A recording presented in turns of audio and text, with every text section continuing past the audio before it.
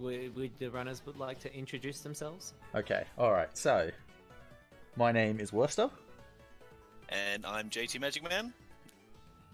Today we will be running a race of Pokemon Heart Gold Manipless. And so if everybody is ready to go, we can just jump straight into this. You want me to give the countdown? Yes, please. Yes, please. Rightio, we will start in 5, 4, 3, 2, 1, go. Oh, thank God you gave me that extra buffer because my soft reset didn't work there for a second. But yes, once again, welcome everybody. This is a Manipless speedrun of Pokemon Heart Gold that we're going to be doing as a race. So first of all, we'll talk a little bit about what this category means. So this is Manipless, as it says. And so that means, as it suggests, there will be a lack of manip in this run. And so, for a more detailed explanation, so that means there will be no RNG manipulation throughout the course of this run. So any percent categories use a lot of RNG manipulation. And so they get a near-perfect Cyndaquil, they get no wild encounters throughout the run. Actually, just give me a second while I enter this name. Raikou? No, Raikkonen I entered.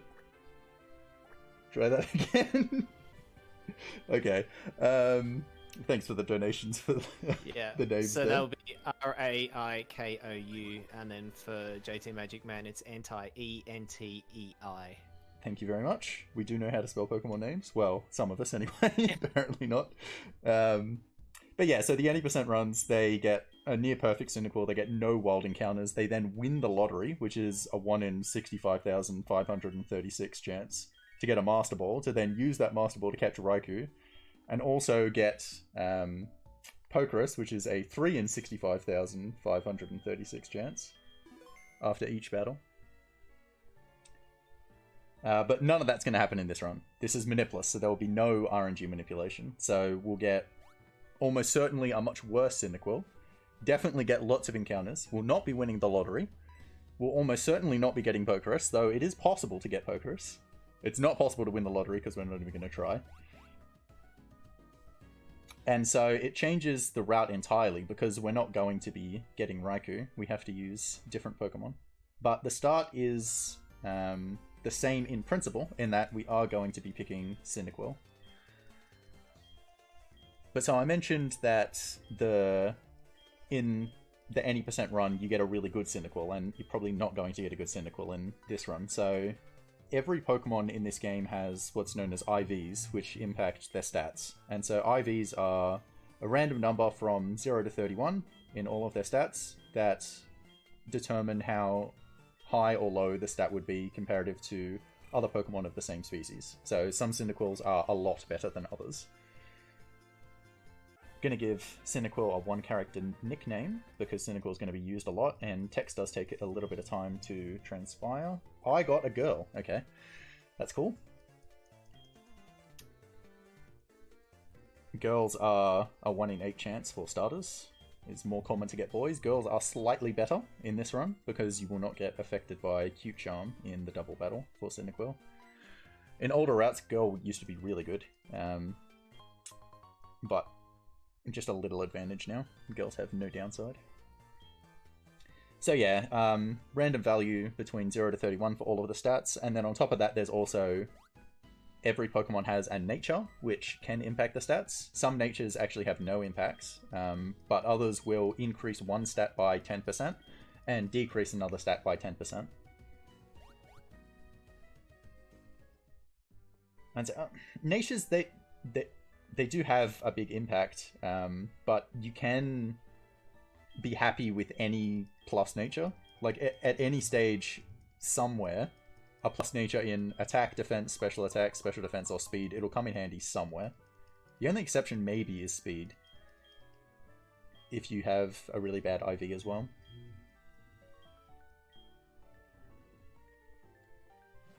But any Cyndaquil is runnable, so in older routes as well, you used to need a really good Cyndaquil, and so it would be a lot of resetting until you got those really good IVs and a good nature on the Cyndaquil to be able to get through the game. But in the route we're going to be doing here, you can take any Cyndaquil. some Cyndaquils are a lot better and do save a lot of time, but saving in this game takes even longer. Saving and resetting in Gen 4 takes an enormous amount of time. So it's better to just take any Cyndaquil and just hope it's really good.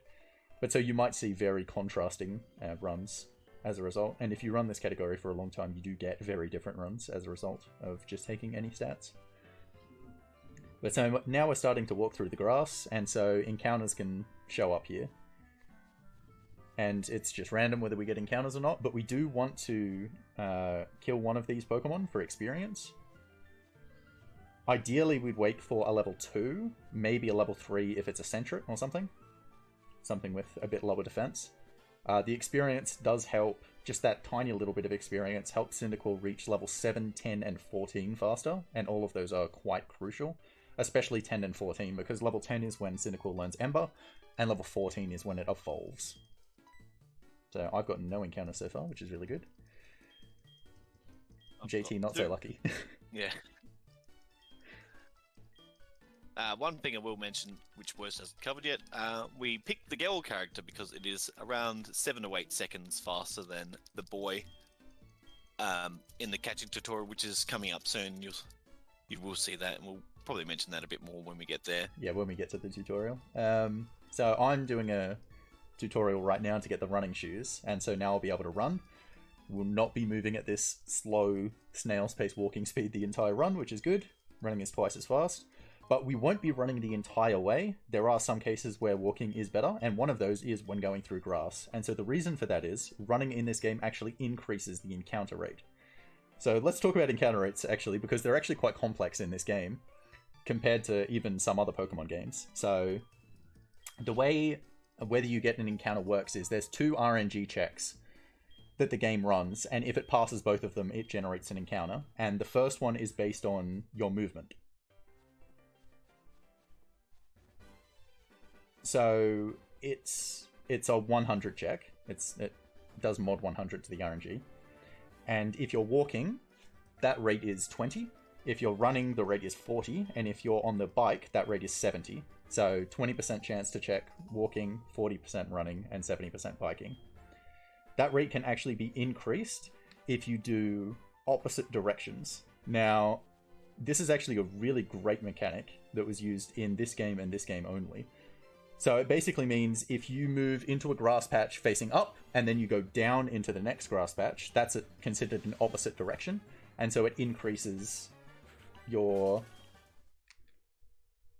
encounter rate. And so the reason this is a really good mechanic that they introduced into the game is that basically the only time you do opposite directions is when you're going back and forth hunting for encounters. So it means you get more encounters when you want encounters and less when you don't want them. It only increases once you do 2 opposite directions, though, because you can do one accidentally. For example, I've now just gone into Mr. Pokemon's house, and the last tile of grass that I went through before going to Mr. Pokemon's house was up, and after Mr. Pokemon's house it'll be down. And that counter does still stay intact throughout areas. It doesn't reset upon a new area. But like I said, it only increases once you get to 2, so it doesn't actually have an impact accidentally most of the time. The second RNG call is based on the area that you're in. So grass areas in Johto are almost always 25. In Kanto, they're actually slightly lower. They end up being 20, which we've actually kind of known for years, but only really put the pieces together like just recently, that the encounter rates are actually lower in Johto, but that's for grass. Then for water and caves, it's 10 in Johto and 20 in Kanto. So those actually end up being higher in Kanto. But so that means, like, if I'm walking in this grass here, 20% chance to pass the first check, 25 for the second, so ends up being 5 total. And running, it's 10 total.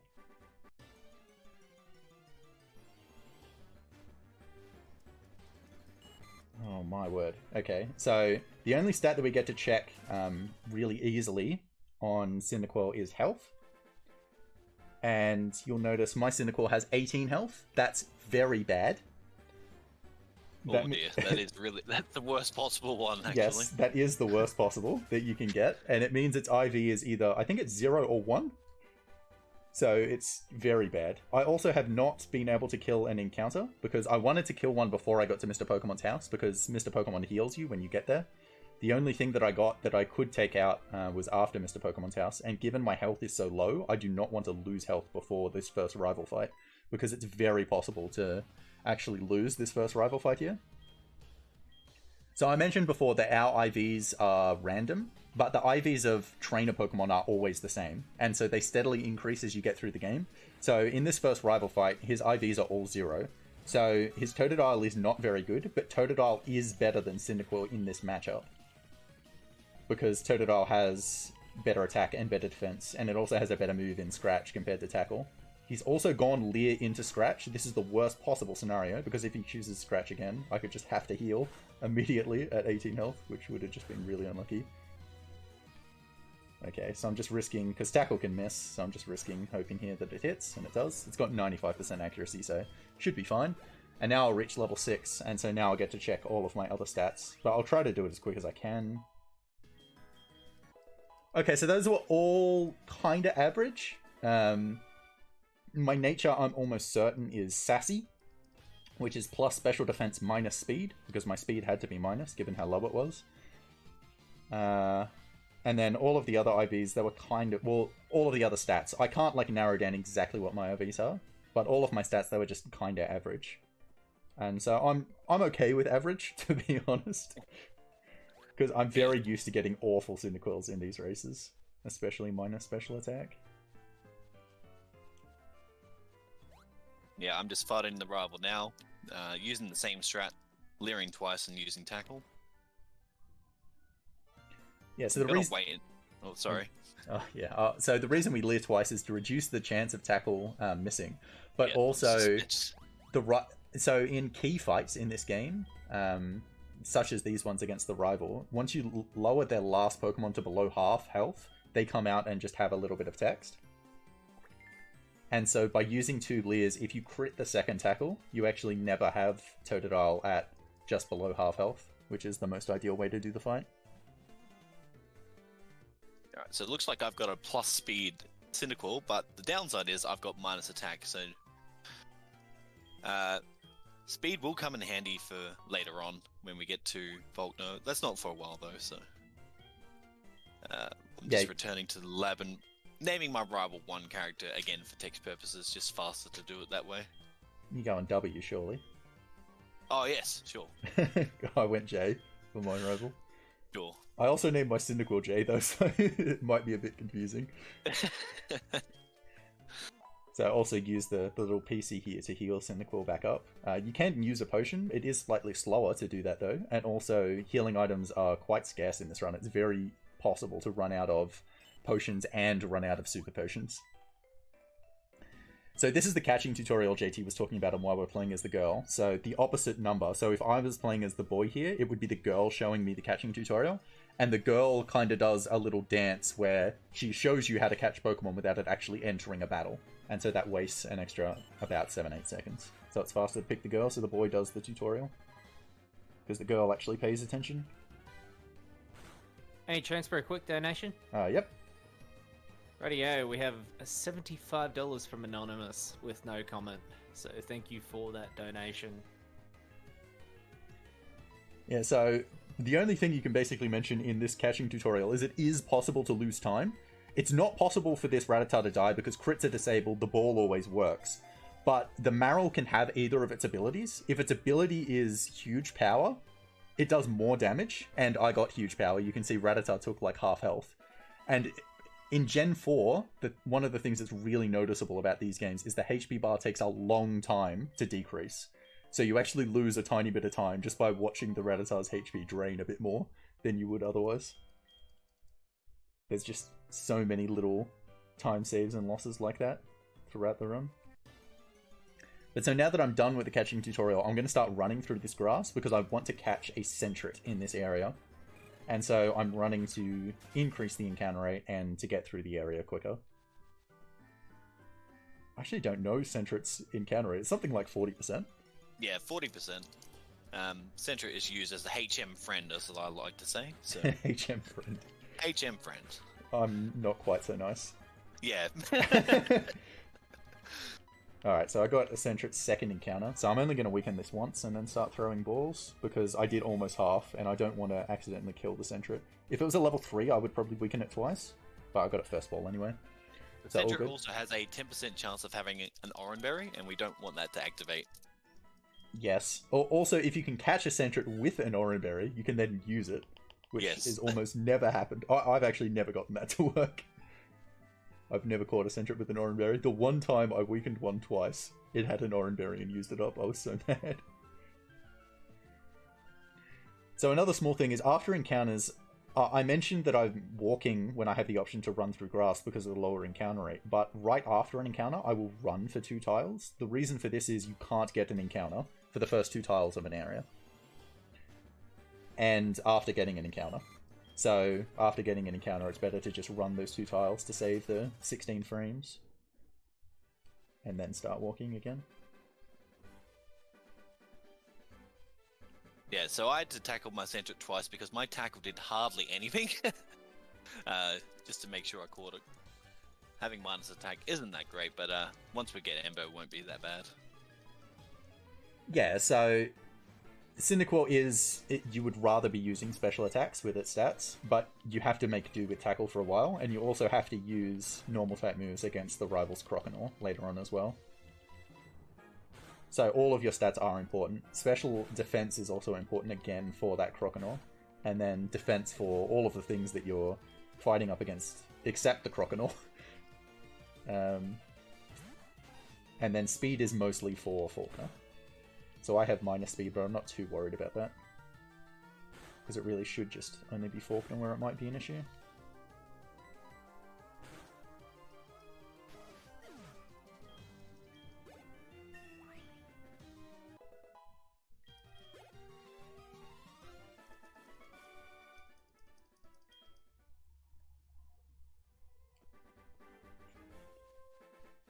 Alright, coming up for me is the first trainer that isn't your rival, Mikey. Mikey's He's got legend. a Pidgey and a Rattata. Rattata can be a little bit mean because it has got Tail Whip and Quick Attack. But I'm definitely going to be free-shotting the Pidgey here because my attack is not that great. If your attack is good, you can two-shot this Pidgey, but mine is not so great.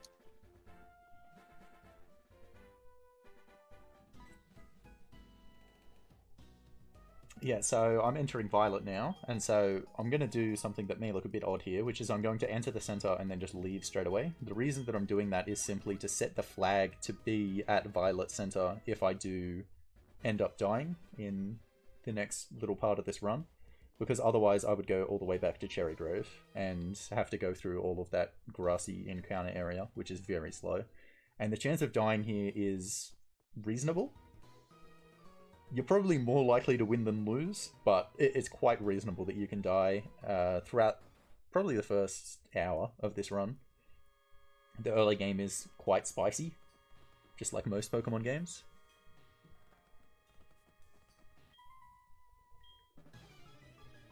But so, okay, let's talk about why I'm picking and using Cyndaquil, or why both of us are picking and using Cyndaquil. It's one of the most common questions when speedrunning these games.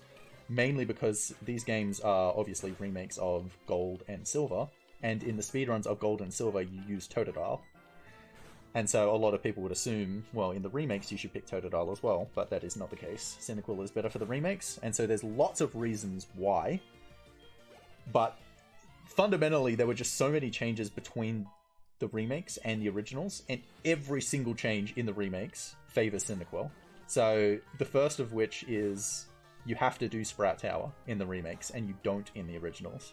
And so this is helpful for Cyndaquil, not just because you're fighting Bellsprouts here, and Cyndaquil obviously type-wise matches up better against the Bellsprouts than Totodile does, but also one of Totodile's main advantages in the originals is it can win fights even at a lower level, so it can go straight to Faulkner's Gym and win with Rage at level 7.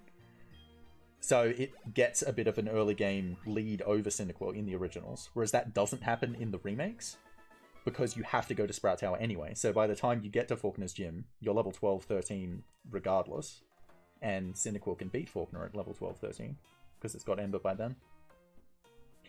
But other changes that really favor Cyndaquil are...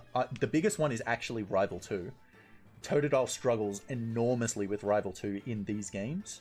In the originals, you get the TM for Fury Cutter after beating Bugsy, and you can use that to beat Rival 2's Bayleaf. But you don't get Fury Cutter in this game, and the Bayleaf is a lot more formidable in the remakes as well. Crocodile does learn Ice Fang, but it learns it too late. It gets it at 21, Totodile gets it at 20, and at that stage versus the rival, you're only level 18, so you would have to do a lot of grinding to get there. Whereas Quilava is able to beat the rival's Crocodile, because the AI of the rival is particular in such that he spams Scary Face a lot. You'll see it when I get there, but basically Quilava's really good for that fight. But even just mechanical changes between Gen 2 and Gen 4, such as this game has abilities. So all of the abilities are the same between the starters. So Cyndaquil has Blaze and Totodile has Torrent, which effectively do the same thing, except Blaze impacts Cyndaquil's fire moves and Torrent impacts Totodile's water moves. And Cyndaquil uses a lot more fire moves than Totodile uses water moves, because Ember is a lot better on Cyndaquil than Water Gun is on Totodile, because Totodile likes to use physical moves.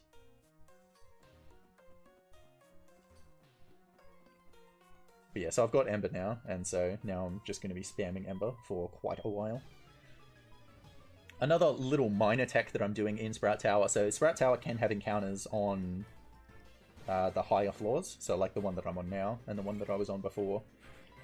And one of the tech that I'm doing is, after each trainer fight, I'm actually bonking into the trainer on purpose, so I'm like running into them and then running away.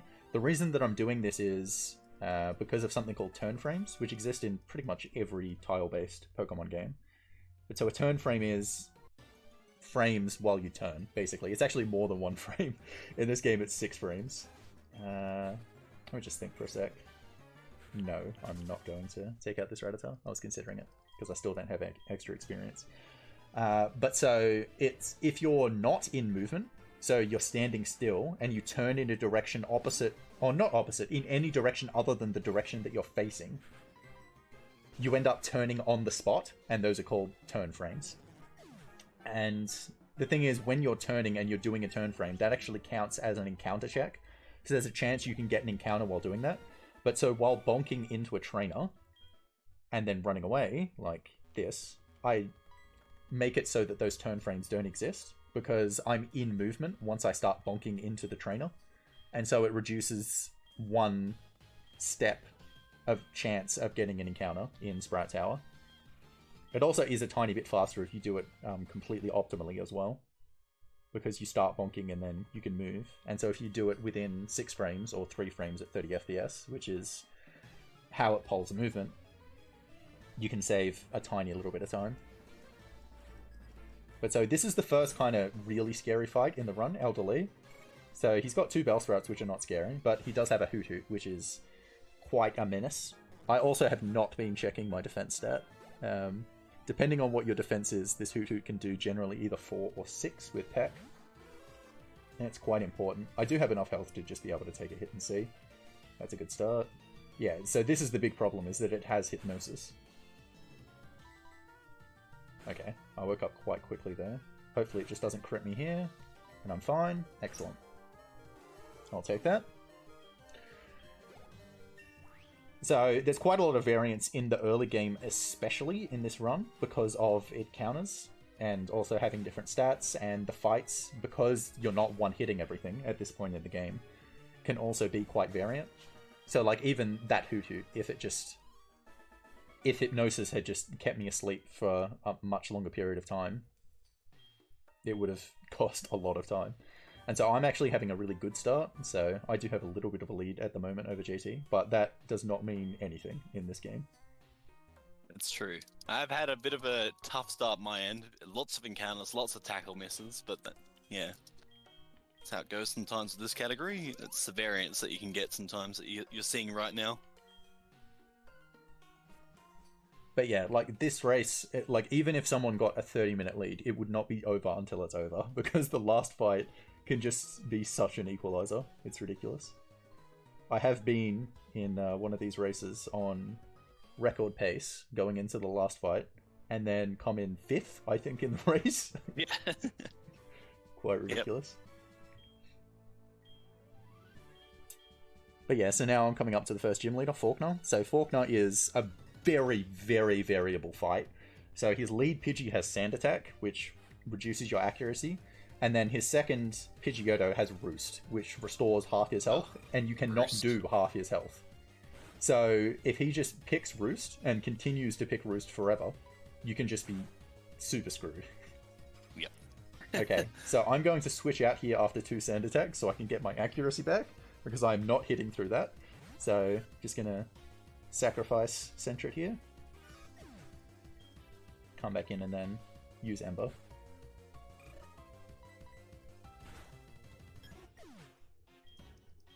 You'll see me hit level 12 on my screen. I did fight an extra Rattata at level 3 to get extra experience for this Hoot Hoot. Only do that if we run into that encounter.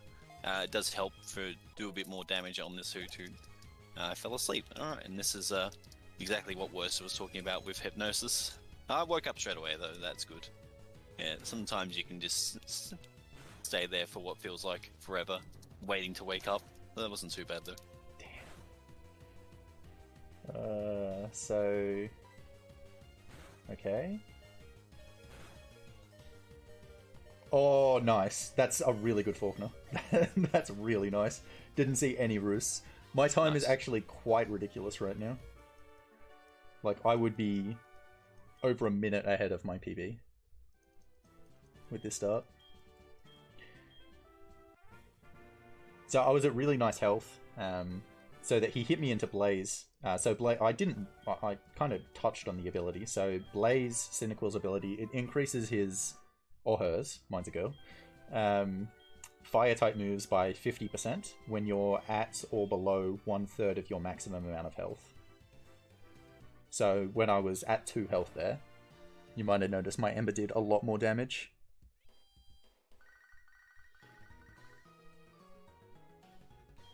And so it's really critical in that fight to be able to, ideally, get hit into Blaze and then be able to take Pidgeotto out. I did have Quick Attack, but I didn't need it in that scenario, just to be able to touch Faulkner at the end.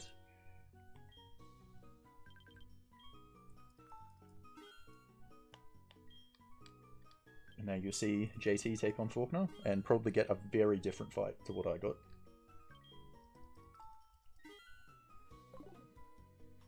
Because that's the thing, with a race like this, you're very likely to see, between the two of us, how one fight can go really well, and then how the same fight can go really badly.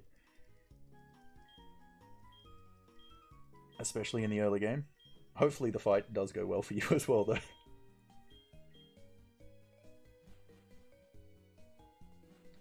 Yeah, so I had to switch out straight away. Find out that my Sentret's ability is Keen Eye as well on top of that, so that's a little bit of a time loss there. Yeah, so one of the things that's quite dangerous about switching out straight away is it's possible to not take out the Pidgey in 2 hits with Ember. And so then if Pidgey Sand Attacks you when you come back, it can be really bad, because taking on Pidgeotto without full accuracy is just an awful time. So I'm getting the Miracle Seed here because you have to. The Miracle Seed is not helpful. You just have to talk to this guy, otherwise he talks to you. And it's slower if he talks to you. So now the wild encounter stuff is not quite so random because we have repels. So you can just use repels and not get encounters. Alright, no Roost for me either. Got the nice grid there. That's very nice. Okay, so me and JT will start to do slightly different paths at this stage of the run. Just ever so slightly different, because we buy a different amount of items. But also, I'm going to be getting an X attack in Union Cave here, which I'm still not convinced is actually the right strat, but I'm doing it anyway, just because it's different. And we're also going to start to pass spinners in this run. So spinners are trainers that, as their name suggests, spin around. And because they spin around, they are possible to dodge if you wait for them to turn in an opposite direction to the path you're trying to take. But if they're mean, they can spin towards you as you're trying to pass them. Just give me 1 second here. Oh my word! Oh no! So I tried to do a spinner setup on the third one, and I messed it up, and he hit me. This is such a bad spinner to hit. I am going to die. Just crit. You'll be fine. I have 2 health, and it's in the rain. Oh dear. No, I have super potions. Okay, I'm gonna start using super potions. This is really bad. But so if I did that setup correctly, that spinner couldn't have hit me. But you do get to see how they can spin and then see you. So the reason, if I'd done that setup correctly, what would have happened there is I would have only I would have only run up 1 tile instead of 2. That was the mistake that I made. But so the way spinners work is they can only spin in 32 frame increments, so just over half a second. So they can spin after 32 frames, after 64, after 96, etc. And so if you pause the game at specific times, or you wait for them to spin and then pause the game at a specific time, you can actually time right in between a window to be able to pass them with complete success rate. And so you saw me do what we call step back on the first 2 spinners, where I wait for them to spin, then I walk 1 tile and then pause, and then I check to see if they're looking the way that I'm trying to pass. And if they're not, then I feel safe that I can pass, because 32 frames should have passed, but only just over 32 frames. So that when I walk past, which takes 16 frames, it shouldn't have reached 64 frames, so it should be safe. Also, I used a super potion on that spinner. He did not attack me once. So I won. That was really funny. So some spinners as well, if you run into them, or if you try to run past them, they will hear you and always turn towards you. So the spinners in Union Cave are like that. This one is not, even though it kind of looked like it was, because he turned towards me as I tried to pass him. But that was just bad luck and bad execution at the same time. So there are slightly different routes that you can do here at Azalea Town going into Slowpoke Well as well. I don't really have the option to go into Slowpoke Well without taking the center though, because I used all of my Ember PP on that spinner. So I have to enter the center before going to Slowpoke Well and heal Quilava so that I can get my Ember PP back before going into Slowpoke Well. So the different routes you can do here is you can take the center afterwards, because you're generally quite low health after Faulkner, which means you can take advantage of the fact that you would be in Blaze health, and Blaze can be very helpful in Slowpoke Well. It is also safer to, especially in a marathon, take the center here, so just in case there is a death in Slowpoke Well, again, go to Azalea instead of going all the way back to Violet. Yeah, so at this point in the quote-unquote plot, Team Rocket has taken over the town here in Azalea Town, and Kurt has had enough of them, so we're going to go to the Slowpoke Well. They're selling Slowpoke tails, I believe, which is an interesting choice of things to sell, and it's up to us to save the day. So Kurt goes running off into the well to try and take on Team Rocket by himself.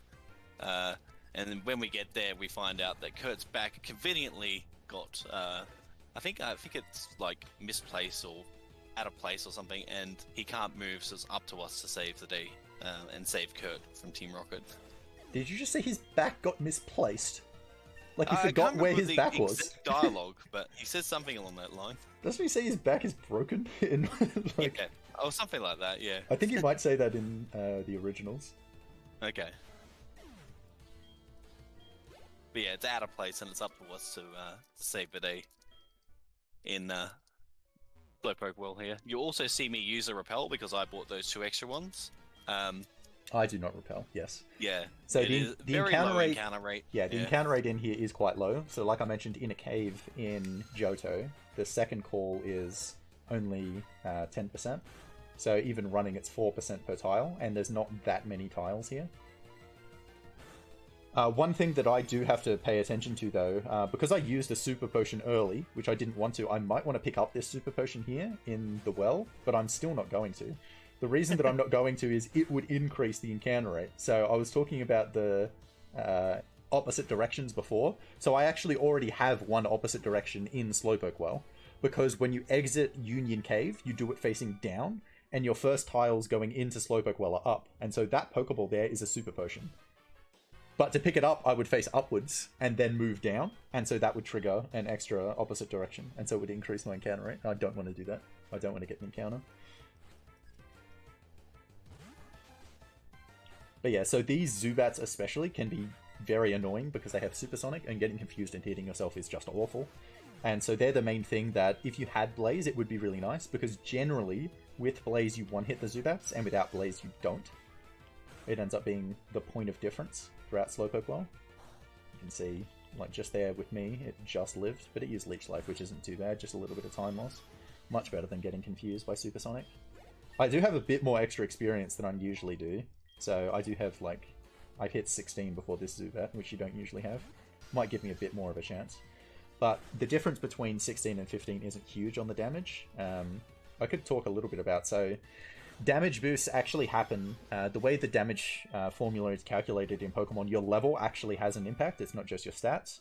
And it's the way that it's done, it happens so that when your level reaches a number that ends in 3, 5, 8, or 0, you get a boost to the amount of damage that you're doing. So the difference between how much damage you do at level 14 and 15 is quite significant, but the difference between 15 and 16 is pretty insignificant, because the level actually has more of an impact than your stats do from level to level.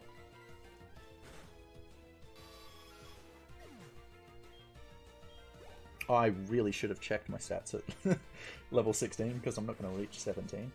So another difference, and this is probably the key difference that's going to happen routing-wise for a while, is I'm going to do Rival 2 early, and JT's going to do Bugsy early.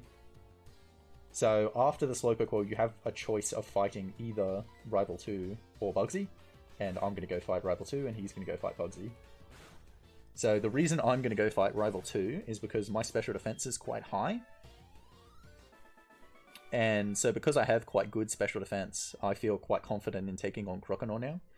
But my special attack isn't great, so I would like to have the extra special attack for Bugsy.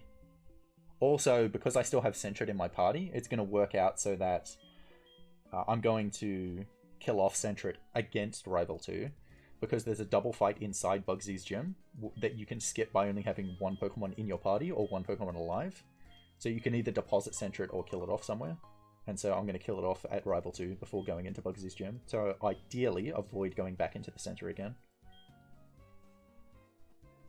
I'm just going to take it a little bit safe and use a potion before this fight in case I get turn 1 curse from Ghastly.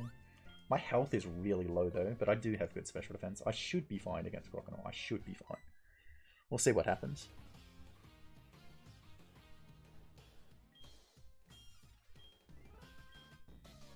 Yeah, so Kurt specializes in making different types of Pokeballs, and we get given the fastball for saving him.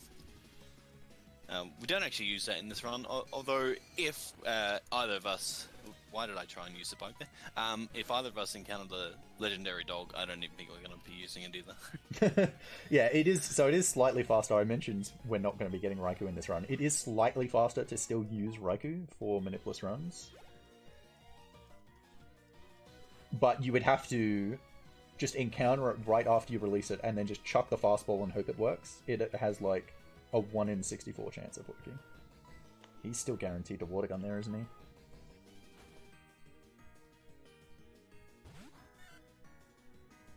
That's not good.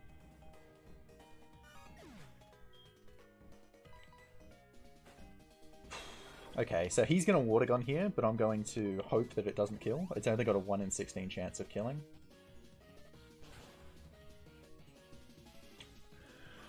Yeah, he crit me, so I died. Okay, so that's a loss. That's just unlucky. You just crit with Water Gun. Yeah, nothing you can do about that. Very unfortunate. There goes my X attack, though. So I don't know if that's a fallback on next time. I'm still going to try and beat him early. Oh my god.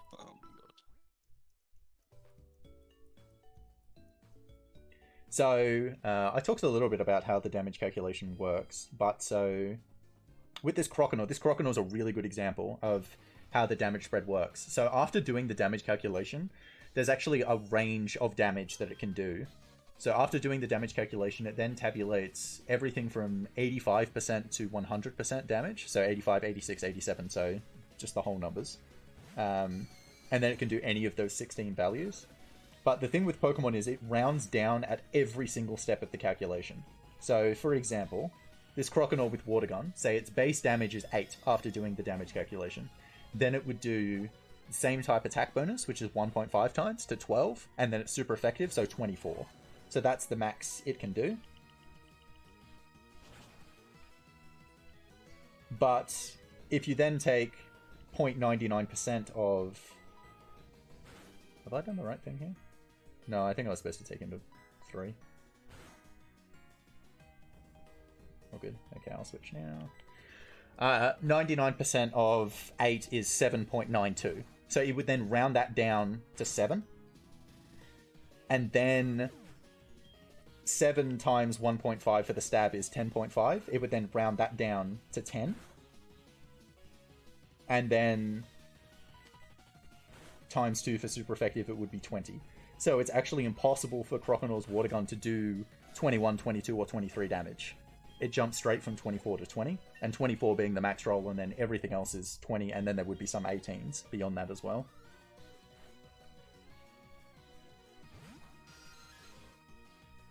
And so it's really important to be able to recognize that, because you might think, oh, that Croconaw can do 24 damage, and then be at 21 health and think, oh, well, it's definitely going to take me out then. But it's actually not. It's not a risk to use Quick Attack here. Even if I hurt myself, I still won't die. But I will heal now. I'm not going to risk this. It's a shame. My first roll was good against Zubat. It did half, but the second one did less.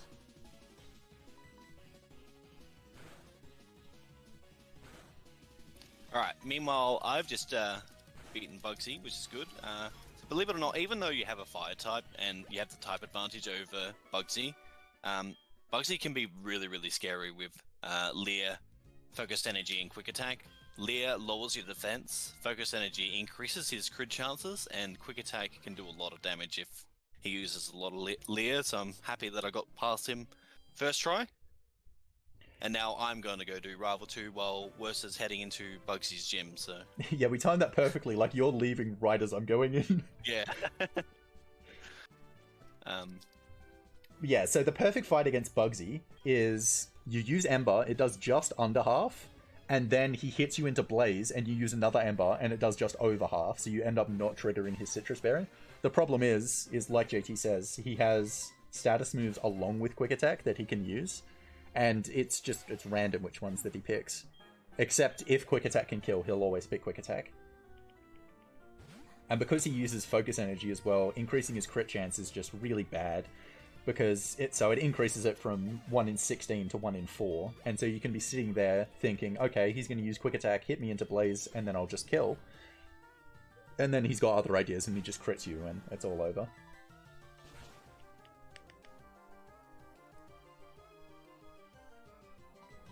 Alright, I got Curse turn 1. Not great, but it's still winnable.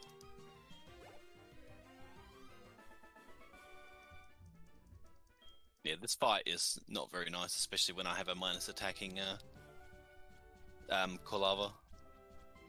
Almost said Cyndaquil there, but I remembered it evolved, so... Yeah, so you generally don't want to do Rival 2 early with really bad attack, because the extra levels to get the extra attack against Croconaw is really good.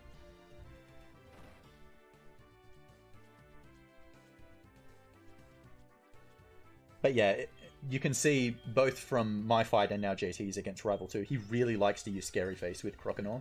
If you don't have -6 speed, so that's the lowest a stat can go, so Scary Face reduces it by 2. So before he uses 3 Scary Faces, he's 80% chance, or just over 80%, to use Scary Face if he can't take you out. Oh, that's a crit, but I lived. So that's actually a perfect Cypher. And was exactly what I was talking about. The first Ember did just under half, and then the next one did just over half. So that works out really well. So in that case, I actually wanted him to crit me, to put me into Blaze so I could get that. The bad thing would have been if he didn't crit me the first turn and then did crit me after that with Quick Attack, because that would have taken me out. So in my case, it was actually really good that I still did Rival 2 early, because you can see if I had just a little bit less level, I would have lost to Scyther there. I was going to mention that I won't be teaching Flame Wheel because of my minus attack, but I accidentally clicked yes. But... Yeah, so this is kind of the main fights for Quilava are finished. It does have a couple of cameos later on. So Flame Wheel is a powerful move. It is 60 power, but it is a physical move, whereas Ember is a special move. So Ember runs off special attack, Flame Wheel off physical attack. So because JT, has really bad physical attack, he may as well just use Ember on the things that he's going to be attacking. But I did teach Flame Wheel on purpose, because I do want it for those cameo fights. And so now the routes kind of realign, and you can see JT's actually got the lead. Yeah, so now we're heading to Ilex Forest, and we have to catch 2 Farfetch'd. So there's a little bit of downtime here, so any donations or anything you want to say, now's the perfect time to do it. Fantastic. Well, we do have a $45 donation from Kenora, who says, $15 for every time I swore. Sorry. I'm positive more will come out of Saturday's run. Love y'all. Money towards Charon incentive for Hades. Is it Karen? It's Karen, isn't it? And just while we're here, I'm also going to remind everybody of who we are. We are AusSpeedruns, a group doing speedrun events to raise money for charity. For this event, we're raising money for Beyond Blue, a charity working to raise the awareness of mental health issues and reduce the stigma around those issues to help people achieve their best possible mental health. If you'd like to donate, you can go to donate.ausspeedruns.com. You can also chuck in !donate in the chat, and while you're there, check out our awesome donation incentives, like the Charon fight in Hades. That is currently sitting at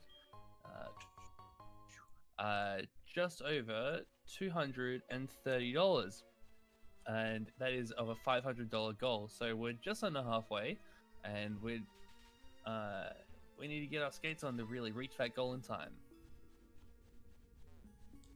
Perfect timing. All right, so you see my repel just wear out before this bush, and you might have seen me use the repel in the middle of the road there. That's to save a menu, so we can repel and teach cut in the same menu there. Thanks, Rex. Rex is one of my IRL mates. Thanks for coming out. So yeah, we're just going through the forest. Not much really to talk about here, other than this is a second kimono girl that you meet. The kimono girls were also introduced in these games. She needs to know how to get out the forest. It is quicker to say no, we don't know which way to go out, because if you say yes, she does an extra line of text, which is quite interesting way to do it, and your Pokemon knows the way out. I'm going to be picking up a couple of hidden items here. They come in really handy, the Full Heal and the Ether. Full Heal is to heal any status problems, and the Ether is to increase power points. Is that right? I'm saying that? Increase power points? Or like, yeah. Raises your PP. But yeah. That's what I was after, yeah. So, I actually think this is a good time to talk about the history and the routes of this category. Oh, yes. Because we're about to switch mains. So, this category, it was the de facto category before we actually understood how to use RNG manipulation in speedruns. And so back in 2012, 2013, me and Eatcast would go back and forth, and the route then was still to pick Cyndaquil, but to use it all the way until the end of the game, and then catch Mewtwo to beat Red. Because Red, who's the last fight in this run does go all the way to Red, is extremely difficult. He is so much more powerful than every other trainer in the run, such that we could not beat him with Typhlosion, so we had to go catch Mewtwo to be able to beat Red. I think at some stage we did actually try to use solo Typhlosion, even before we were doing RNG Manip, but I don't think I ever completed a run with that. I'm pretty sure my PB was still winning with Mewtwo. But I think those might have been Sticky Barb strats. Manipless Yeah. Typhlosion. Oh man, sticky path strats. What a time. But so we then, once we figured out RNG manipulation, we just started doing that. And I don't think anybody started really doing Manipless runs by themselves until you did, JT, like many years later. Yeah, so probably around 2018, I came back to the category to mainly have a break from the normal 80% glitchless, and I was using the solo Typhlosion route. And then in late 2020, the Great Worster, the man himself, thought it would be a good idea to use level 50 Magikarp, and I thought that would be a great idea. And I'm pretty sure I was the first one to do runs of Manipless before it really kicked into gear. And yeah, managed to get the first ever sub 4 Manipless, so pretty proud of that one. Yeah, and it really kind of boomed just because of how accessible it was to everybody and how friendly the category was as a race also. It was really nice to see, Heart Gold, which before this was traditionally wasn't the greatest game to run Manipless, is now one of the best, if not the best, in the Pokemon series to run. Yeah, this is actually an extremely accessible category for people to run, because you can just take any stats, you can just do a run, off you go, boom, and you can get all the way to the end no matter what. You don't have to reset for stats, you don't have to reset to hit really specific manips. So the manipped runs of this we both run as well, and is still a great category in its own right, but is awful for races and for marathons, because the way to get manip involves starting the game at a specific frame, at a specific time, and then doing every single tile movement in a specific way to hold manip. And if you don't do that, you can't complete the route. It just doesn't work anymore. Whereas this category is, you can always complete it, no matter what. But yeah, so like JT said, this category really took off as a race, and we got a really good community going, doing like the weekly races from late 2020. And one of those improvements that we found after using the level 50 carp was to actually use this little free Spearow, who's named Kenya as well, in the middle part of the run before getting the carp. So one of the great things about this little Kenya is it always has the same stats, which makes this part of the run a bit more predictable. It just outclasses Quilava at this point of the run.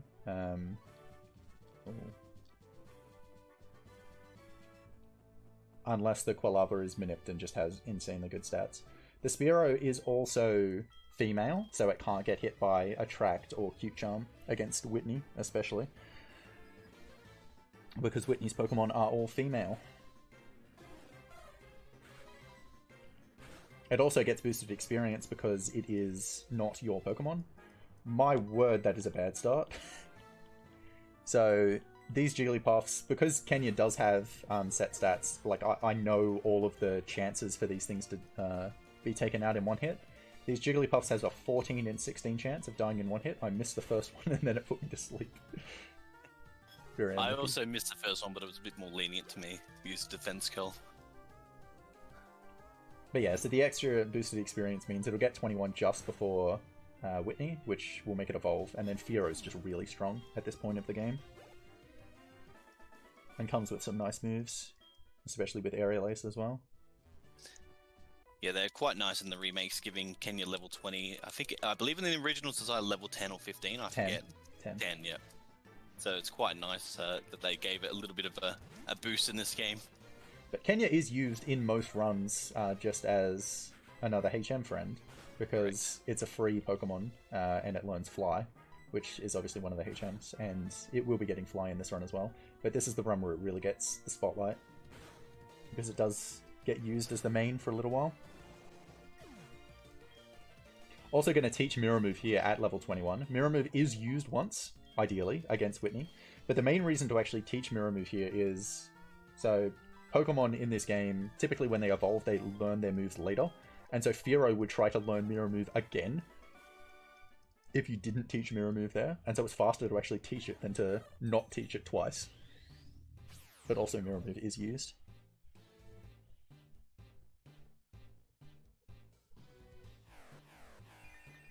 Alright, coming up for both of us is Whitney. Now, Clefairy can be nice to us, or it can be a bit of a troll. Hopefully it's nice to me. Okay, use double slap. That's not the greatest. It's also not the worst. It can use metronome, which has access to almost every move in the game. I think there's like a couple of moves that I can't use, but yeah, that can be pretty mean sometimes. Yeah, there are a couple that it can't use. The worst is like it can just take you out with like explosion straight away. Yeah.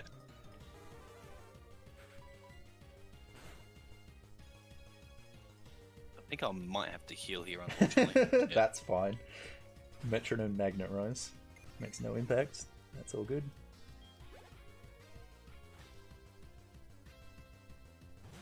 Alright, hopefully we get the flinch here with Mirror Move. Yeah, so using Leer on Miltank, Nice. because don't want to allow Miltank to use Milk Drink.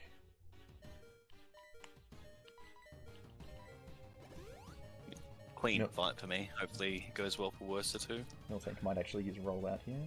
It did, that's unlucky, so I can't Mirror Move now. Have to go for Aerial Ace. Oh, good.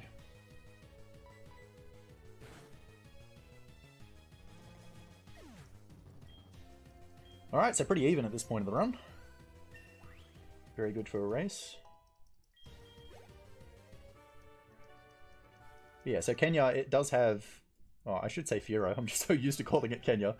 It's got quite good attack and speed for this point of the run. And Aerial Ace is really nice. The next gym as well is Morty's gym, which is Ghost type. And because it's normal type, Ghost type moves don't work on it. So it ends up being a really nice matchup there as well. And having access to a physical move as well, because the Ghosts have pretty bad defense. Ends up being really nice.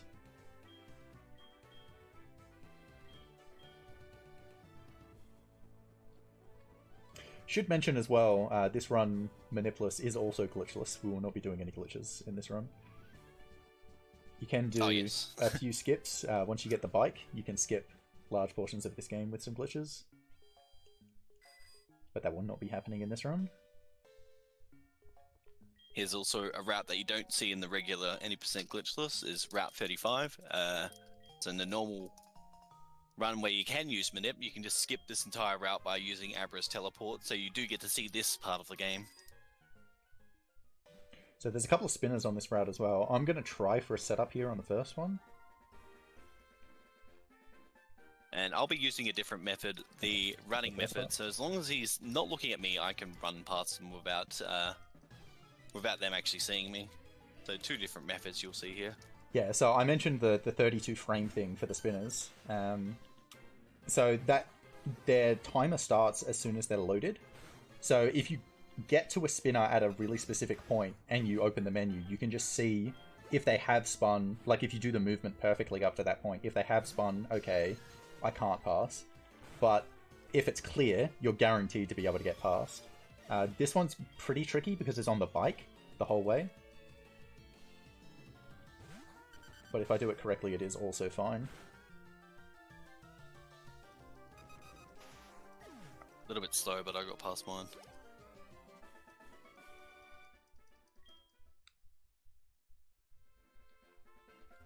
Yeah, see? Just like that. That was a perfect showcase of it. Because you could see him, he was looking that way, and he just spun away as I opened the menu. So I could see just because of that, it was a perfect pass that I could just go through.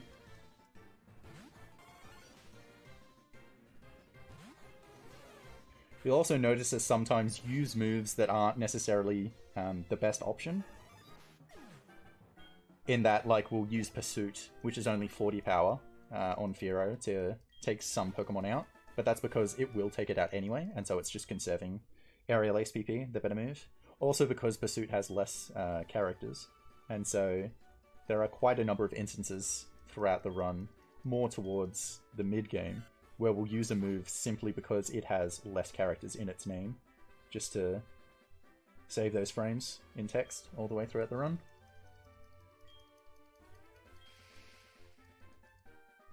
Now, I actually think my Quilava's at really low health. I actually think I'm going to heal it before this double fight. So after this Sudowoodo, there's a double fight where you'll use both Spearow and Quilava at the same time. And you don't want either of them to die. You want them both to stay alive. It would be nice to have Blaze. Actually, I might use an Oran Berry so that I stay in Blaze, but I do have a little bit of buffer health. Because this this girl question mark here gives you orange berries. I actually have no idea who this character is. Do they have a name? The berry person. Yeah, I don't know actually. Good question. Isn't it? I think it's the sibling of the person who gives you the squirt bottle or something. Yeah. I am not supposed to repel there. Wait, no, I am. Oh, I made a mistake there. No, I wasn't, because the repel was still active. Okay, I'll repel here. Repel, and I'll use an orange berry on Quilava.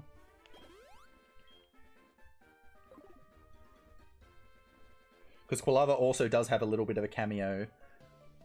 There's a third rival fight coming up in Ecruteak City in the next town that we enter, and it does have a cameo there to take out his Magnemite, because Spearow does not have good moves to beat Magnemite, whereas Quilava does.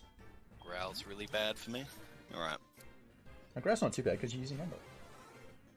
Yeah, but Kenya though. Yeah, still does matter for Kenya, you're right. You can also use Start in these double battles to actually see the exact amount of health that you have. Some people do not know this and get very confused when they see it. I'll just show it off right now. Okay, that's good. Got the left side. That's perfect for me. Encore saves a little bit of time in that you don't have to select the move as well. You just have to hit fight, so it saves a little bit of text. But you don't get to choose which one you hit. So for that first turn there, it was actually random which one Kenya went after. But it went over the left side, which is good, because I wanted to take out one side of the fight before I start attacking the other side, so that now there's nothing attacking me, like on this turn, for instance. This is an exceptionally good fight for me. Oh, unlucky. Didn't quite get it. No.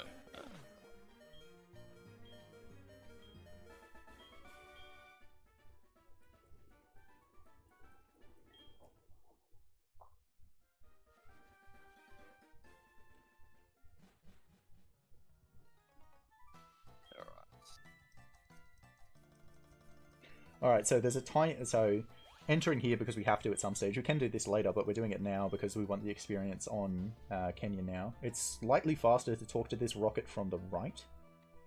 Woohoo, like this. Because the rocket will exit the screen after this cutscene, after I beat the rocket. Faster, talking to them from the right, because they'll exit on the left side. So by talking to them from the right, they'll have, like, hit back to the left.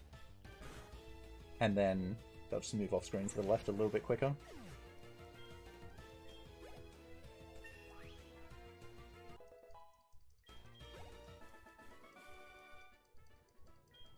Yeah, you see now that Worcester has taken the lead because I do an extra menu there to repel and also Aether Aerial Ace in that menu. I also had to heal Kenya because I was quite low on health. So now he has taken the lead. Yeah, hopefully this can be like our race just before ASM started. We had like 35 lead changes throughout the race. It was absolutely incredible. But yeah, so now we're going to go to the mart and buy a few things, and I'll do the healing and ether menu in Burnt Tower. So we're just going to buy one netball. That's going to be for Magikarp later on. Now, I'm actually going to buy 2 revives here. I'm only going to get 1 super. And then we'll get 3 pairs.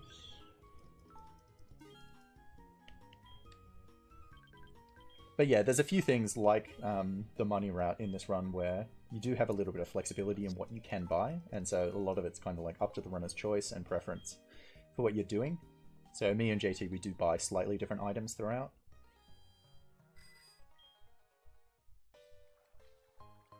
Like I was buying less repels and going through some areas by not using repels, but then I had more money to buy some other stuff. So this is going to look weird, but I'm actually going to revive Centric. I was actually going to do the same thing. And then Ether,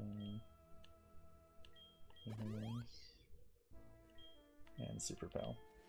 So the reason I'm reviving Centric is I'm going to switch out in the middle of this fight to the Magnemite, because I have to get to Quilava. My Quilava's on really low health though, so if I switch to Quilava, Quilava could just die. Magnemite could just take it out. But by reviving Sentret, I'll switch to Sentret, sacrifice Sentret, and then get to Quilava. And then Quilava will be in Blaze against Magnemite, which means it will definitely take out the Magnemite in one hit. Whereas without Blaze, it wouldn't necessarily do that. Magnemite is also a troll in its moves, so I don't want to give it any moves. So this way is just a little bit safer in taking it out, because it has both Supersonic and Thunder Wave, which is just not good moves.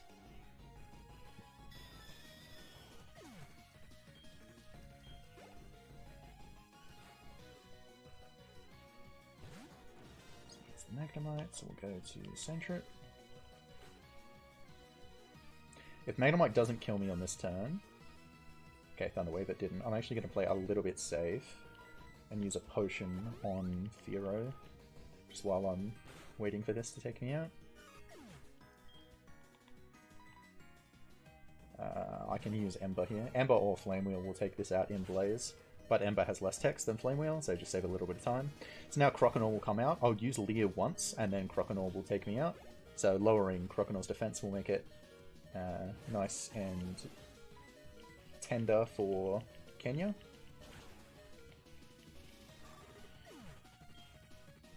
Again, this does like to spam Scary Face though, and it does have Ice Fang, so it can actually be a bit tricky, which is why I used that potion. Oh, Scary Face missed, that is perfect. Absolutely beautiful. Gorgeous fight. After one Scary Face, it ends up being faster, and so it either uses Scary Face and then Ice Fang, which is really bad, because then it can flinch or freeze you, or even take you out. Or it uses two Scary Faces, and then the Zubat's faster than you, and it can confuse you. So getting Scary Face miss is beautiful.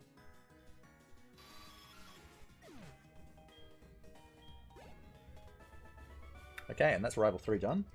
And so now we're going to release the Legendary Dogs. So at this stage, we've talked a few times that this is where you can catch Raikou, because Raikou and Entei now get released into the wild, and you can encounter them just in the grass on routes.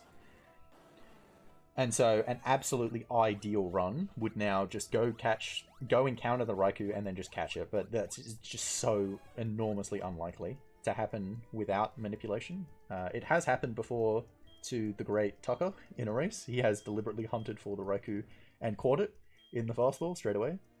But the Raikou ended up actually not performing that well in that run. So the record is still by Tucker in this category with Gyarados. It's just far, far more consistent.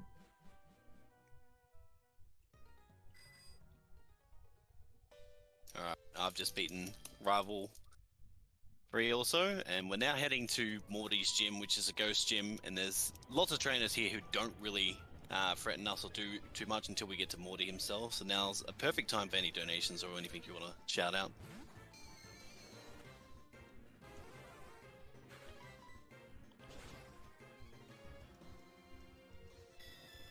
Alright, well, I will just take this opportunity to remind everybody that we are AusSpeedruns, a group doing speedrun events to raise money for charity. For this event, we're raising money for Beyond Blue, a charity working to raise the awareness of mental health issues and reduce the stigma around these issues to help people achieve their best possible mental health. If you'd like to donate, you can go to donate.ausspeedruns.com, chuck in !donate in the chat, and while you're there, check out our awesome donation incentives. We have an upcoming donation goal for a Jak and Daxter the Precursor Legacy Glitch exhibition. That is at $105 of a $500 goal, and that is our our soonest upcoming goal. Those are the words I wanted to use. I'd also like to highlight the world's hardest game, which is the very last incentive of the marathon. That is sitting at $345 of a $2,000 goal. And just while I still have the microphone on, we are currently $153 away from reaching $7,000. Now, chat, we are about 3 hours left in this run. I reckon we can hit $7,000 by the end. What do you think? I absolutely reckon we can do that. And if you aren't sure about what incentive you want to put your money to when you're donating, I would definitely recommend putting it towards the world's hardest game. I definitely want to see that guys.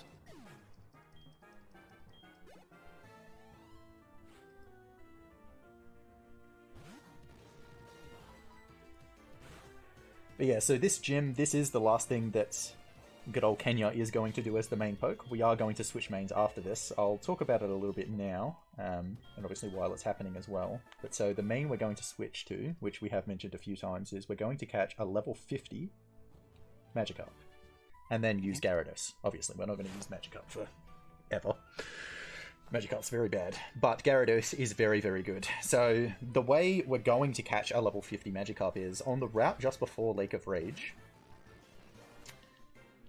You can catch a level 50 Magikarp. The levels of the Magikarps are from level 10 to 25, and then level 50. There's nothing between level 26 to level 49. It's just level 50, and so what you can do is, if you use a Repel with a Pokemon in that level range, which Spearow will be... Actually, just give me a sec while I do this movement. Uh-oh. Yeah, I fell off. I knew that was going to happen as soon as I didn't get the down movement. Okay, that's better.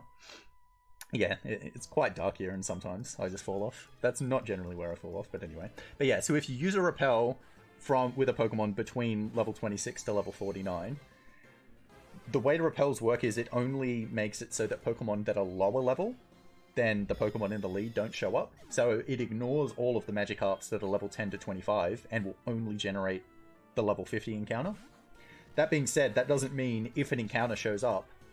No. It does mean if an encounter shows up, it'll be a level 50, but it doesn't mean it performs the encounter check and then it's like, yes, generate an encounter, and so then it has to be a level 50. It performs the encounter check, and then if the Pokemon is not a level 50, an encounter just doesn't happen. So it can actually take a long time to get the level 50 encounter to show up, because it's only a 1% chance to get the level 50 if the encounter does show up. And the chance of getting an encounter, once you increase the encounter rate, we're going to be doing the opposite direction thing that I mentioned earlier, is 10% to get an encounter. So overall, it ends up being a 1 in 1,000 chance every time you move around in that water, if you're doing this Repel trick, to get the Magikarp. So alright, first we'll talk about the Morty fight. So the Morty fight can actually be quite tricky. I've also been switching between Aerial Ace and Pursuit. I would rather be using Aerial Ace on these Pokemon because it's not super effective, so it's faster. But I can't use Aerial Ace on all of them. I am going to be using it on this Haunter because Aerial Ace does do more damage than Pursuit, even though Pursuit is super effective. Nice, got the range. So that's 50-50 to die in one hit to Aerial Ace. And getting that range is really good. Against the Gengar, though, I'm going to lead with Pursuit, do less damage, hopefully do less than half, and then take it out with more than half, because the Gengar holds a Citrus Berry, which activates when it's at half or less. So I do not want to activate that. I'm going to go for this. I'm going to go for this range. I'm going to use Aerial Ace here. You can use Leer if you don't want to risk this. Yeah, I didn't get it. But that's all good. And then for this last Haunter, you can't take this one out in one hit, but I'm going to hope that it uses Curse. So I'm going to use Pursuit to do just over half, and then hope it uses Curse and then takes itself out. Again, this is just random whether it happens. But it is the most ideal scenario. Mean luck. That's a shame. So I didn't get it there, so this time I'm going to use Leer while he heals up, because I don't want to put him into healing range again, and this time I'll just take him out in one hit. Alright, so that's Kenya's job done. Now it's just time to hunt for the Carp. So, as I mentioned with the Carp, it's a 1 in 1,000 chance on every tile, and so this is actually the reason we're playing on 3DS, is because what we're going to do is, instead of surfing around for lots of tiles and potentially using lots of repels up doing that, we're actually going to spin around on the spot, because as I mentioned before, when you do turn frames on the spot, that checks for an encounter, and it's also slightly faster than walking around if you do it completely optimally. And so by playing on the 3DS, we're going to be using the circle pad to do just that, to spin around in a circle on the spot. So just take control of the circle pad and just spin around in a little circle. Little optimization here, just moving up one tile here. So this guy spends less time in the cutscene, more time running, less time walking. But so the amount of time it can take to get the Magikarp is obviously between 0 seconds. It can just show up straight away. And I think the record is just over 10 minutes. Like 10.5 minutes, I think, is the worst we've ever seen. Yeah. The median time, so the the time that 50% would be under and 50% would be over is 69 seconds. So just over a minute.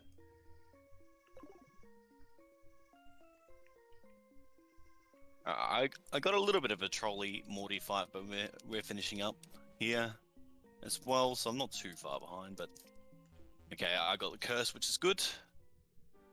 So yeah, you saw 2 different fights there at least. Yeah, I got really trolled by Hypnosis there, unfortunately, but that's just how it goes sometimes.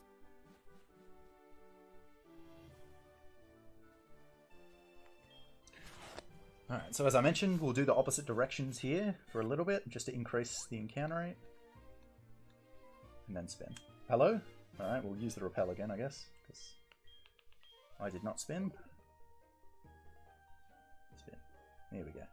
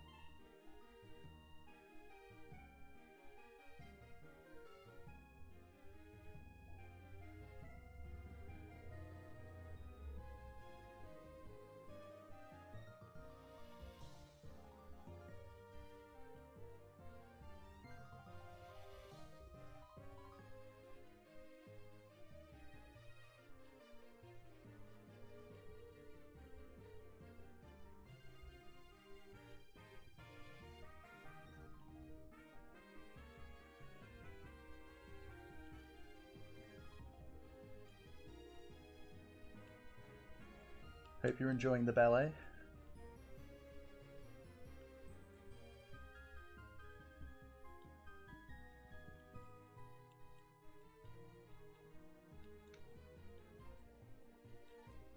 My wrist is killing me, by the way.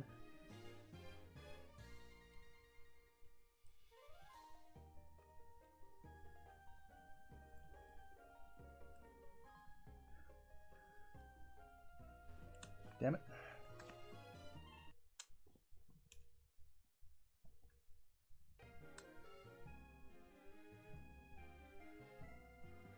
Sorry about that black screen. That's just the cord of my 3DS coming out.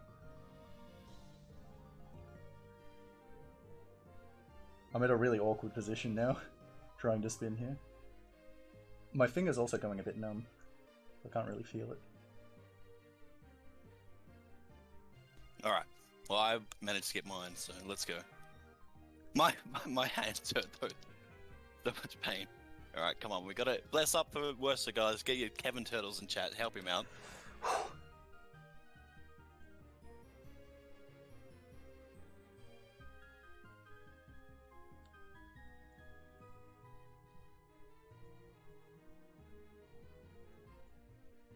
Jeez.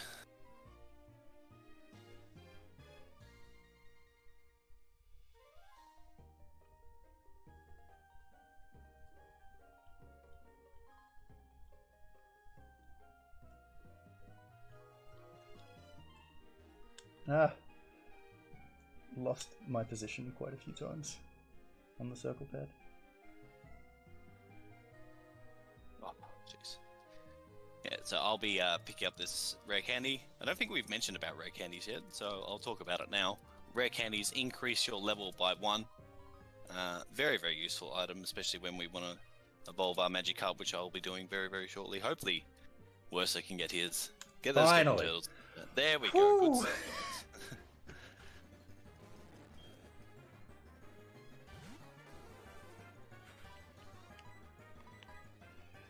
Yeah, so I often joke that this is the category that proves that speedrunning is, in fact, a sport.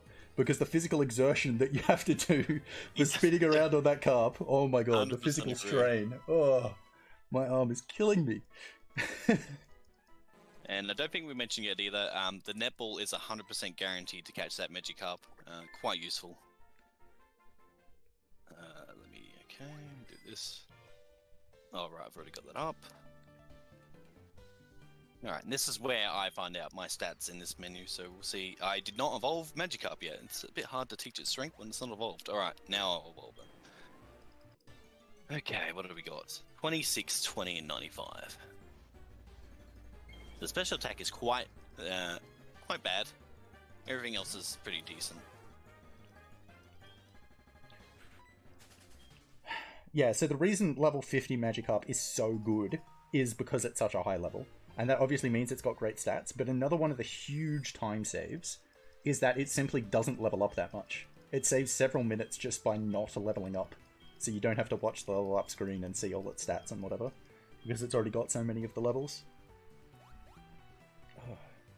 Alright, so I'm definitely minus special attack.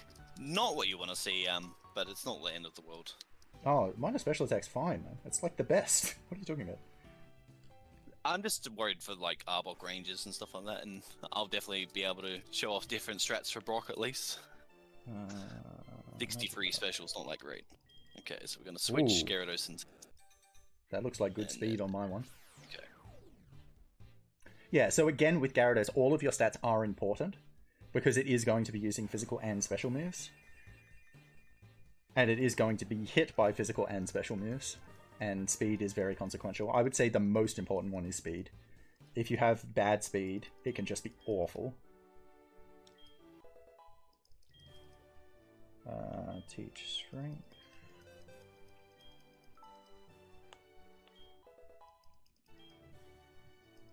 Oops.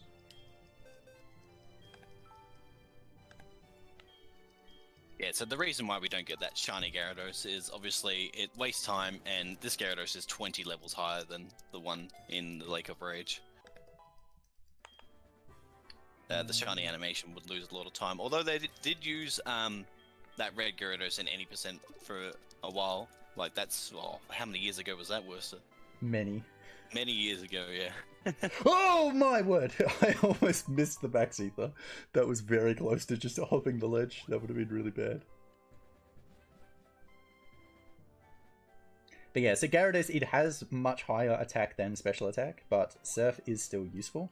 Surf's a really nice move for this point of the game. It's just, even with poor special attack, it does still do a lot of damage. It is also a move that has a very low character count in 4, and also it hits multiple Pokemon in double battles. So in there's going to be a double battle in this Rocket HQ area here, where Surf's going to be very helpful. It also, so Gyarados almost has its full moveset already. Mm-hmm. It has 3 out of the 4 moves that it's going to use throughout the run. And another one is Waterfall, so it's another water move. So you might be thinking, that's not great type diversity, but if you've actually played Pokemon to a relatively high level, you would know Water Normal is actually fantastic type coverage. Especially in the early gens, there were very few things that resisted both Water and Normal. In fact, in Gen 2, there's none. So this is a Gen 4 game, so there are a couple, but you don't fight any of them in this run. It'd be like Shedinja, Empoleon, Giratina, and Dialga would be able to resist both. So Water Normal ends up actually being really, really good. And because I'm such a high level, well, we've got such a high level Gyarados, we're going to be plowing through regardless, just at neutral. But so some other moves that you might think are worth consideration, but actually aren't, some moves that Gyarados actually learnt at lower levels. So for example, Gyarados learns Dragon Dance by level up, which increases its attack and speed. It's not very useful because there's not many fights where you want to increase both your attack and your speed. and you've got X items anyway, so you can just spend the extra turn to use an X attack and an X speed. The only fights that it would be useful are Lance and Red. Another move is Ice Fang. Gyarados learns by level up, but you won't see because it's past the level. Ice Fang's kinda useful for some grass types, so like Erika, the grass gym leader, but not worth getting because it takes a long time to get a heart scale to relearn a move that it's already forgotten. And another one, I guess, is Earthquake. So Earthquake was used in early routes by GT, but it's not worth the detour to go and get. It is somewhat helpful because it's not a contact move, so you don't get hit by like static on Surge. But outside of that, it's not actually that helpful. Yeah, at this point in the story, we are clearing out Rocket HQ. They're sending signals to force Pokemon to evolve, so it is our job, along with Lance, to clear out rockets here. We're pretty much one-shotting everything here up until the double battle, so now's a great time for anything you want to announce.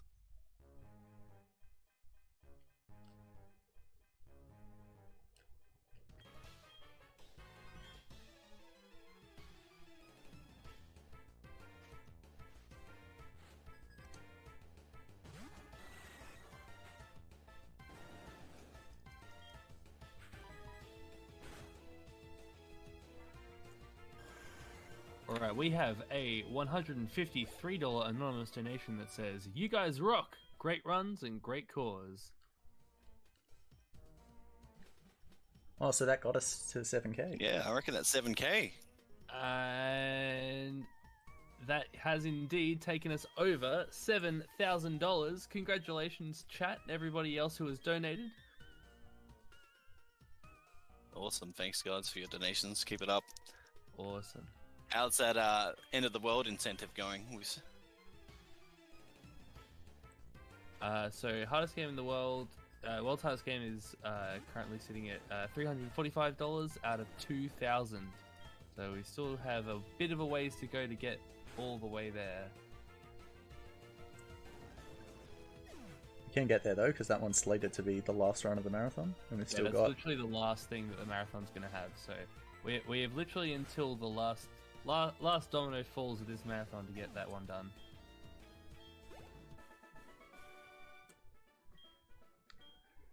I don't know if you saw your IVs in depth, GT. Well, not your IVs, but your stats in depth. But so when you teach the second HM, because you're teaching over a move, you can see your stats pretty in depth. So I call it my Gyarados. So my Gyarados is a rash nature, which is plus special attack minus special defense, which is just kind of okay. Special attack will help for the double battle coming up here, and not much else. My IVs are bad. So as I mentioned before, they're all IVs are a random number from 0 to 31, and so 31 being the best, 0 being the worst. My IVs are something like, so it could be one-off, but it's something like 11 in HP, 3 in attack, 1 in defense, 17 in special attack, 3 in special defense, and 10 in speed. So the only one that's above average is special attack. All of my other stats are below average. I remember if 10 speed gets Jolteon or not. That's very important, that set. Yes, so the most important speed threshold is whether you outspeed the Kimono Girl's Jolteon, which is not going to be happening for quite a while. With the speed that I have, I will actually be getting a Carbos in the Ice Path, so that I will outspeed the Jolteon, because it would be a tie otherwise, potentially. I hope I remember where the Carbos is. I gotta be honest with you, I haven't got it for, like, 7 months. But I'm pretty sure I know where it is.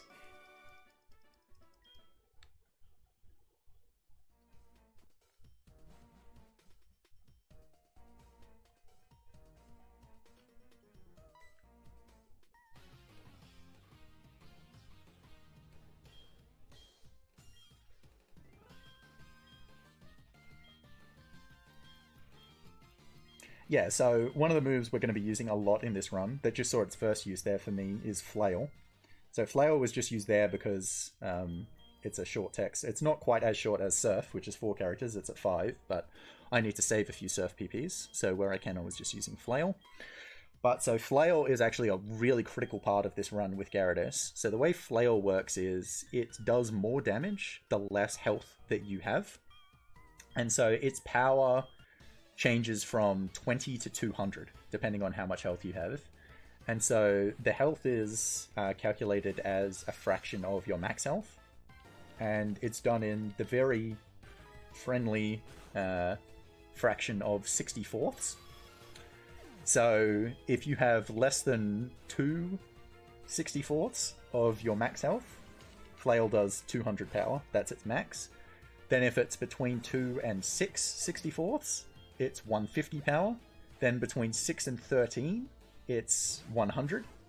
Then between 13 and 22, it's 80. Then between 22 and 43, it's 40. And then between 43 and max health, it's only 20 power. Which 20 power is about as low as it gets for moves. Do have Constrict at 10. But even so, Flail 20 does still kill those tiny little Rattatas because we're just so powerful as Gyarados at the moment. Alright, so I'm coming up to the double battle here where we get to team up with Lance. So this Arbok is a range with Surf, but I won't be getting it because I'm minus special attack nature with a very low IV. So we just got to pray for the grid here. This Arbok can be a little bit mean and use glares, but ideally it just aims for the Dragonite. We also get given a level 40 Dragonite as our partner here in this battle. How Lance got it, my theory is that he actually used the signal that Team Rocket was using at the Lake of Rage to forcefully evolve his Dragonair. Whether that's true or not, I don't know. I reckon he just caught a low-level Dragonite. That's true. Yeah, all that. The simplest explanation. Often the correct one. Okay, there's glare, but at least it missed. Yeah, so I am going to get the Arbok range. In fact, it won't actually be a range for me, because my special attack is my only good stat. This is the only moment that I can relish in having a good stat, because all of my others are bad. My special defense being so bad is actually extremely concerning, because special defense it's generally the least important, except on the most critical fights. Those being the last 2 fights. Special defense is extremely important there. Ah, I got the Thunder from Dragonite, but he missed. Yeah, so this Dragonite generally just spams Fly. It does have what I like to call the Thunder from Down Under, but didn't use it at that time. So in this case, when I actually get Arbok, him using Fly is ideal, because I then just won't hit Dragonite the next turn. Saves a little bit of time. Because Surf does hit your partner as well. But if you don't get the Arbok range, you would rather Dragonite than just finish off the Arbok. But it basically never does. Lance is useless. Yeah. Alright, so the only way to stop the signal here is defeating these electrodes or catching them. If you run away from them, they will just respawn until you either defeat or catch them. So you have to do one of the others. It is quicker for us, obviously, to defeat them rather than catch them because we don't need electrode. Yeah, it's a commonly asked question, can't you just run away? You actually can, but it doesn't progress if you do. Unlike the Red Gyarados or Sudowoodo, where you can just run and that does progress. Or Snorlax. So yeah, Surf is also nice to have a non-contact move to take out these electrodes, because these electrodes have the ability of static. And static paralyzes you, or can paralyze you, if you make a contact move. So using Surf to take them out is really nice. Also, slight optimization in we take the bottom electrode out last. That's because after you take out all of the electrodes, a cutscene starts, and you walk in the cutscene. So you want to be closer to the end point of the cutscene when it actually begins. So you want to take out the bottom one last.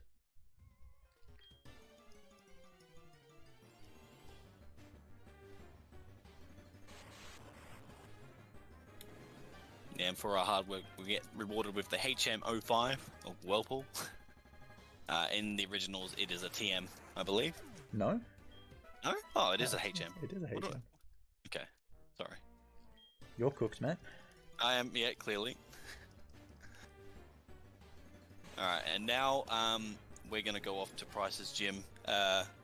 So if you look at your badge case, it actually has Price as a 7th gym leader, but because we're already here, it is just optimal to do Price now. Yeah, so you can do any of gyms 5, 6, and 7 in any order in this game, and that is intentional to have that bit of freedom. And then in Kanto, there's even more freedom for how you get the gym badges over there. But yeah, so in most runs, it's actually ideal if you can to still do them in order, the ones here. So Chuck, then Jasmine, or at least Chuck first, because after beating Chuck, you get Fly, and so then you can just fly and then come over to Mahogany, whereas we're going to have to bike back to Ekritique. But we had to go this way first, because this is where we caught the Magikarp. This is where we actually got the Gyarados, so didn't really have an option there.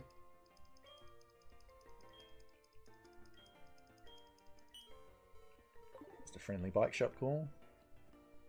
Oh, I still haven't got mine. Yeah, so the bike shop call, the way it works is kind of complex. It'll always happen in the run, so it doesn't actually matter when it happens in this category. But it's like there's a cooldown timer that counts down from like 10 minutes. And the bike shop won't call you until you've taken a certain amount of steps as well. And so it's just when that actually happens. So I would have gotten the call there, but JT didn't, because I had more time looking for the Magikarp to actually show up.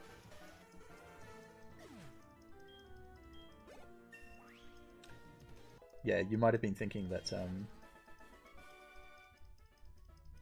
Rock Smash was a TM in the original. Oh, that's probably what I was thinking of, yeah.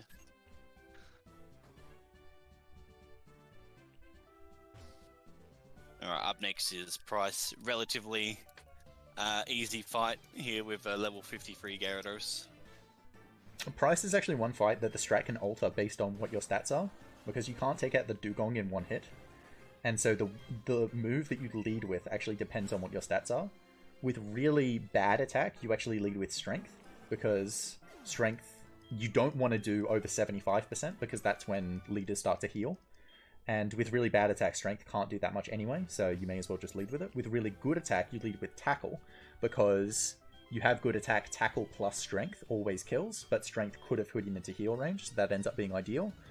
With middling attack and good enough special attack, you actually lead with Surf. And that's the rarest occurrence, but that's what I'm going to do.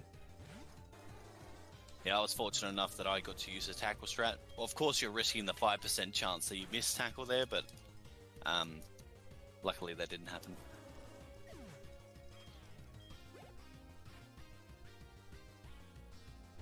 I think that's like one of the only instances that you'll see Gyarados use Tackle. You can use it in a radio tower in certain circumstances, but because we both picked up the Max Ether, you won't see that.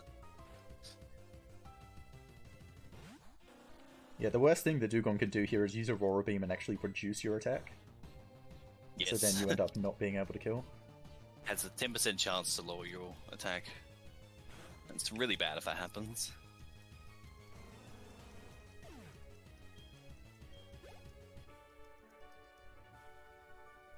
There is a guide actually, yes. Oh my gosh. Check out the speedrun.com page or the DS Discord. The DS Pokemon Speedrun Discord. Yes. Probably not just the DS Discord. But yeah, this is a super, as I've said quite a few times, it's a super accessible category to start running. I think it's the best Pokemon category to start running if you want to speedrun Pokemon games. The only thing that can be tricky with it is actually recording on console. But I mean, you can always just start without doing that. Yep.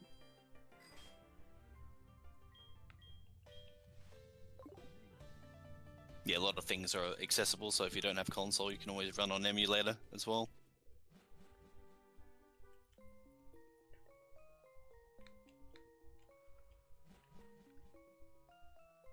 Alright, so here is... never pronounce his name right. I'm going to call him Bob. and he runs the Safari Zone, and you're actually forced to say yes to him. If you say no, he'll keep asking you to give his phone number to you. So this is one of the instances where we will be registering him to the Pokegear because it is forced. Every other, like normally every other trainer or everything else we would just say no to. It is forced to get his number. So I actually call him Balboa. Because yeah. that's not his name, but the in-game traded Onyx that you can get in this game is called Rocky. And so I think it's fitting to call this nice. guy Balboa. Yeah, I like that. Nice.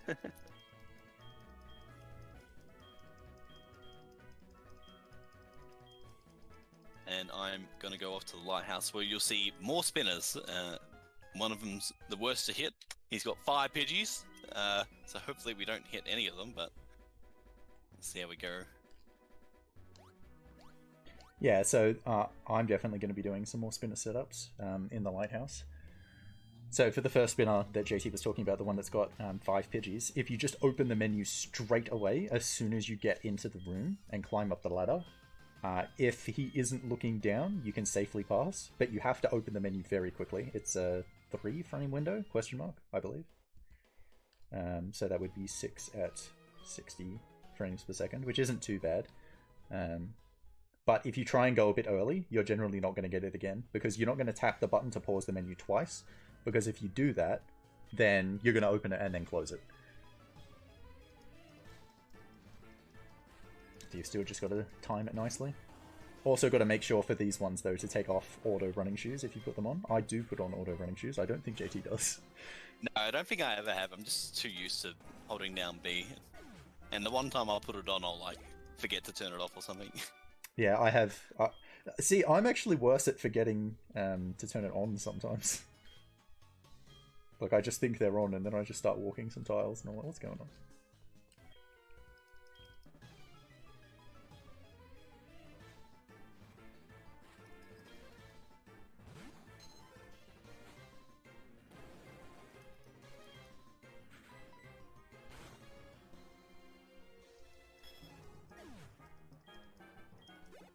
Alright, I'll be grabbing this rare candy. It is a little bit of a detour, but it is actually one of the fastest rare candies to get.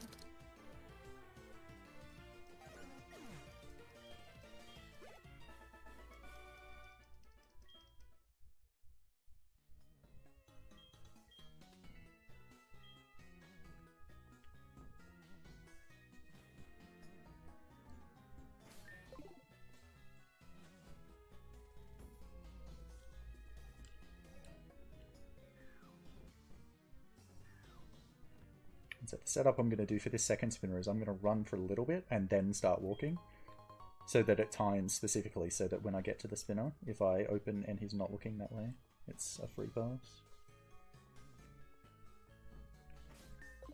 Just like that. Very nice.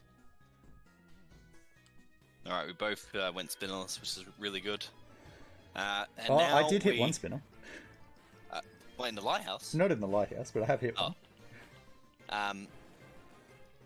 Yeah, now we go and talk to Jasmine, who is a gym leader, who refuses to go back in, to her gym until Amphi is cured from its sickness. So it is now our job to go get its medicine and heal it.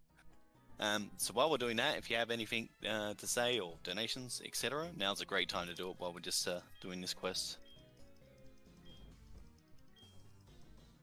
Alright, well I will take this opportunity to just highlight some of the really cool donation incentives that we have besides World's Hardest Game. So we actually have a bid war for Silent Hill 2's ending choice. Now, if you don't know, Silent Hill 2 has a handful of really fantastic endings, including the dog ending and the UFO ending, and I would highly recommend that you have a look around and pick which one you like, because that is a really, really fun run, first of all, and it's a really fun set of ending choices as well. Beyond that, we have the previously mentioned Jack and Daxter Precursor Legacy Glitch Exhibition. That's about a fifth fulfilled at $105 out of 500. So those two are two upcoming donation incentives that you can pick through.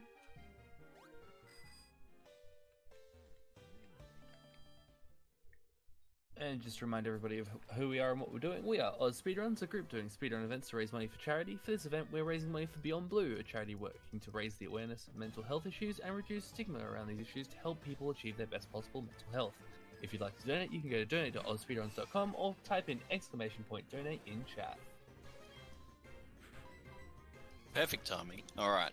So you'll see me enter and then exit the gym. This is to make sure we skip all the other trainers and we can access the wrench, I think that's what it's called, in Chuck's gym to make him stop training underneath the waterfall.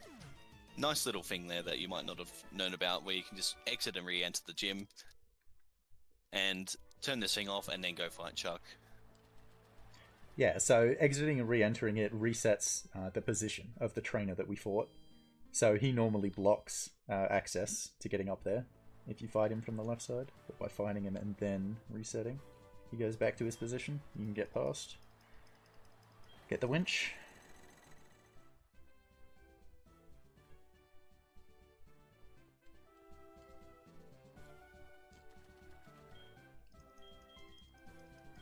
You got to be careful of that walker on the left side of the gym. If you do the first part as fast as you possibly can, that walker actually walks straight into you. So you do have to waste a little bit of time the first time you go through this gym.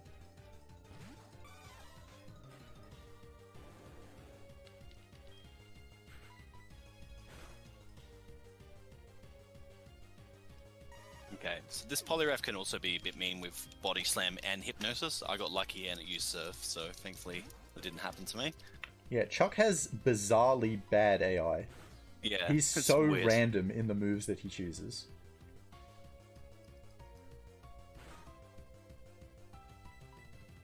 Like, he will not always choose the best move that he has. Whereas other gym leaders do. Chuck is just weird. Alright, now that we've both beaten Chuck, we're actually both going to take a slightly different route. Now, I'll be grabbing the Mystic Water, while Worcester will be going straight to Jasmine. So, a little bit of a differential here. Because my special attack is not that great, I'll be grabbing it early, while Worcester will be grabbing it later on. Yeah, so we will still both be getting the Mystic Water, but Yes. I'll be getting it after the Radio Tower segment, because I don't actually need it for the Radio Tower segment.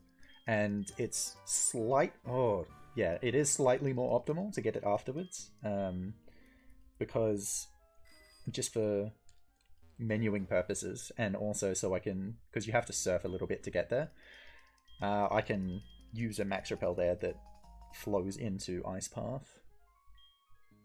Not sure if you're getting items, but I'm just getting a few safety items that I normally wouldn't get if I was doing proper attempts, just for marathon safety here. I am not. You're not? Alright, beautiful.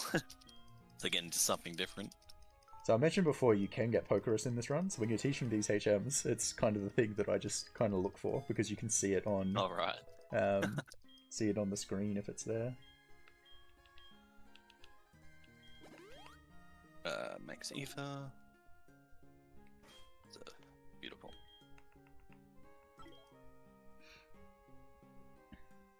Alright, so I'll be flying off to Cherry Grove while Worcester's going off to Olivine, as I mentioned. It's a little bit of a route change here, but... So now Worcester will technically pull into the lead, but I'll be able to catch up after the radio tower. I actually think I am in the lead slightly by like 1 second, because of the extra items that you bought. There you go. Being safe has cost me.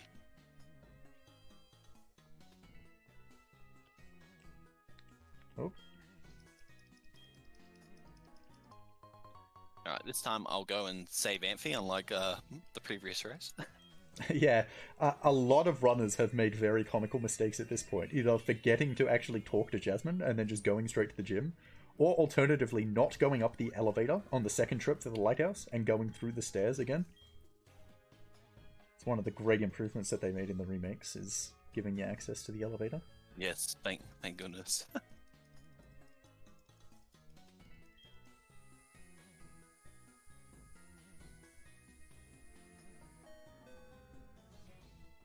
Jasmine's one of these fights that can actually be tricky with a lot of different Pokemon. So, like, even with Raikou, Jasmine's actually a pretty tricky fight. Because Steel's a hard type to hit. But Water does hit it fine, so Gyarados is going to have no problems, even just with Surf at its level.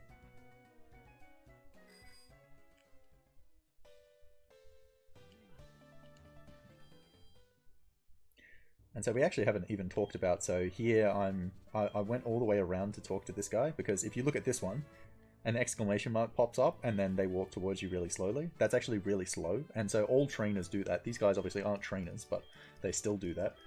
And so in instances where you have the option to talk to someone who would talk to you otherwise, it is faster for you and Go to talk to them, just to avoid that little exclamation point.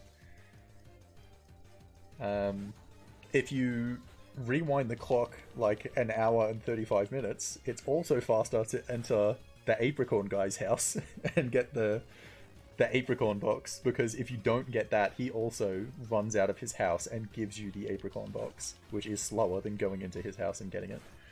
Even though you don't use the Apricorn box at all, no Apricorns will be gotten in this run.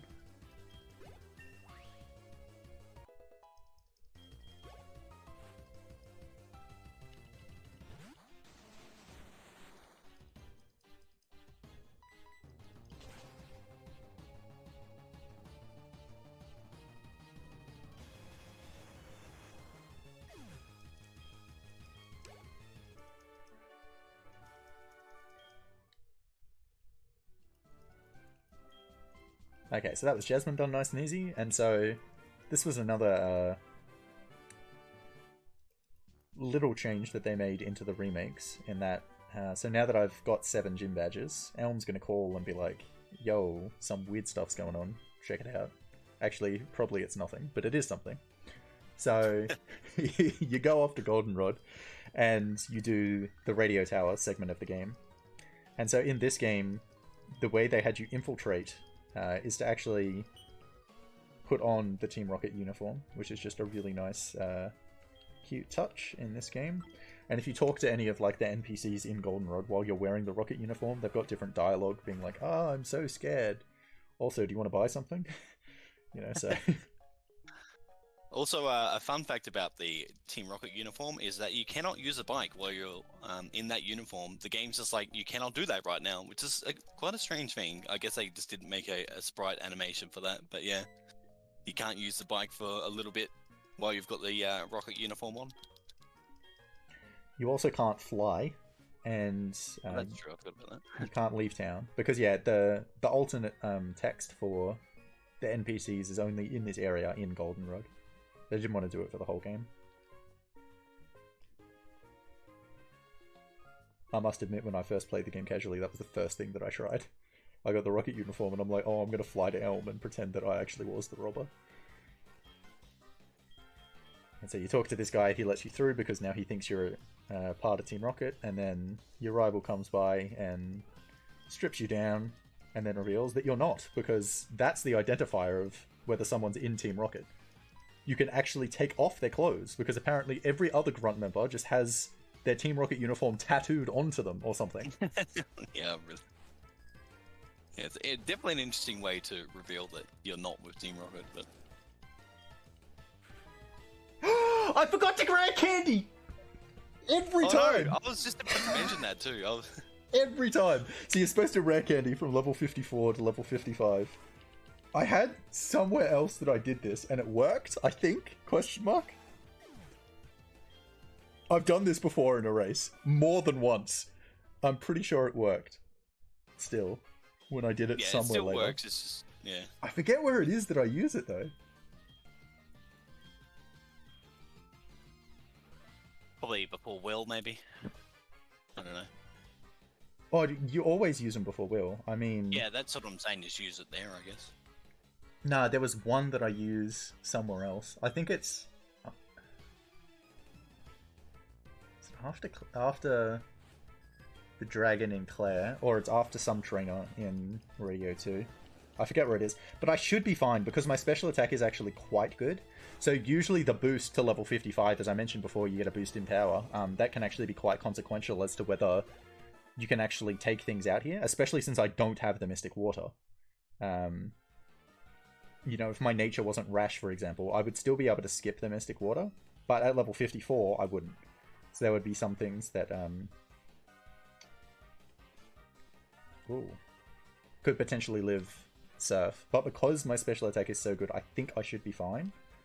I just have to figure out where I'm going to use this candy. It'll happen at some stage. That is not the first time I've made that mistake, though. The thing is, I was thinking about it as I was flying to Goldenrod. I was like, oh, I'll talk about using this rare candy. And then as soon as I get into the fight, I always remember like half a second too late. As soon as I get into the fight, I didn't use the candy. So you notice both of us fought the bottom trainer here instead of the top trainer.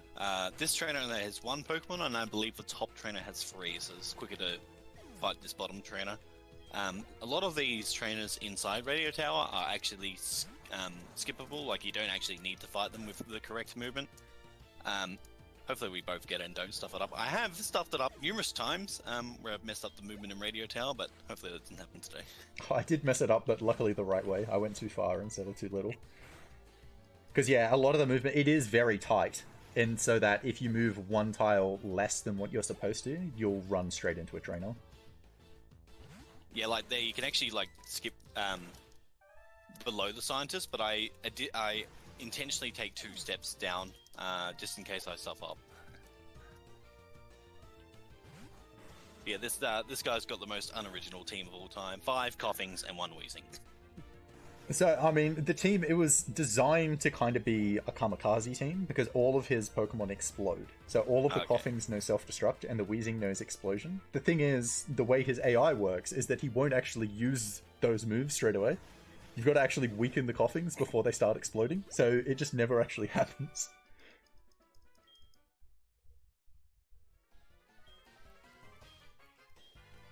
Yeah, Radio Tower is one of the sections in the run where we talk about cricket because it is just such a long drawn out segment. So if you have anything, donations or anything you want to say, now's the perfect time to do it in Radio Tower because it's a pretty long segment. It goes for about 10-15 minutes.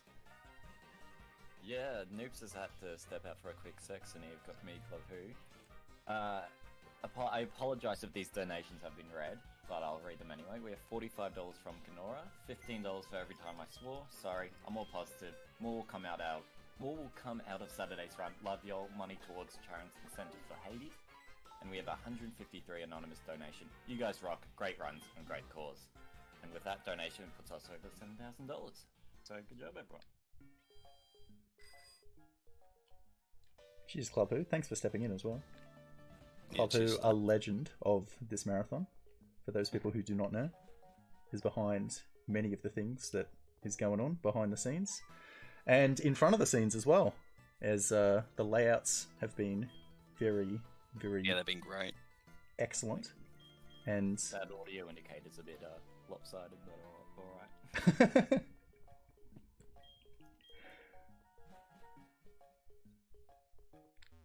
Do we have time for me to plug the stream? Yes, mate. Go ahead. So we are AusSpeedruns, a group doing speedrun events to raise money for charity. For this event, we're raising money for Beyond Blue, a charity working to raise the awareness of mental health issues and reduce around the stigma around these issues to help people achieve their best possible mental health. If you'd like to donate, please go to donate.ausspeedruns.com.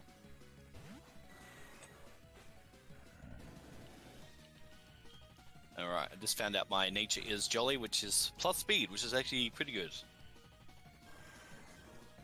Minus special attack, not the greatest, but not the worst either, so we'll definitely take that. One of the better natures that you can get.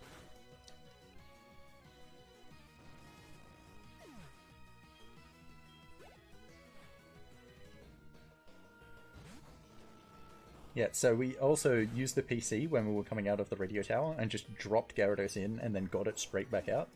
That's because if you put a Pokemon into the PC, it actually heals it. So it's just the fastest way to heal Gyarados instead of going all the way to a Pokemon Center.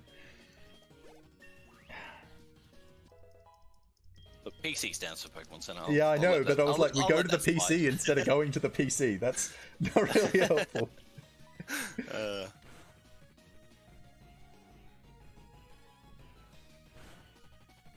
This Feraligatr Alright, is one so of the we're now only fighting our Pokemon rival who that can- chased us down into the basement apparently and he's looking for revenge on Lance. But he only finds us and wants to take out his fury on us.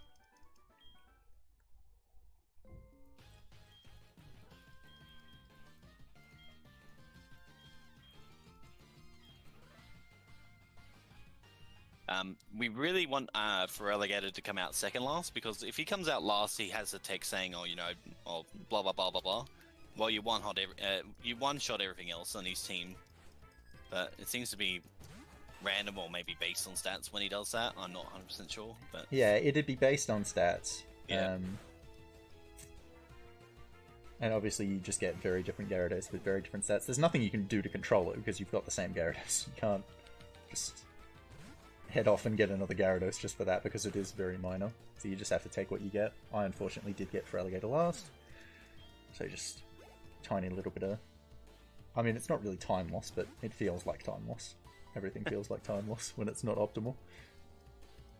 I did manage to get Sneasel last, so that's a little bit of time saved there. It all adds up.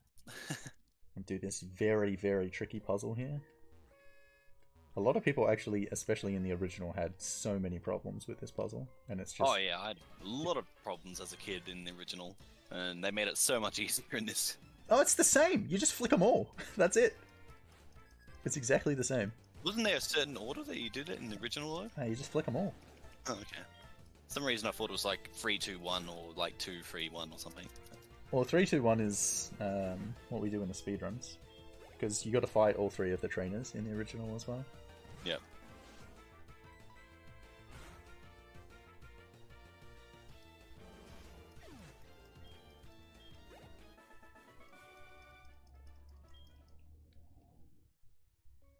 So, one of the improvements from 2013 is the trainer skip right here. This is brilliant. Where Dear. you move one tile to the left and you just go past that trainer's vision. For years, we did not know that you could do that, and we were just fighting that trainer.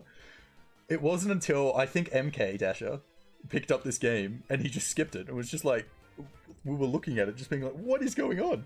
What a crazy tech. How did he do that? Just move one tile to the left. Easy, easy.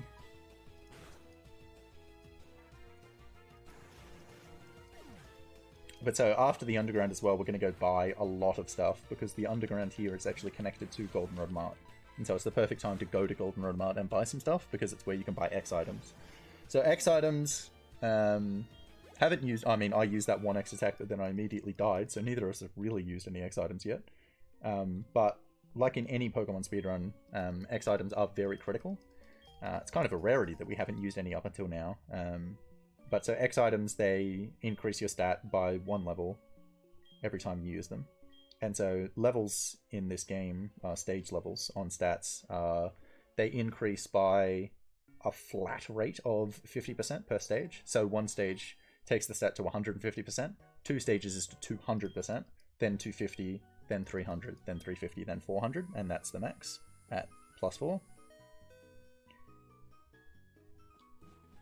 And so we're going to be loading up on quite a few of those for the rest of the run.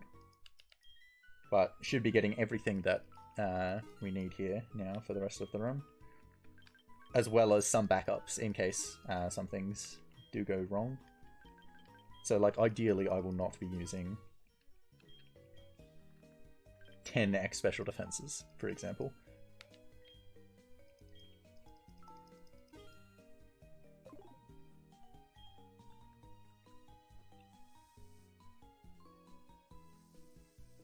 And then also going to buy a couple of escape ropes. And then I'm just going to spend the rest of my money on max repels, and that should be enough repels to get me through the game as well. Again, with a couple of extras, just in case there is death along the way, and I have to go through some movement again.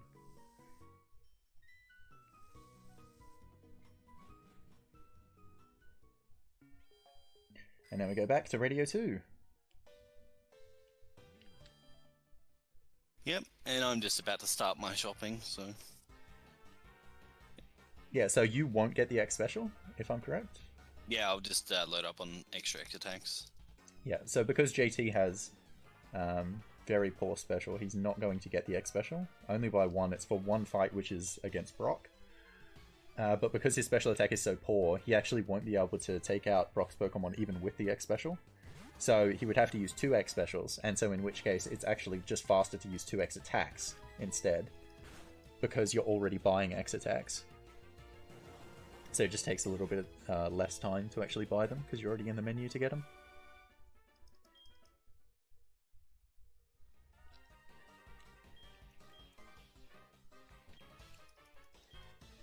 It always looks like with this trainer that you can actually get around them, but you can't. It doesn't. Sometimes the perspective with the walls is just a little bit weird in this game. Yeah. Because, like, if you saw, like, when we were doing Radio 1, just going past the scientist, it looks like there's less room to get past him than there is to get past this trainer here.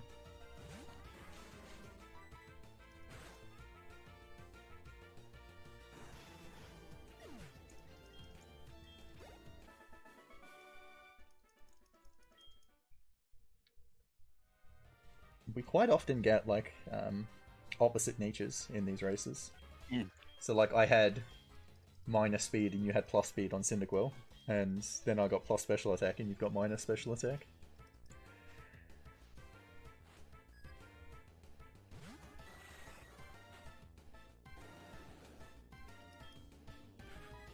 So there is one more Pokemon in the segment that will not get one hit. There's only 2 in all of Radio Tower, those being Feraligatr and then the Vileplume. But so because there's so few and everything else is just a one hit, it feels so good if you manage to crit them and save the turn. Yeah, plus that Vileplume does have sleep patterns, can be a little bit of a troll. It can also use Sweet Scent and Giga Drain, but ideally we just one shot it and crit it. Oh, I believe it has Mega Drain and not Giga Drain. Oh, Mega Drain, sorry. And also Acid. Did I say Giga Drain? Oh, sorry. My You bad. did say Giga Drain. How dare you? I know. How dare you, sir?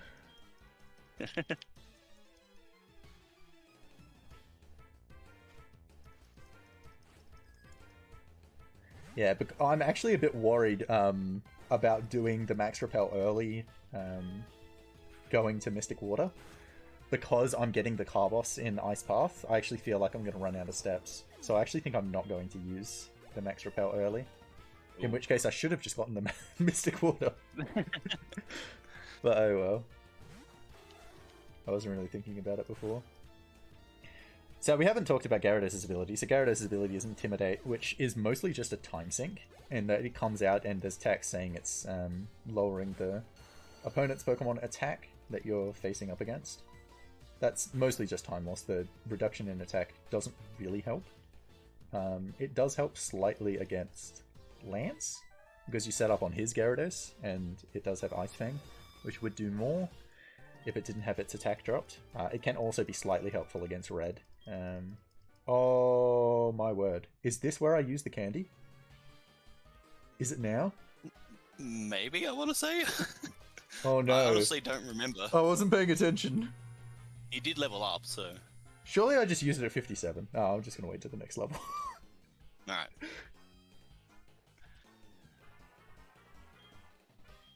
I'm just going to wait to the next level. Oh! Am I going to hit the next level before Kimonos? I hope. If I don't, I may be screwed. Probably should have just used the candy. Anyway. Gosh, what was I talking about? Something really important, I'm sure.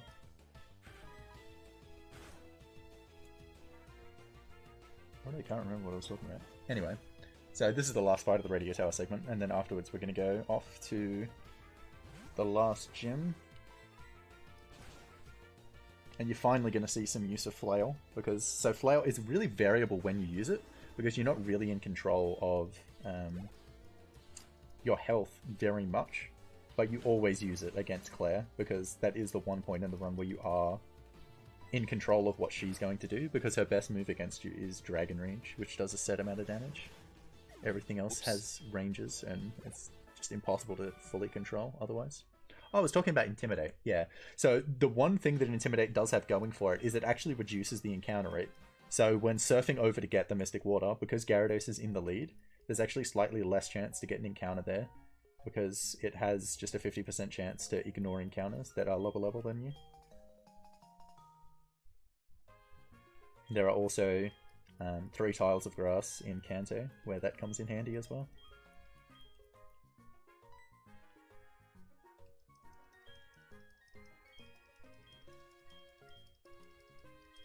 Yeah, story-wise, we're saving the world from Team Rocket using their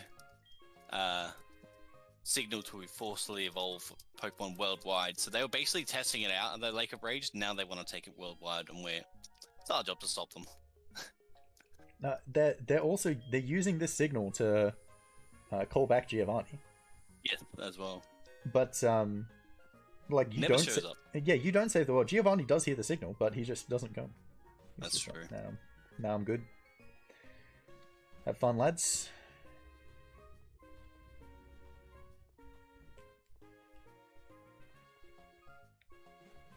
Alright, now we're both done with Radio Tower. There's going to be a slight route differential for both of us, because I'll be going straight to Mahogany Town, while Worst is going to be going to Cherry Grove, because he has not picked up the Mystic Water yet, and I already have, so... So JT will catch up a little bit. Yeah, basically. I should catch up a little bit. Not sure if I'll head in the lead, but it will even out a lot more now, which is good to see. And then I'll take the lead again with superior ice path movement, as Absolutely, is tradition. yes. But you do have to pick up the car boss as well. So... Oh no, that's true! Oh no. Okay, I didn't get an encounter in the water, that's good. Yeah, this guy likes to talk a lot about himself, the director. Finally he leaves and then we can go. Lots of Pokemon puns in there as well. Mm-hmm. My health is actually really bad for Claire. No, I'll get a level up. No, it'll be fine. Because I'm at exactly 160 at the moment. Ooh. Oranberry. Actually, no, you get a level up, yeah. Yeah, I'll get a level up. There's a hidden elixir there that you can get for safety that JT might get. No, I'm not getting. Yeah, I think I'll have to with my bad special. Extra power. So I'll pick up the elixir, you're picking up the car boss, so it all evens out in the end. I'm not sure that's true, but it could be, in theory. So the ice movement is actually quite tricky. It's ideal to bonk on every single one of these rocks as you're going through, before turning around. It's also faster to have it build up on your bike before going through. So like here, I move and then come backwards, because the ice keeps the same speed that you have when you go into it. So if you have no momentum, you go through at like that slide on the ice in a really slow speed. So it can actually be faster to waste some tiles to get the momentum. And then this little boulder puzzle here. Only got to send down one boulder.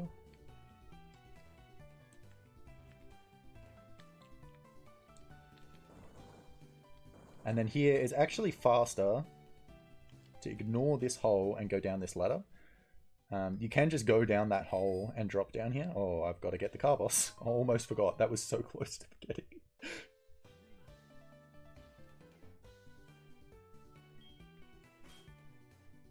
Okay, and I'm going to teach some HMs here.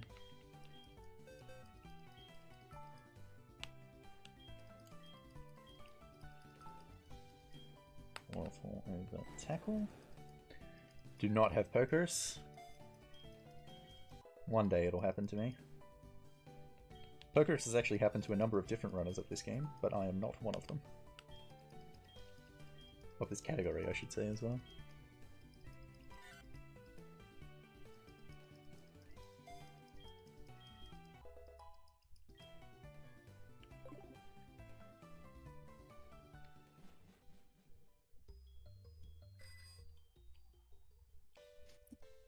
No, Centric can't learn Waterfall, but it can learn Whirlpool, though. I did not have Pokerus either, unfortunately. I've already had it once in a race, though, so I can't be too upset. One of the other people from the DS race crew has had it multiple times, affected Ashes. I think he's had it 3 times, probably, which is a lot. Very rare to get it. Yeah, so the next gym that we're about to enter actually has a lot of spinners. It's got 3 of them. The first one has a really tricky setup that I'm going to do, because you have to actually pass them twice. And for the second pass, what I'm going to do is I'm going to, after passing them the first time, run for one tile, because that's going to force them to look in a certain direction and then walk past them. If I do it correctly, they can't hit me on the second pass. If I do it correctly, I will definitely get hit. And I'm not the best at this.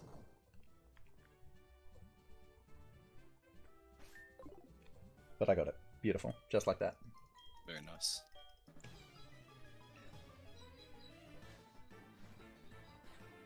Alright, and I'm coming up to another kimono girl, where the solution is to push her in the back and help her out from the frozen ice.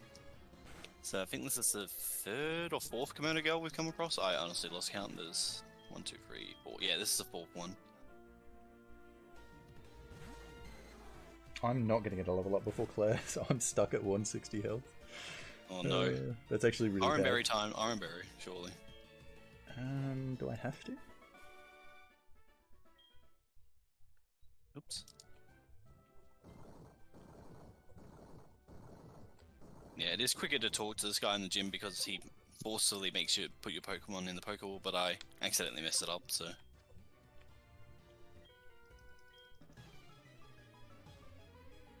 Oh, you... Okay, he tried, but I got him.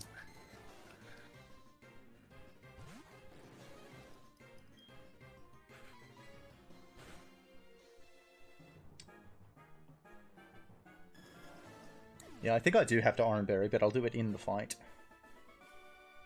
What a... Oh yeah, that's a good idea actually. Probably quicker than setting up another X item.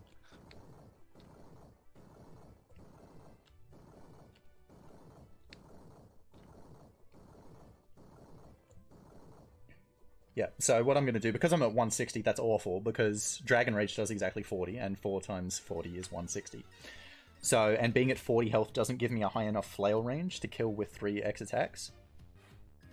It would if I had good attack, but I do not. So instead, what I'm going to do is I'm going to use 2 X attacks, use an Oran Berry, because that'll end up after 4 Dragon Rages putting me to 10 health. So there is 1 spare turn here as well, so I'm just going to lead with Flail on this turn here. That's just a waste time, because I'm going to be getting to 10 after 2 X attacks here. And it's better to just waste a turn attacking than to use another X attack.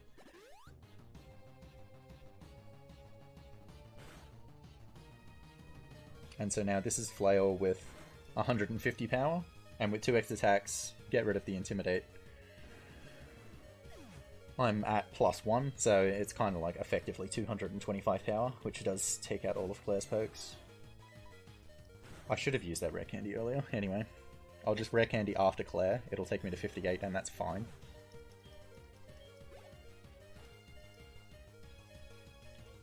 $58 after Claire is enough.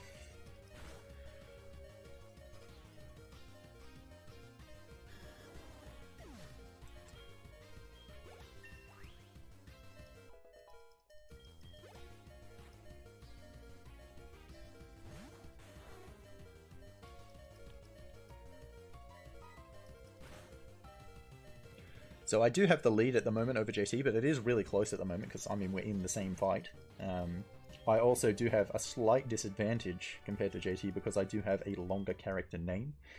My name of Raikou is 6 characters, and his of Entei is 5 characters. So every single time my name is displayed, I'm losing 1 frame. So I also had to use the Oran Berry in that fight just to get Flail. So...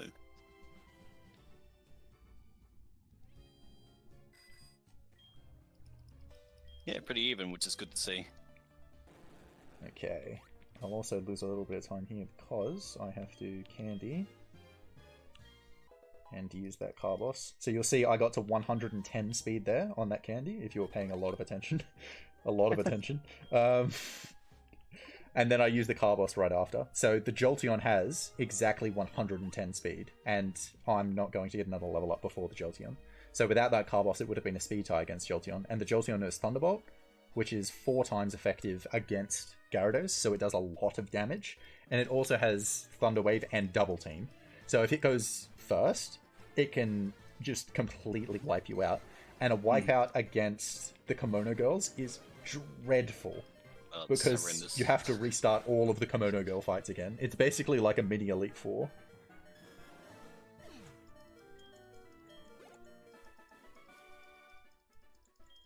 Yeah, one of the annoying things about this run, is you'd like to stay in flail health for a significant amount of time, but that never really happens.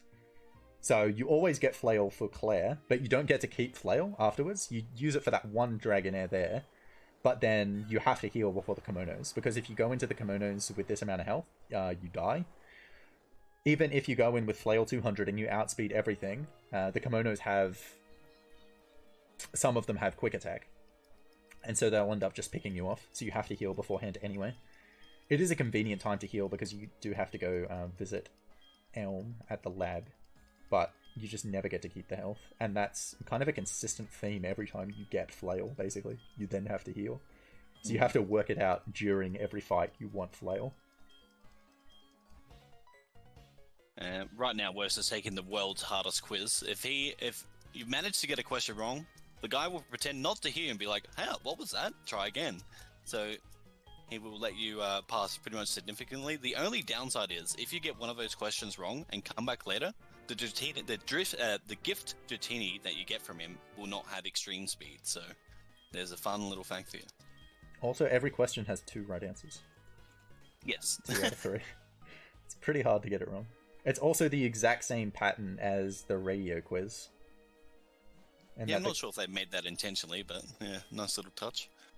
And that the pattern to answer correctly is AABAB 11212. Yes, Claire has insanely fast running speed when she leaves. I wish I had that running speed. Zooming around. Hi, Raikou, how's it going?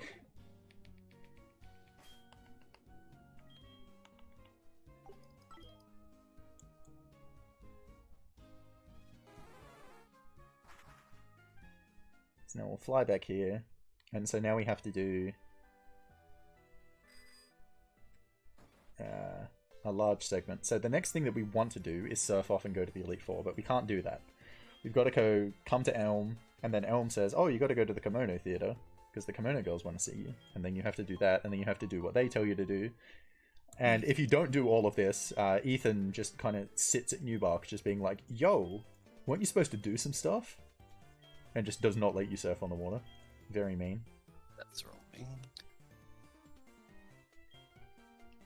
So once again, going to use this to heal. So as you've noticed, we've healed quite a few times, but the one way we haven't healed is by actually talking to the nurse at a center. That's because that's the slowest way to heal.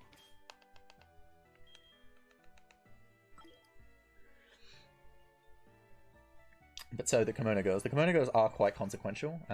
Luckily, both of us will outspeed Jolteon. That's by far the most important thing. But there is also the Umbreon, which you can't one-hit. And the Umbreon can do some very mean things as well, because it's got Confuse Ray. So the most ideal thing that happens is... Oh, you can one-hit the Umbreon, but you're never guaranteed to one-hit the Umbreon. With really good attack, you can one-hit it. Just with a really good range. That won't happen to me, though, because I have very poor attack. But so ideally you can get the flinch, because Waterfall in this game has a 20% chance of flinching. Which is a nice touch. There aren't many things that you can flinch in this run, because generally when you're using Waterfall, you're taking the Pokemon out. Umbreon is an exception. The other place that you might see it is on the very final fight.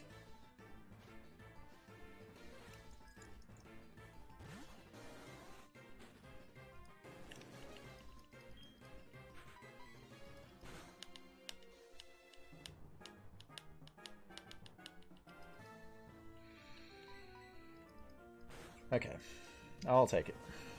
I'll take it.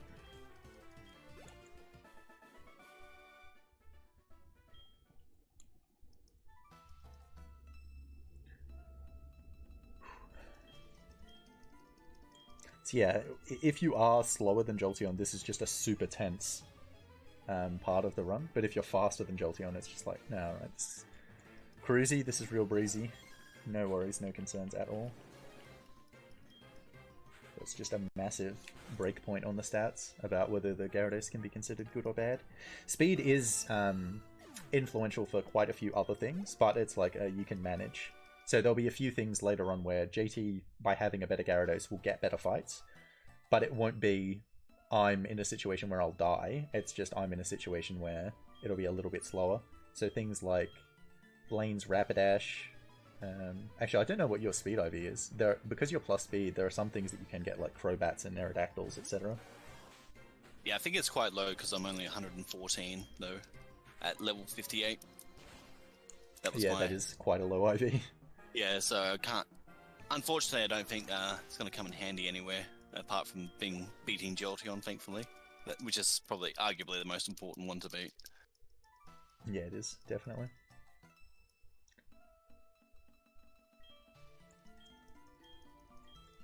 Yeah, this race is definitely still winnable for GT. So I mentioned before, the last race we did of this, just before ASM 2021 started, we were about this far apart at this point, and we had about 30 lead changes afterwards, from this point to the end of the run. We were just switching after every single fight. And I do have a worse Gyarados again, so...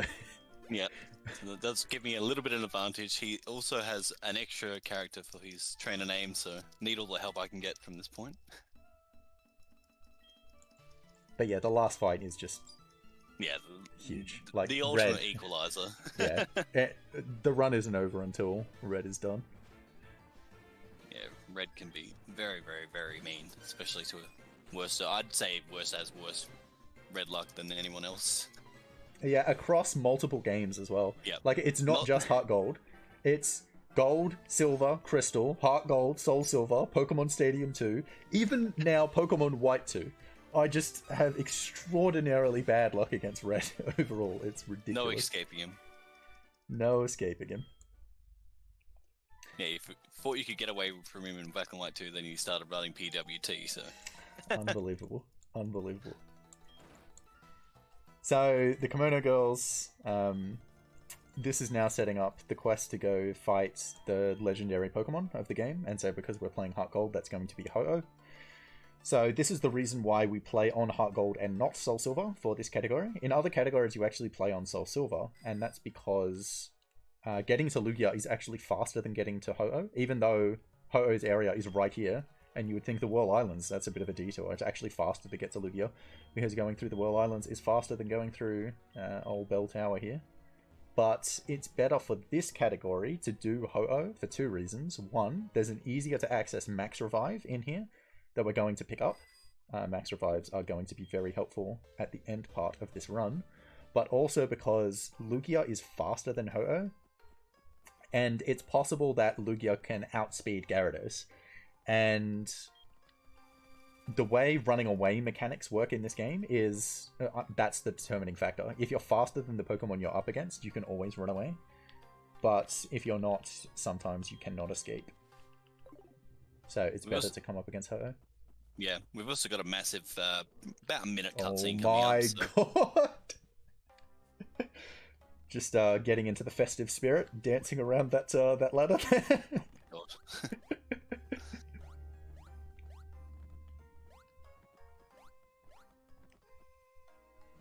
Yeah, now's a great time for donations or anything you want to say during this bit.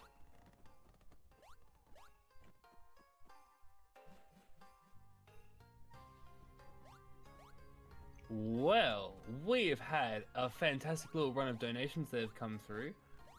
Psycho, who was running Need for Speed a little bit later on in the marathon, has donated $30, saying, first time donating, watching and participating.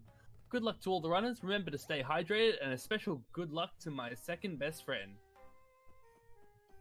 We've gotten a $50 donation from Alpha Prometheum, who says, Heart Gold and Soul Silver are one of my favorite Pokemon games. Love you guys. Battle Frontier Manipless when? Never. I mean, I've done individual facilities, but I don't think it's possible. Never. And we've also gotten a $25 donation from Ashley, who says, thanks for raising money for Beyond Blue, and thanks for the Pokemon run. Awesome job as usual.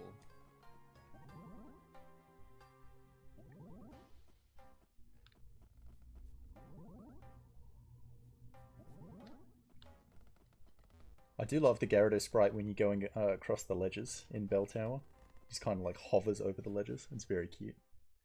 The nice thing about doing Bell Tower over World Islands too is you get this cool little music. World Islands just has like the generic cave music. It's a bit more. I feel like it's a bit more of a build up to where you get Ho-Oh. Yeah, I agree. I agree with that. World Islands you also have to do in the dark, which it's not too bad. You'll see the room in the dark, or the rooms in the dark, a bit later on in Kanto that are actually quite difficult. But for new runners, that can be a bit of a off-putting reason to avoid Soul Silver.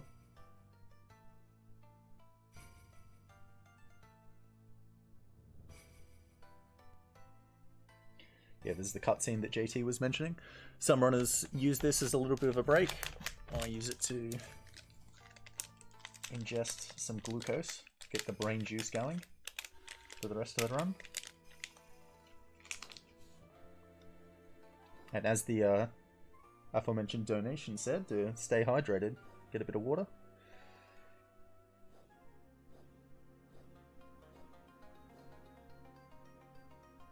Yep, I'll be doing the same.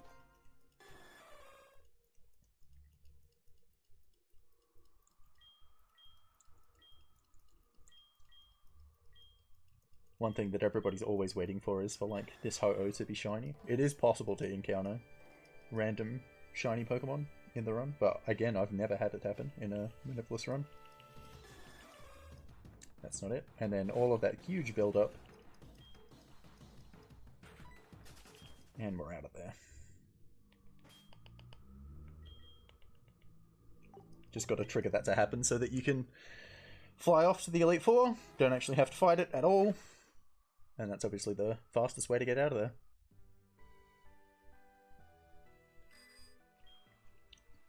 Okay, so the movement here... Oh, sorry, you go.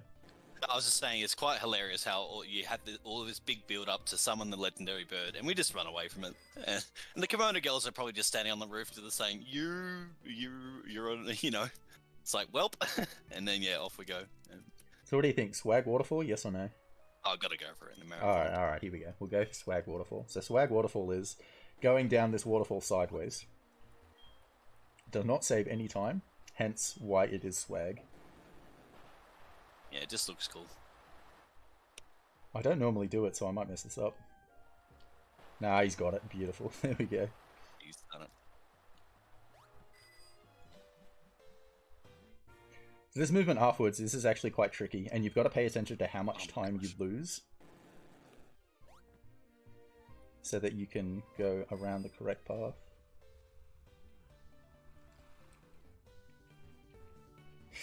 Nah, 3 bonks. We're going down.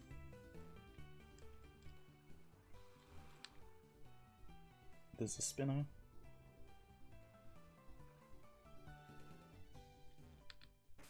Why did I do that?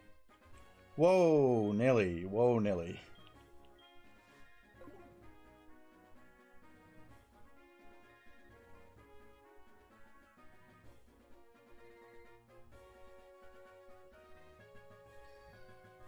Okay, so I do those spinners reasonably risky. I did have to stop before both of them, but with the bike, I just go. You have to have very good reaction time to be able to beat a quick spin on the bike. Nobody really ever tries doing it by walking. But on the bike, I do try to just immediately pass a quick spin. And I did pass a quick spin there on the second spinner, you could see. So your reaction time's got to be... oof, I can't remember the exact timings. But it's like just about a quarter of a second. Which is about what people's reaction time normally is when you put in, you know, the latency between seeing it and then hitting the button. And then the button registering and you start moving. But if you're just a little bit off, you don't make it and you get hit by a quick spin. So I'm happy to get past. This is the hardest movement in the game coming in up here. I'm not joking. Assuming I actually hit it, it's the hardest movement in the game. I did not hit it. So you're supposed to just move up one tile and then talk to that trainer from the side, which I did end up talking one tile from the side. but I went up one too far. It's extremely hard to get that perspective right.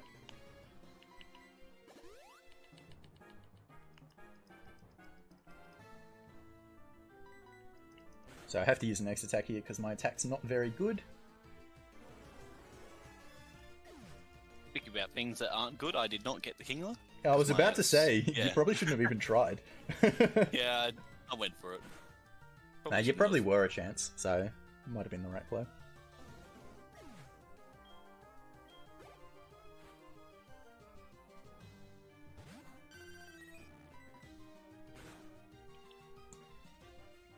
I think I do have enough attack to still strength Rapidash.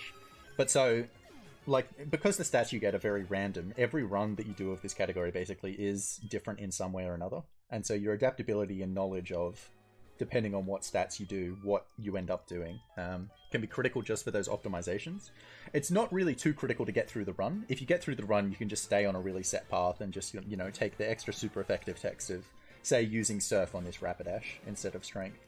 So it is still very inviting for new runners, but it does have a really nice skill curve for knowledge optimization, etc.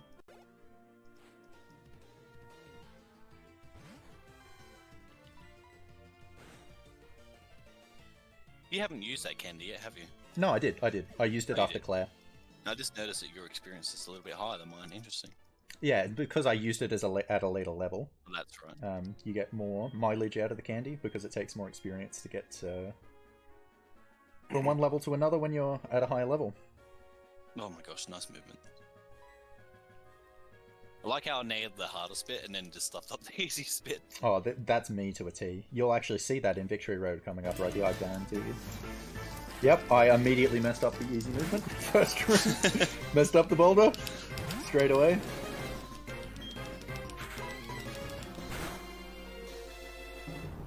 And not to jinx myself, but I quite often mess up the easy movement in Victory Road and then get the hard movement. It'll be a tragedy if I mess up the hard movement.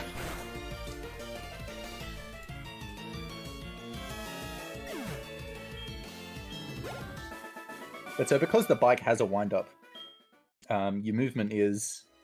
I mean, it's not critical, because, you know, it's not going to end the run if you mess it up, but...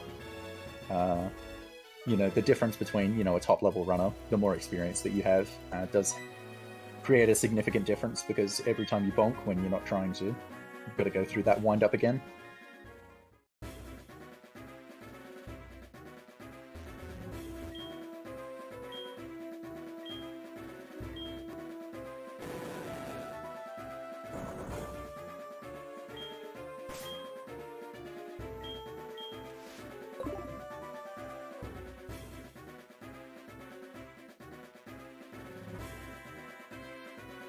There you go, I got the hard movement. Perfect. And then immediately messed up the easy movement again. Oh, that's perfect. That's me to a T right there, ladies and gentlemen. 5 seconds summing up my speedrunning career right there.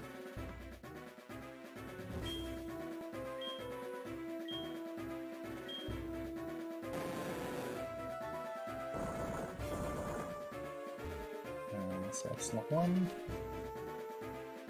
So I'll just hit level 60 after this rival fight, and then we're going to use the last 2 candies to level 62 before going into the Elite Four.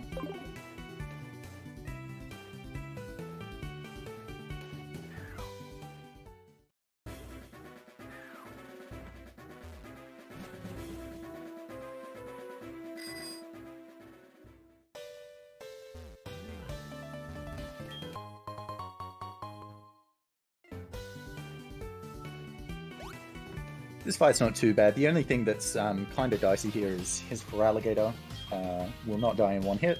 It's a range to die in 2 hits. Because my attack's quite poor, he probably won't.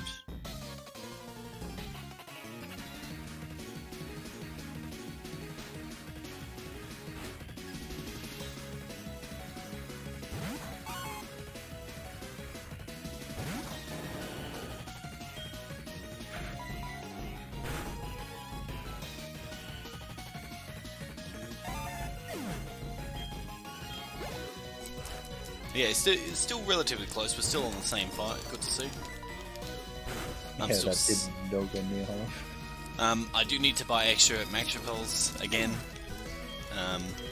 So a little bit of a differential when we go shopping again. So those 2 hits on Feraligatr give you a decent idea of the damage ranges. The first one did nowhere near half, and the first one did well over half, but still ended up living because my first roll was so bad. Which is a shame, but not much I can do about that.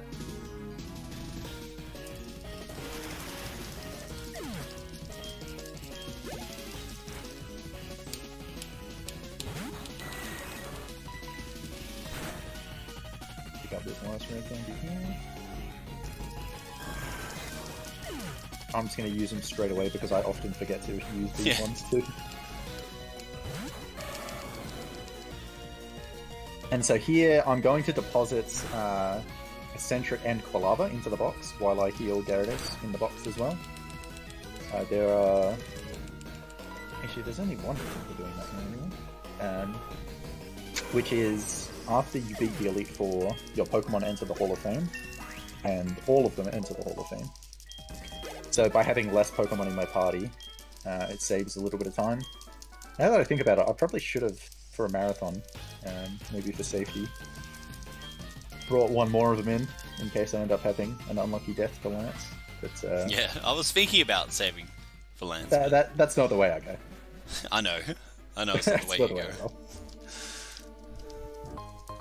I will take all the risks and set a good time.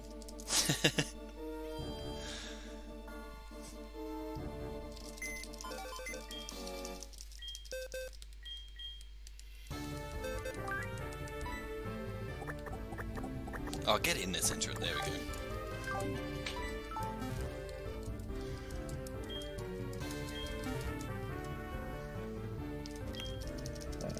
Oh, that's on instant. I think I can get away with only 3x attacks here. Is she gonna buy an extra 5? It actually might be a range on Slowbro here with only 3x attacks.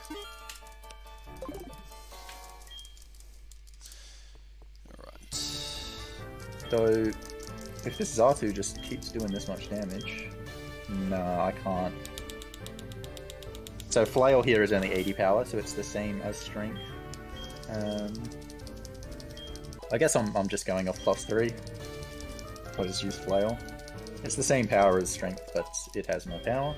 Oh, sorry, no, it's the same power but has more power. It has less characters, so it's faster. So I'd rather use Flail over Strength, given I can. I'm pretty certain this actually is a range on Slowbro. It'll be like 15 and 16, so very favourable. But I would like to hit it because I think Slowbro might be able to kill me if I miss.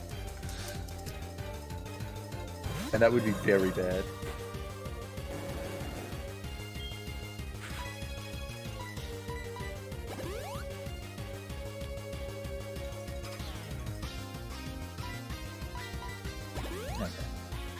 Okay. Good. So that was a fast wheel. He did a lot of damage, which it's probably a bit too much damage. But you do want to be using Flail against Lance, so you want to be taking a little bit of damage throughout the Elite Four, so that once you're set up and ready to go on Lance, you can Flail him. This might be a bit too much.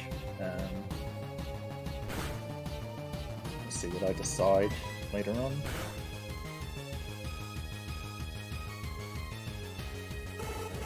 But he didn't use Confuse Ray. If he uses Confuse Ray, you have to you should heal to get rid of the confusion, which is a bit slower.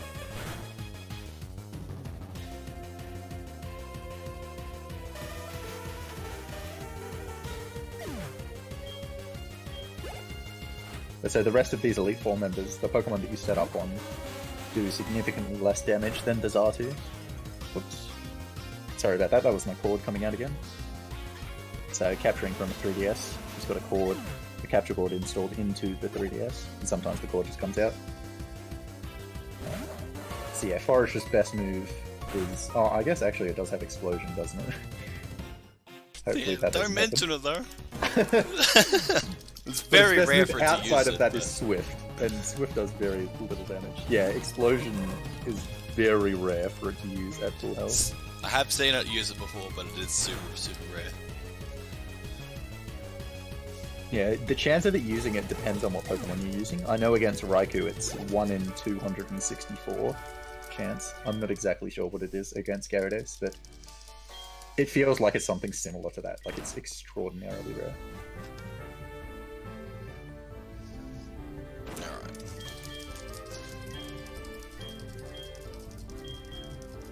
So yeah, Koga got a massive upgrade in Gold, Silver, and Crystal. He went from a gym leader to the second Elite Four member. His team's still not that good. Yeah, he's got higher levels in yellow, so... Oh, there you go. So he got an upgrade, but decided to downgrade his Pokemon, I guess. I don't know.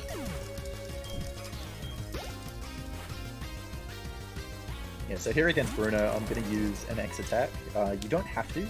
The only Pokemon this is for Bruno's Marchant. But because my attack is quite poor and I'm at low health, I'm not going to risk missing the Marchant range, because if I do, Marchant will kill me. But if I set up the X attack on Hitmontop will not kill me.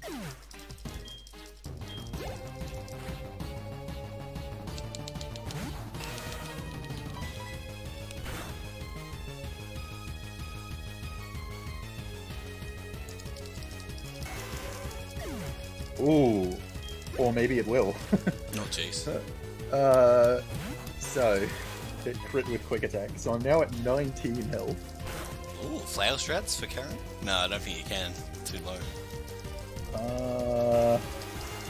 Do you have a super potion? I don't know. No, that might be too much. It's tough scenario. I do have a super potion. I can maybe go for flail strats on Karen. So risky though. Yeah. Yeah. Because I think Umbreon does like about 20, but my defense is also low. So I think she would take me out. Oh, that's such a shame. Because I would really enjoy it.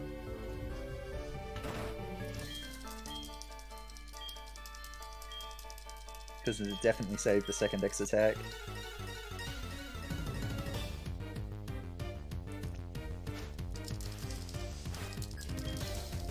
I'm considering using an Orange Berry. Yeah, you got multiple options here, but the thing is Karen's Murkrow also has Sucker Punch. And it doesn't always use it. Sucker Punch is one of the priority moves that they don't always use, even if it will always kill, because of the additional effect of Sucker Punch only working when you choose an attack. Like, if you're in range of a Quick Attack, they will always pick Quick Attack to kill you. But not with Sucker Punch. But I don't want to risk it, because it can still pick Sucker Punch. So, just go to Super Potion. So we were talking about potentially going in with Flail, because if I had Flail 100, I could use only one X attack on Karen. But I'm now going to have to use a second X attack to be able to take out her Flail thing.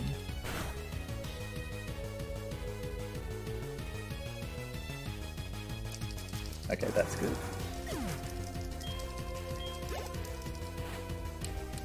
I don't want to take any more damage though. I want to go into Lance with about this health. So I'm going to set up the second X attack on Houndoom here. Hopefully it goes for Nasty Plot.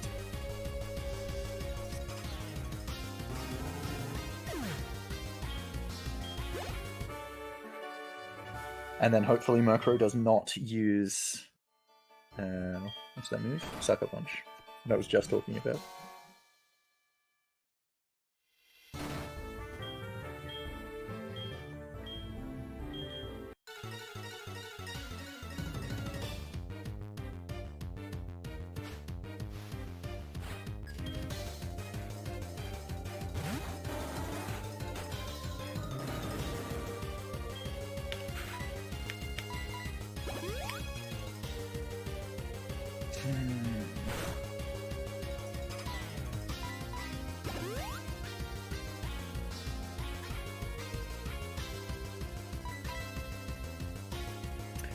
Actually, this health is no good either. I'm going to use a regular potion. regular potion. Glad that you got one left over at least. Oh, I hope I had one actually. No, that would be good. I think I did it. I had a good Faulkner, so... Faulkner's generally where you use the potions.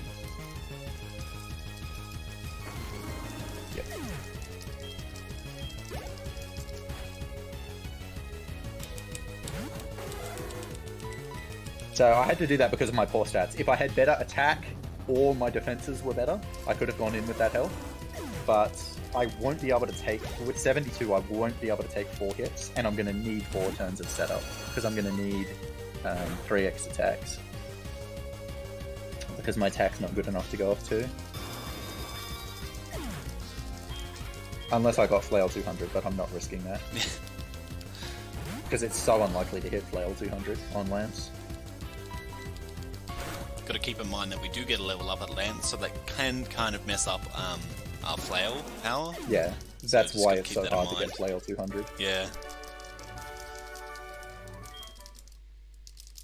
Like, it'd be great if we could just somehow reach level 64 just before Lance, but we're just short of it.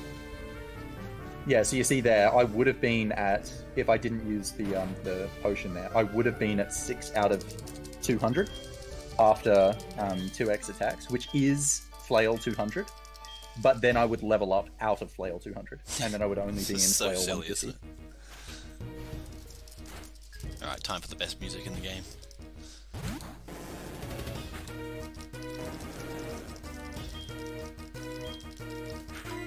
But yeah, so I had to use NX speed to outspeed Aerodactyl, and then Flail and everything else.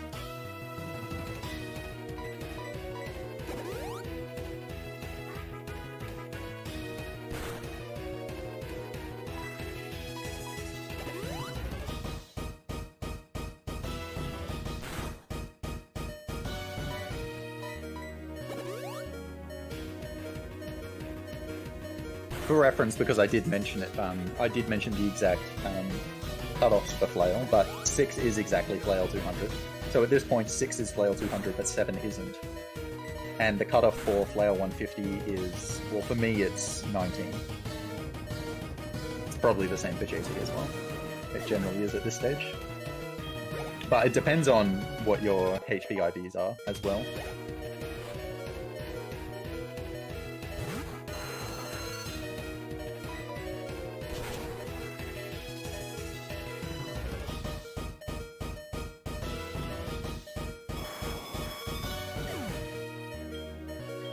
Alright, so I'm good. That's E4 done for me. And JT looks set up and ready to go as well.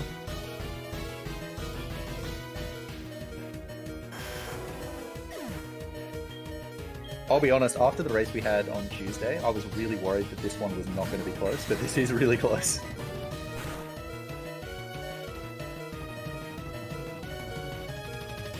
Because there's still so much back and forth that can and almost certainly will happen in Kanto.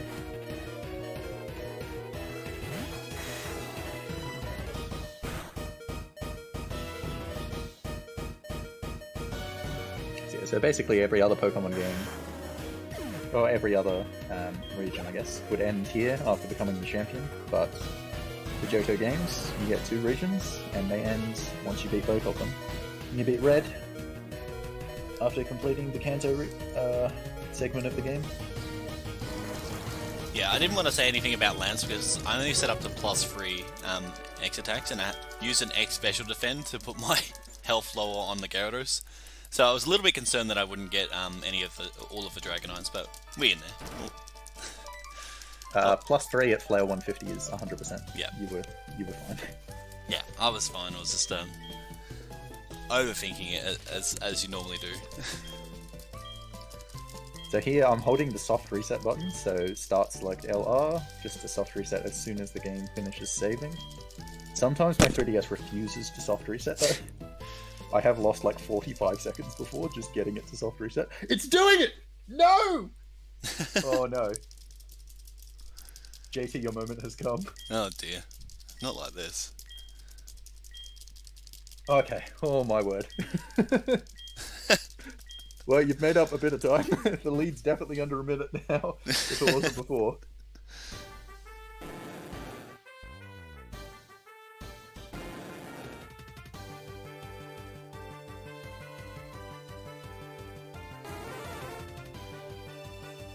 Now don't worry, you guys will be able to watch the credits, providing that we're still on time, which we should be unless something horrendously goes wrong at Red. Yeah, we're good at the moment. Yeah, unless both of us get absolutely obliterated by red, we'll be fine at the moment. I also want to talk about how annoying this text is to me. So Elm here says, this ticket will, you know, allow you to go to Kanto. But you already knew that because you've gone all over with your Pokemon. I have not gone to Kanto. How would I know that? It annoys me. It infuriates me that he would assume that I know that. It's far more annoying when someone tries to give you knowledge that you already have. Like with the catching tutorial. Yeah, I just anyway. wish there was an option to skip the catching tutorial, but not to be. Like there is in the originals.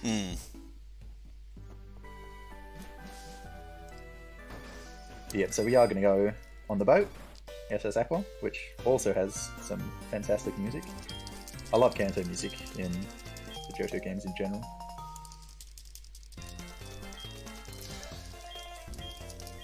It's like Lance onwards. The whole music is just a jam. I mean, I don't think there's a single bad track in this game. Yeah, I'm not a fan of Dragon's Den in the original. It is slightly better in this version.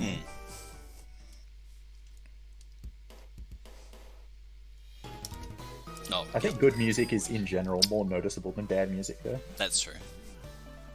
But yeah, so on the boat, SS Aqua, we've got to do a little side quest here. So we're going to talk to this old mate, and he's going to go tell us to find his old mate. And we go find his old mate, having a snooze, wake him up, beat him up, and then we can go past this old mate and find the captain, who becomes our old mate, and then settles the ship in Vermilion after a nice little game of hide and seek.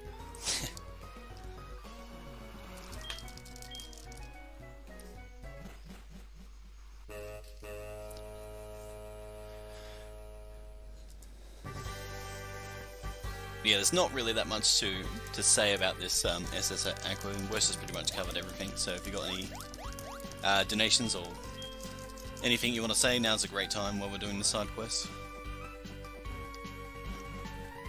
Alright, well I'll take this opportunity to just remind everybody who we are and what we're doing. We are AusSpeedruns, a group doing speedrun events to raise money for charity. For this event we're raising money for Beyond Blue, a charity working to raise the awareness of mental health issues and reduce the stigma around these issues to help people achieve their best possible mental health. If you'd like to donate, you can go to donate.ausspeedruns.com or chuck in !donate in the chat. And while you're chucking in the donation, make sure to have a look at our fantastic donation incentives. That is !incentives in chat. Coming up pretty soon, we have if I can actually scroll to the right part of the document here, we have a Jack and Daxter the Precursor Legacy Glitch Exhibition. That is actually the next run coming up. So we have $400 off of getting to that $500 goal. So if we're going to get there, we need to get our skates on real quick, chat. Past that, we have a language choice for Jack 2, which is the run after Jack and Daxter. We also have a character choice for Echo Jr. and Silent Hill 2's ending choice. That one's really fun. I can't wait to see what everybody chooses for that one. And don't forget, we have World Tightest Game coming up at the end of the marathon, but only if we meet that $2,000 incentive. And that's currently sitting at $345. Awesome, thank you. Alright, so there's a little optimization there that I did while playing the hide and seek game, where if you actually spend more time to go above talking to the girl, it's actually faster than talking to her from the right, because if you talk to her from the right, she spends 2 tiles, like pushing you away to become quote-unquote visible.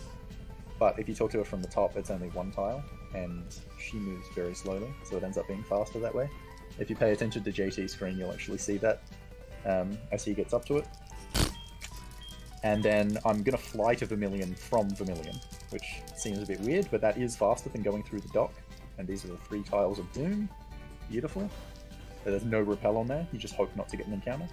That's the last time where Intimidatability helps out with reducing encounters. And then straight off to the gym. So Kanto's a lot of a gym march. So this gym has some spinners. I'm going to do a little setup here as well. Oh no. Yes. Okay. And then the second one, this is going to be another run one, where I force them to look a particular way and then walk past. I'm so bad at this one. But I got it. Beautiful. Whew. So you have to walk one tile, then run one tile, and then walk past them. And if you do it correctly, that spinner will not see you. The first one was just, it's a timing minute. So timing exactly when the counter ticks over, and then pause, and you could see she instantly spun the way that I wanted to pass as I did that. So then I had to wait and do another one. Now I have very bad attack, so I'm actually worried this Espeon is not going to die. It's going to be a range. Just hope for a high roll, basically.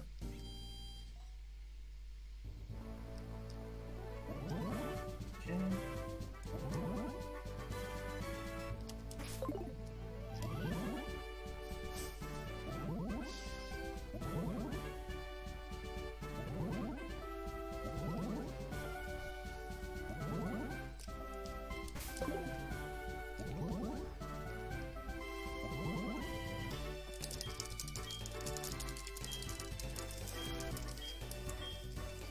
And so the one of the things that is happening in this segment of early Kanto is you're kind of hoping to get Flail against Misty. So you're kind of hoping to take enough damage that Flail ends up being more powerful than Strength against Misty to avoid setting up more X attacks on Misty.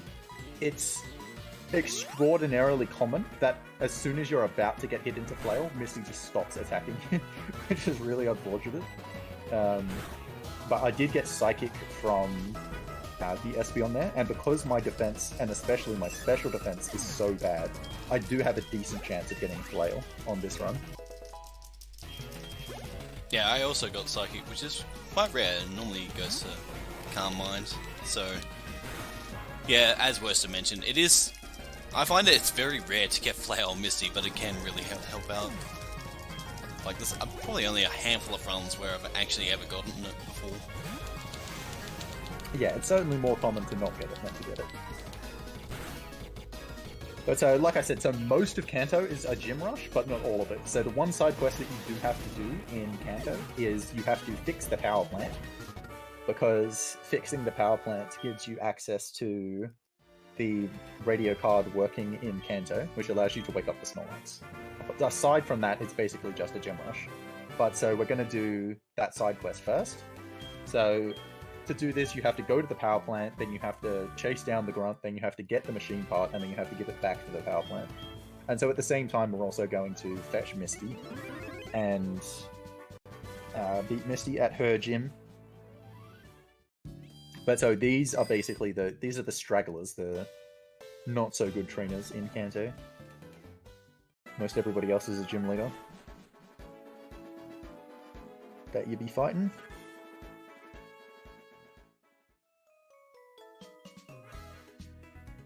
Okay, next.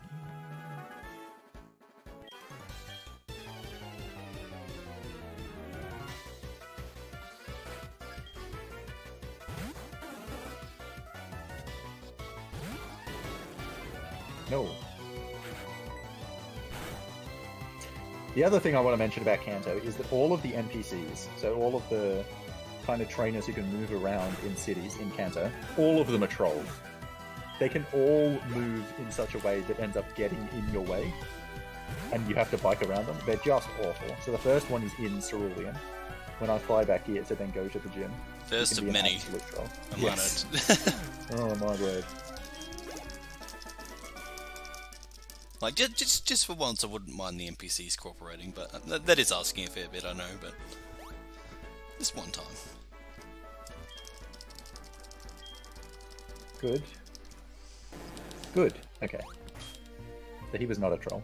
But so you could see, if he went up, he could then cut off my line that I want to take there into the gym. But he gave me nice breathing room there. Oh, get out of there. So that's the grunt who's stolen the machine part. Now we're going to chase him up here. Oops. So in the originals, you actually don't have to fight this guy. The machine part's just already there, and you can just pick it up. But the machine part is not actually able to be picked up until you fight him in this version.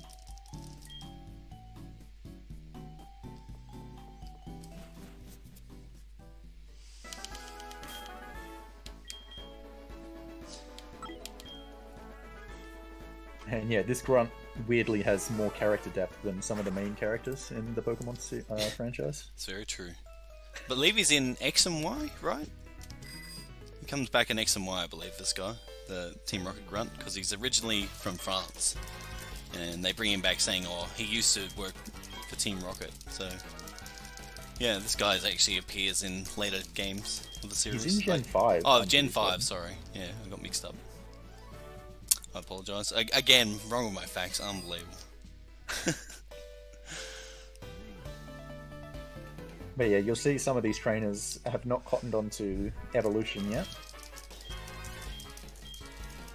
Shoutouts to level 45 Oddish.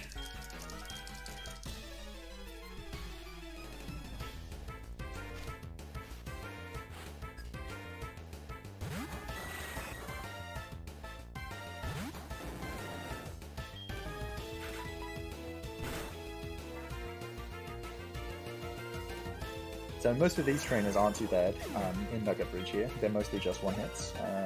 The third one isn't though.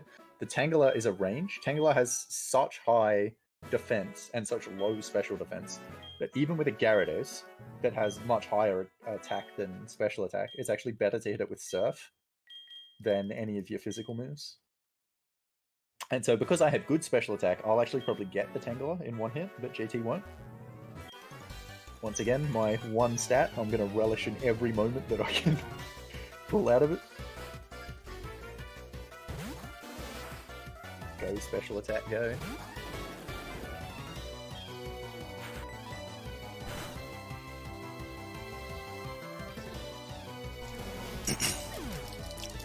Yeah, it's a couple of fights away, but there is slight optimization with the double battle. It's still, I'd say it's still fairly recent, but we now have Spearow in the party, whereas before we would have fainted it and just had Gyarados do the two double battles individually. So now Kenya does get a return all the Spearow for the double battle. Kenya does have another appearance ready to go. Yep. Yeah, so it is faster this way if it works. It is slightly riskier. So the idea here is Kenya's actually going to take out some of the Pokemon in this double battle coming up. It's not this fight, but the one after. So you can see the two trainers just in the bottom right there, ready to take me on. The reason it's risky is the Pokemon Kenya is going to be taking out are Paris. And the first Paris has Effect Score, which has a chance, a 30% chance, if you hit it with a contact move, which Kenya has to kill it, to inflict either sleep, paralysis, or poison onto the Pokemon that hit it. And so if you end up, getting put to sleep or even paralyzed, it's really bad.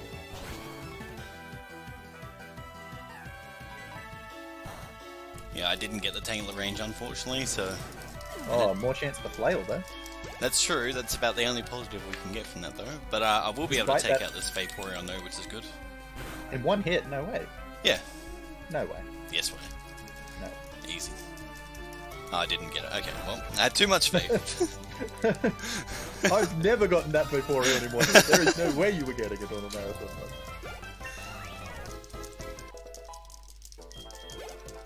Yeah, despite the fact that you took that extra damage from Tangela, I actually have lower health than you. Oh, wow. Because my stats are so bad. Nice movement. Alright, nice. No effects ball. Brilliant. So the second one's got dry skin, so that's not a concern. Yeah, an effect spore can give you sleep, paralysis, and does it give you poison? I can't remember. Yeah, poison as well, so... The best out of those three is probably poison, because you don't want to get paralyzed and you don't want to go to sleep, so... Yeah. Ideally, just don't get it at all. Yeah, so actually use that turn to do the chip damage to Blossom. And this turn it'll take out the Paris. It doesn't get Parasect anyway, so this is still the same amount of turns. Even if you one-hit the Blossom.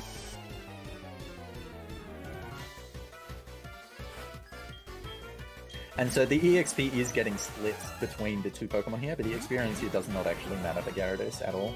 It still reaches the very crucial level 70 before Red.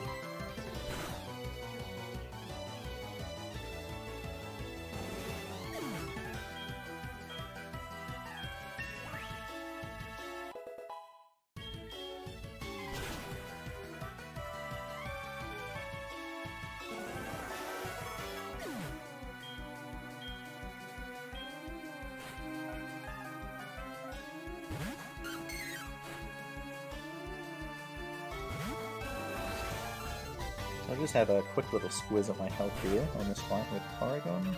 It's 99 out of 210. So after this I'm going to be fighting Misty. So Flail 100 I think is at 42. And then, oh my word, it's not supposed to talk to him again. Flail 200 will be 6 and Flail 150 will be 19.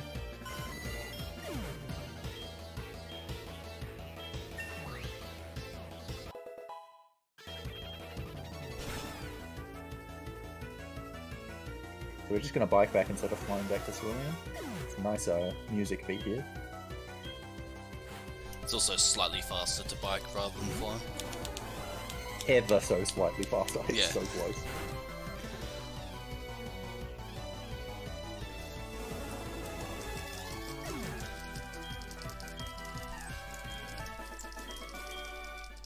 This isn't too tricky, but you do have to pay attention to your movement here to make sure you're not hitting one of the swimmers in this gym. Oh, I meant to talk to him, that's okay, no?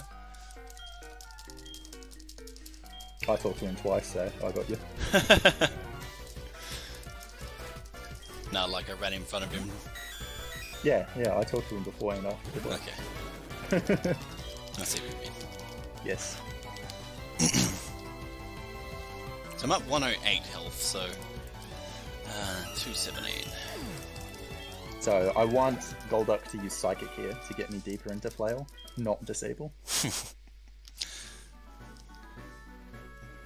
Be cool if one of us can get the flail strats for Misty.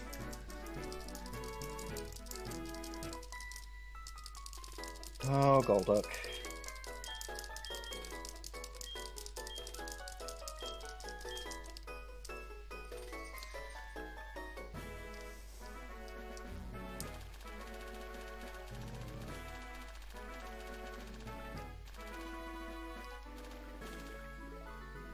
Is that in? 42.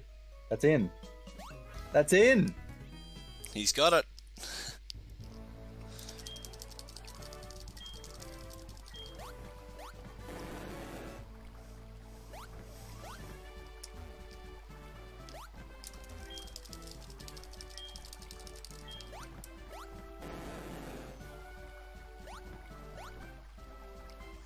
There it is, that's beautiful. That was very cooperative.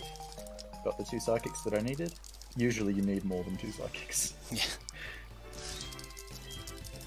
I guess being rash nature helped out there with Psychic. Yeah. Bad special defense. Also the Psychic from Espeon and the Aurora Beam from Vaporeon. They're all special attacks. And so as I kind of mentioned before, now that I've got Flail, unfortunately there is going to be a heal right after. Don't get to keep Flail at all. Have to go set it up again. Which is a big shame. But so now, after beating Misty, going to go save the power plant, and then we're going to go through Rock Tunnel. So Rock Tunnel is completely in the dark, and so it can be very, very tricky to learn the movement. It looks more intimidating than it actually is when you learn it. But it does look really cool to pull it off in the dark. And doing it optimally is extremely difficult. But just getting through it somewhat fast isn't too bad once you've done it, 200 times. Yeah, unfortunately for me, I did not get the flail strats. If Golduck decided to use one more Psychic, I would have got on it, but that's just how that fight goes, so at least you get to see the other side of this Misty fight with me. The other side of the coin. Yep, we just go an extra attack and just spam strength and win. So going through Rock Tunnel here isn't actually necessary for this game, but it is faster. So you have to get to Lavender Town, that's where the radio card gets expanded to work in Kanto. And you can get from Lavender Town from Saffron, but you have to fight a trainer to do it, which is why it's faster to go through Rock Tunnel. You can also, I think you can go through Fuchsia, but you would have to fight like 8 trainers. Nobody wants to do that. Good old Silence Bridge. Does have some good music there.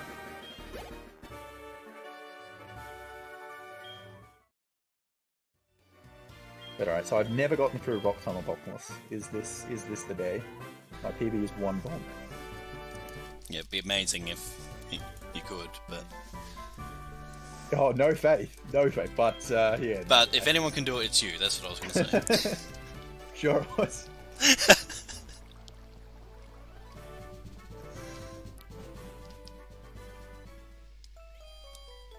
Alright. So I'm going to go to the power plant. Actually, I shouldn't talk while he's doing that in Rock Tunnel.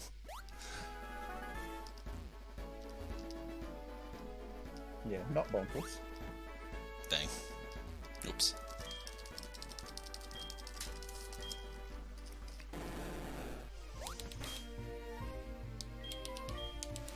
Ooh. Quite a few bombs, actually. Still got through just fine, though. The big time loss isn't actually doing bonks, though. It's like spinning around in circles trying to get to the ladder. That's where you lose big time. It's alright, so here's the heal that I was talking about. Convenient PC, just in here. And I'm also going to withdraw the 2 Pokemon that I put in the box earlier, because we're going to need them. Most importantly, because we actually need to use Cut. But also, as Pokemon to switch to use Revives later on too. And then the next thing here that we're going to do is go off to Vermilion and then do Trash Cans. So Trash Cans are random, and you can lose so much time here. So the way Trash Cans work is, the first one is just random, there's 15 different Trash Cans, and then the next one is always next to it, but that can be a choice of 2, 3, or 4 different cans. And it can just, you can lose several minutes here just trying to get the right ones.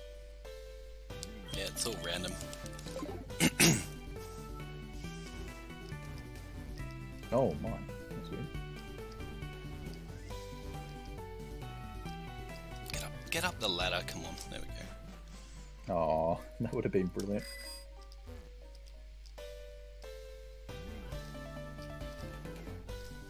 Oh, I will take that. I will take that. That is so much better than average cans. Holy dooly. Those are brilliant cans.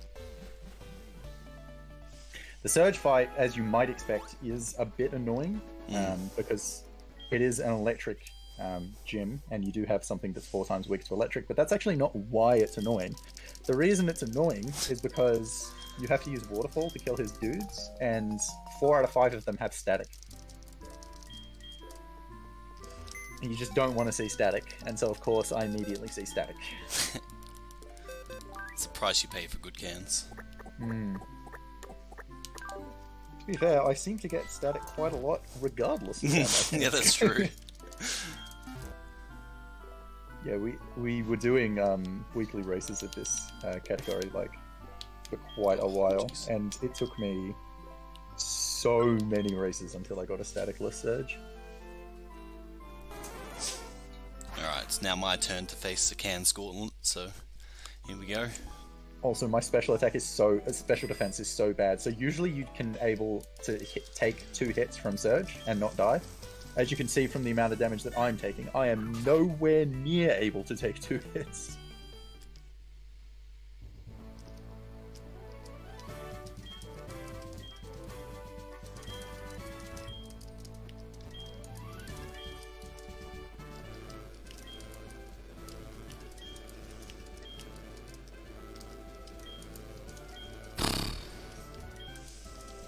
Gonna be the last one to check, isn't it? Yep. Alright, 50-50 chance for me here. I did not get it. Unfortunate.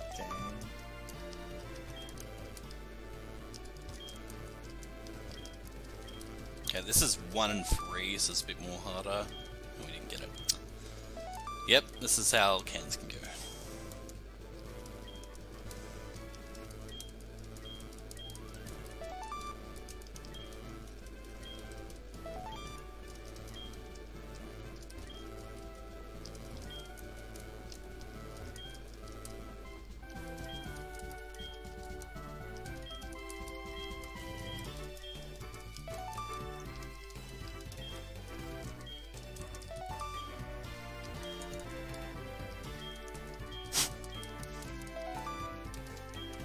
Okay, so now we're going to wake up Snorlax, and there's a little bit of a cool strat here, a really cool optimization, where I'm actually going to get off the bike before talking to Snorlax. There we go. Alright, that was pretty bad, those cans, but again, I guess you get to see the reverse side of the coin there, where it can be really bad. First I'm going to do this menu here. I'm going to heal because my special defense is so bad, I feel like I could die to Omastar.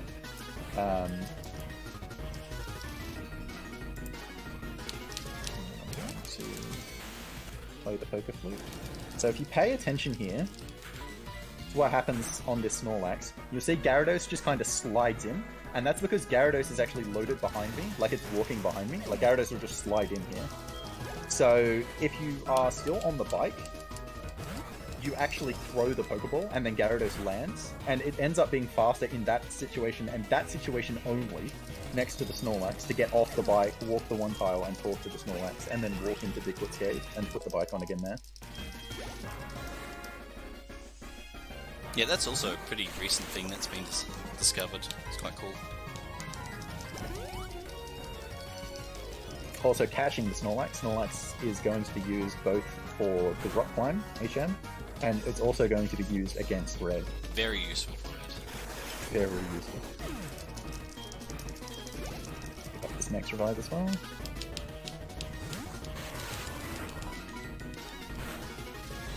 And so Snorlax stats, again, are random and are consequential for Red. You want a Snorlax that's got really good health, and ideally really good defense, and not terrible special defense. Special defense doesn't have to be good, but it has to be not terrible. If you have terrible special defense, the run can just be not incompletable, but you can just be like, well, GG, I did nothing wrong, and it's just over. Yeah. Alright, you also got to see the flip side of the coin for Surge. I got staticless Surge, so there you go. That makes up for the bad cans I had, I guess. Nice. Yeah, that is good.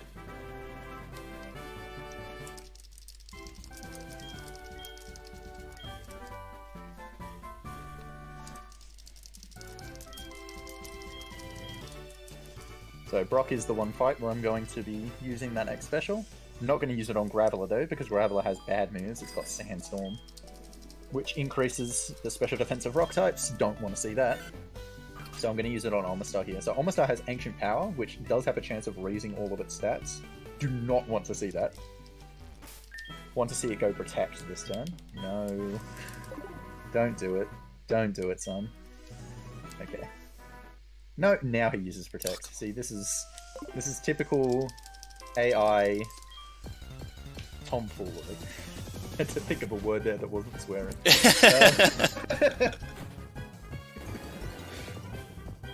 On the plus side, having that little bit of extra damage there does put me a bit closer to Flail. Ideally, you do get Flail for Erika, which will be a bit later. Haven't really talked about the reason why we do this route in Kanto, but it's mainly because we deposited the cut Pokemon in Centric at the Elite Four for the Faster Hall of Fame, so we actually can't do Erika at the moment. And so our options at the start were Surge, and we actually wanted some levels before taking on Surge. Sabrina, who was just right along the way, so did Sabrina straight away, and then just went straight up to Misty and did her straight away, because you don't really need the levels there. And then there, it's just a convenient way to go to the power plant. And then you can't do Erika, so you have to do Wake Up Snorlax, and that's the best time to do Surge while you're in Vermilion. And then just kind of carry on from Surge to then go through Diglett's Cave to do Brock and then do Blaine. And then head off and do Erika.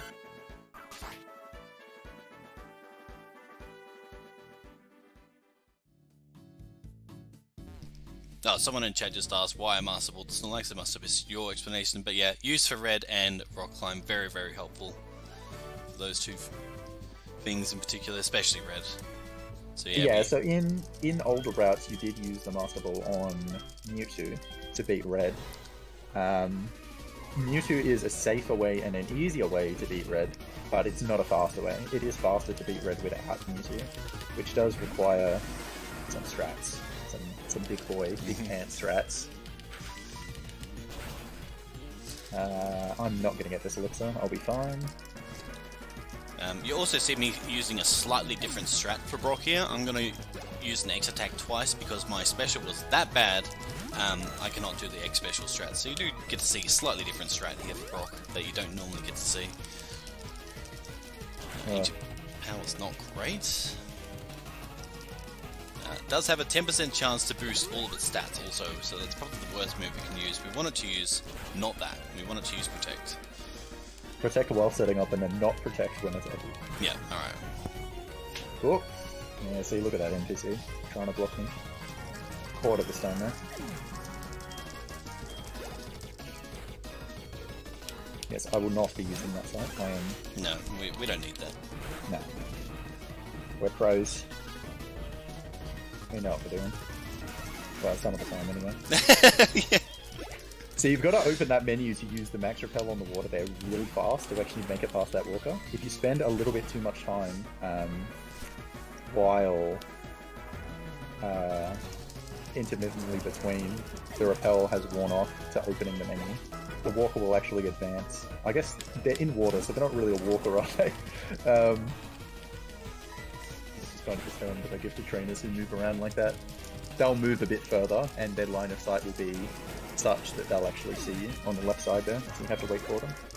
But also, welcome to the Gods Arena right here. Mm-hmm. First non-Gen 2 poke in the run. It's the doof.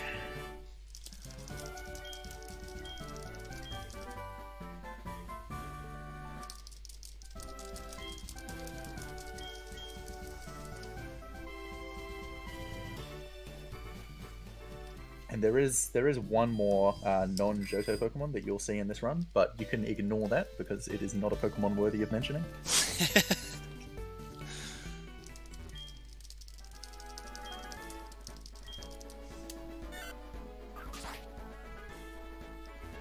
Yeah, so the Pokemon in this gym, just going to use Surf, take them all out. Easy, easy. I've got enough special attack to Surf Blaine's Rapidash as well. JT does not, so he'll have to go for Waterfall there. Surf's a bit better than... using Surf is a bit better than using Waterfall, again, because of the text, but also on Blaine's Rapidash. Blaine's Rapidash can just use any of its moves, for whatever reason. It's another Pokemon that can just do whatever. And one of those moves is Flare Blitz. And Flare Blitz has a 10% chance to burn you, and burning cuts your attack in half, and then Waterfall won't kill. So if it outspeeds you, and then uses Flare Blitz, and then burns you, and you had to pick Waterfall, it's not a fun time. Just had a classic example of NPCs trolling you, like I moved for him and then he moved right out of my way, so... Yeah, not much you can do about that other than have a laugh, I guess, but it can be a little bit frustrating. Yeah, I tend to express an emotion that isn't laughter. Yes. When that happens, I gotta say. Which is fair enough.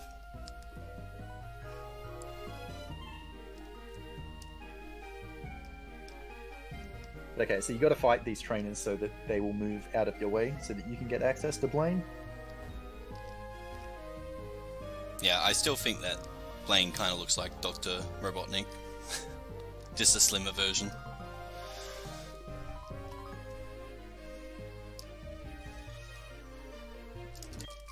Oh, he's got the shades. He's got the shades, he's got the moustache. I don't know about the hat though. I mean, what's that doing? Oh, yeah, I don't know about the hat, but he takes it off in the animation sprite, so... That's true, he does.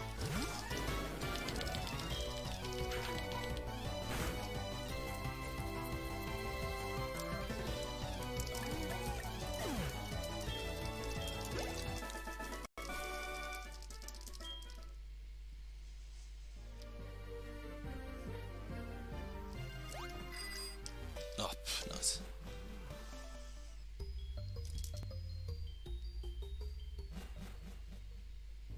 Yeah, so the best move Rapidash can do is Quick Attack. Bounce is really bad, actually, because it takes an extra turn, and it can also paralyze me. Of course, I got Bounce. And, of course, it paralyzed me. And fully paralyzed. Oh, we're having a good time.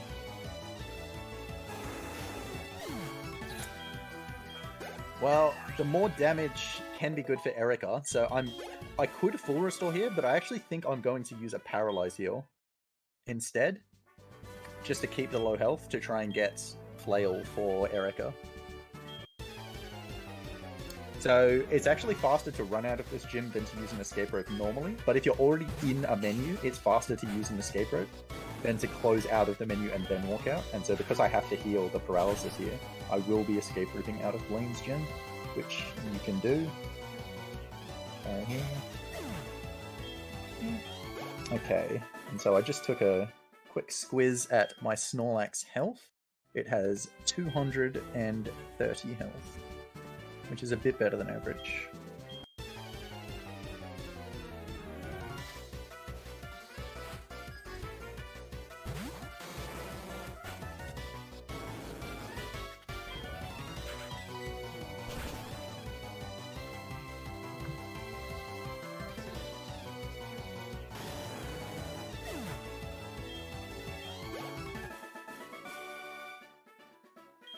This is the worst NPC, this one here, in Celadon. Oh, she got me! There we right go. in the corner. Right in the corner.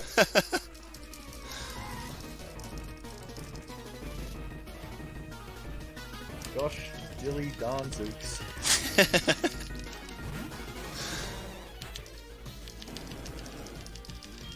Right, so Erika's gym. You actually don't have to fight any trainers in here. You've just got to Cut through be the aware of bushes. where you can go. The perspective is kind of weird in this gym now. It's gonna be hard to get everything done correctly.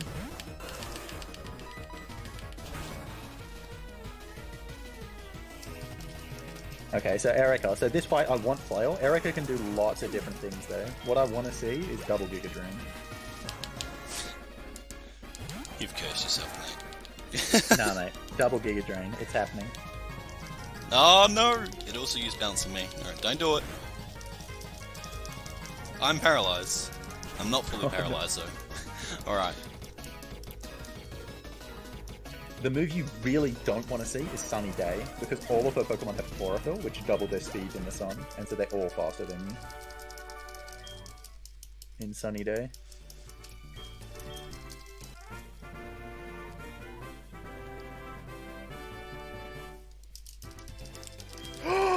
No, that was the right play. Okay. I thought I'd made a mistake, but I didn't.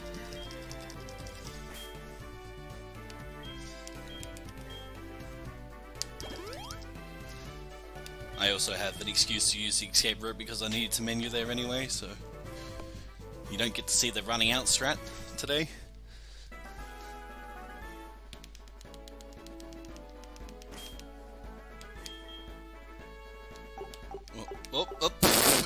Nice fly menu, JT.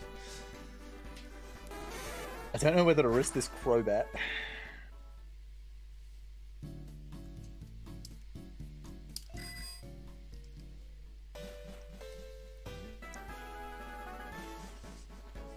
Because you do get the level up before Crobat. My defense is really bad though. So usually this Crobat, like against average defense, its max range is 18. And my health's gonna be like 20. Oh, if I got to 21, I would have risked this. But at 20, I don't think it's the right play to. I think I should Dang. heal.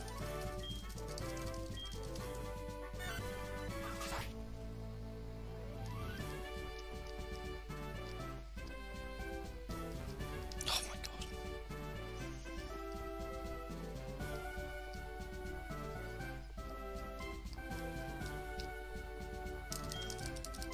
This gym puzzle might seem easy, but the movement is a little bit precise and you can bonk quite easily.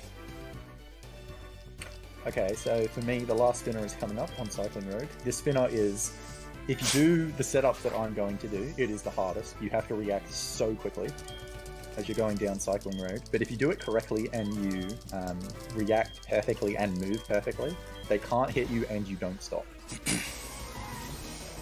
But you have to very specifically move even before you get to the spinner so that you load them at the right time as well, so that you can even do the setup. It's quite tricky. But I'll go for it. For the fans.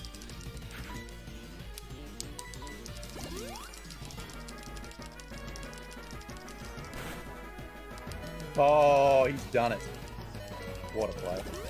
I got the hard version of it too. Not the super hard version, but the hard version. I didn't heal though. What am I doing? Maybe I should just not heal. Do you reckon I'm committed now? I reckon I'm committed now. Let's just not heal. So unfortunately, even though I got knocked into Flail, I do need to heal here, because Jump Luff decided to use Sunny Day. Unfortunate, but nothing I could do about it.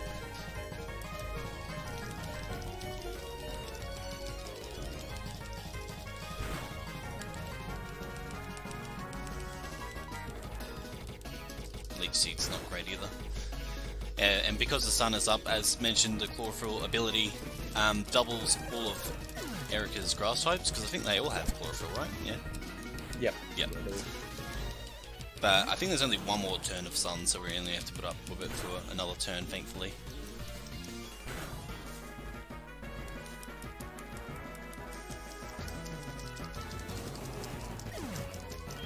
But yeah, you get to see this fight without Flail. So yeah, again, you're seeing both sides of the fight. I guess that's the positive side, is you get to see two different fights. So I've got Flail 200 for Jadine. Took the risk, paid off. Well, there we go. Yeah, again, another thing you don't really see that often is Flail 200 Janine, so nice to show it off. To be fair, I reckon I've gotten it like the past 6 times. Yeah. Because I just keep taking the risk.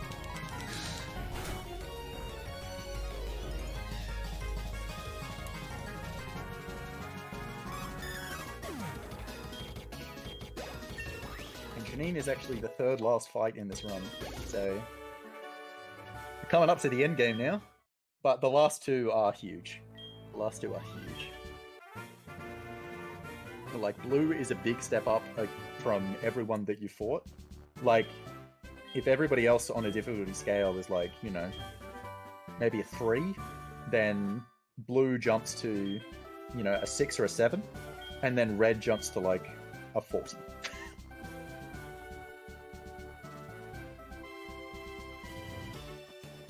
So blue is a big jump from everybody else, and then red is just this ginormous leap. Yeah, they're pretty much different planets. Oh my gosh. Wait, can I do Flail 200 blue? I don't think I have the attack to, do I? No, I don't think your stats are good enough, No. unfortunately. Oh, that's a shame.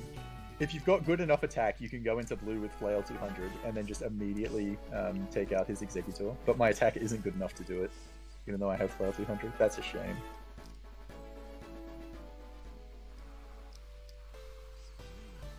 It would have been excellent given I have such bad special defense as well. So the bad special defense is going to be very consequential for these next 2 fights. Alright, yeah, and I just passed my final spinner, so I did not hit a spinner in the run, so I'm very, very happy with that. Oh, congrats. Outplayed me.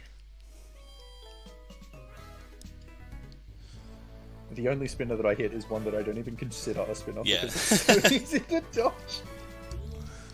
Oh, classic. I'll let it slide, I'll call it a spinner for you.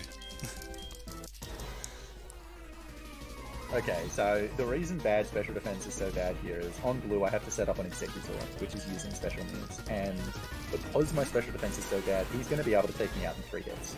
And that's really bad. Like, that's a really bad. So I'm going to be hoping for some misses.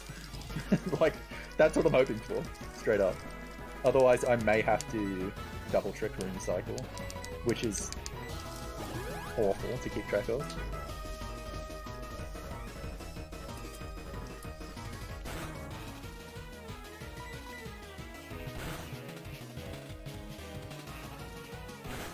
Because, yeah, blue uses Trick Room, which makes it so that slower Pokemon act first. Which is not good because you're faster than everything. So you need to start hitting him once that isn't in play.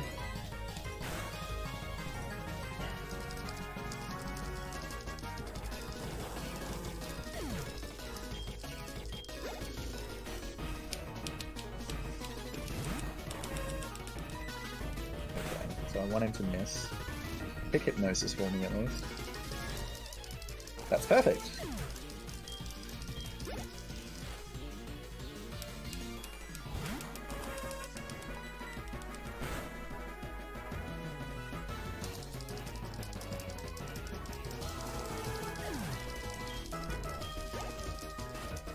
Ooh. I'm gonna attack now. This is bad. I really want to wake up now. Oh no, that's so unlucky. Okay.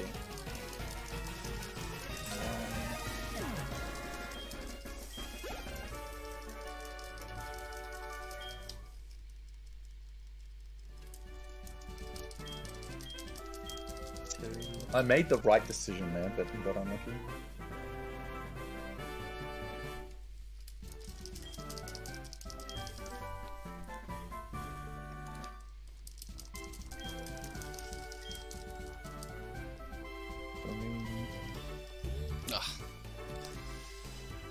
Okay, that's good. Because now I can heal that. And then Trick Room will wear off, so the same thing can't happen again.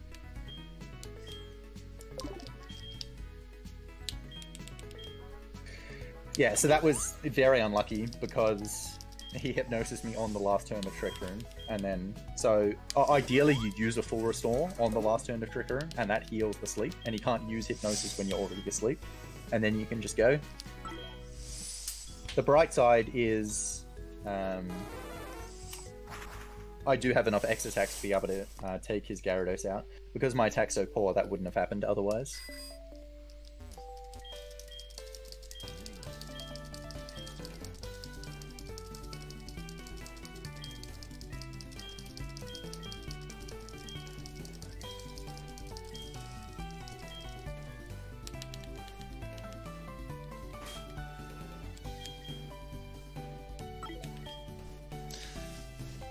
Alright, I'm now making my way to the Viridian Gym. Hopefully I can actually talk to the guy this time. So this is another gym where they force you to put your lead Pokemon in your pocket.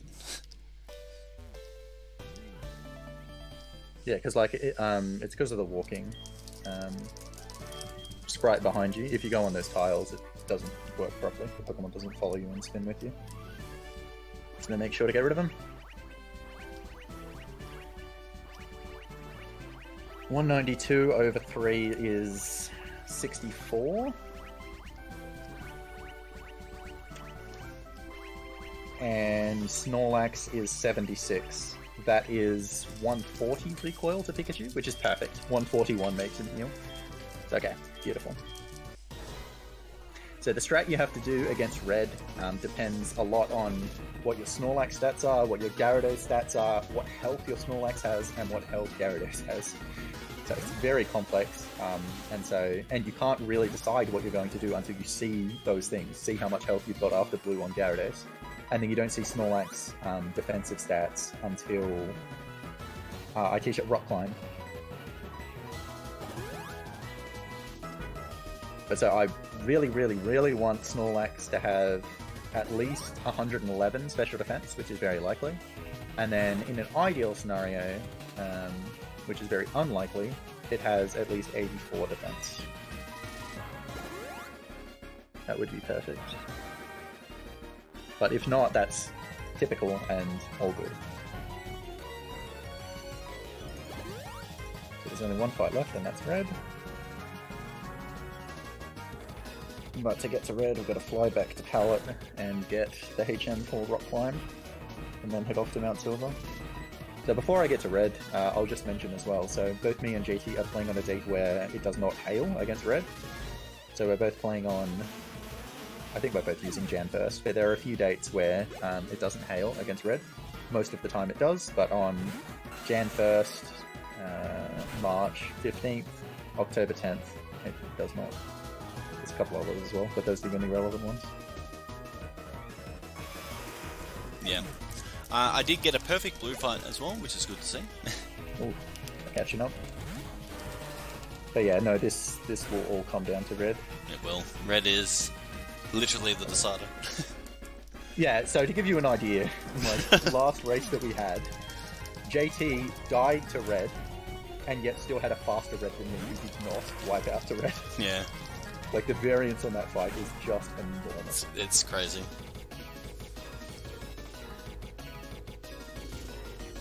Okay, drop line to Snorlax and check the little stats here.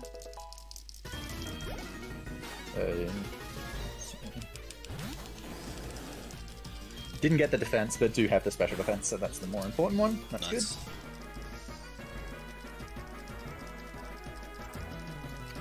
So the special defense threshold means Pikachu can't kill Snorlax with Thunderbolt from full health. Very important. The defense threshold would mean he can't kill with Iron Tail at full health.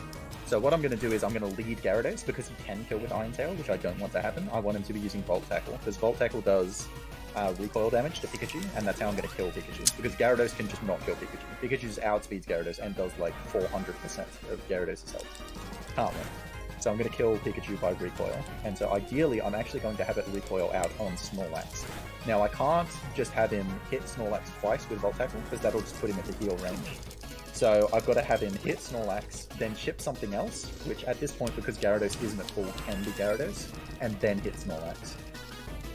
So what I'm going to do is I'm going to lead with Gyarados to use Intimidate, it's the ability, on Red's Pikachu, because that'll lower its attack. Then Iron Tail can't one-hit Snorlax, and so it will only pick Volt Tackle. Ideally, it'll pick Volt Tackle turn 1 against Gyarados, but it's not guaranteed to, because it can use Volt Tackle or Thunderbolt to kill, so it's just a 50-50 chance which one of those it hits. If it picks Thunderbolt, then I'll just revive Gyarados and use half of Gyarados' health as the extra damage that I want to do.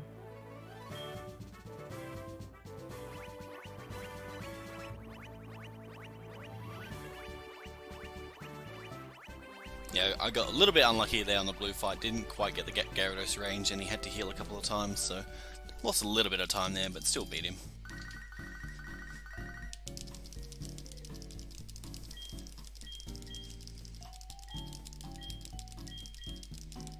I'm gonna get this the extra X and max revive here. Yeah. Should I save? What do you reckon, JT? I'll let you decide. Up to you, mate. I'll let you 221 decide, health for and then me, he's though. just like, nah. You decide. Nah, alright. I'll stick to my mantra, we're not saving. I mean, you've done it the whole run, but We'll go all in. We'll go all in.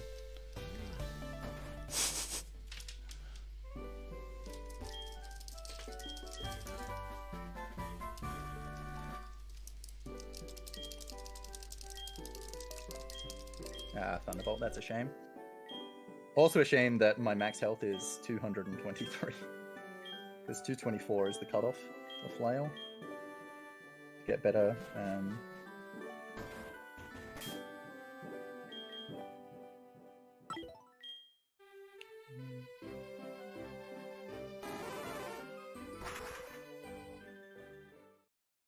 So this will be Volt Tackle.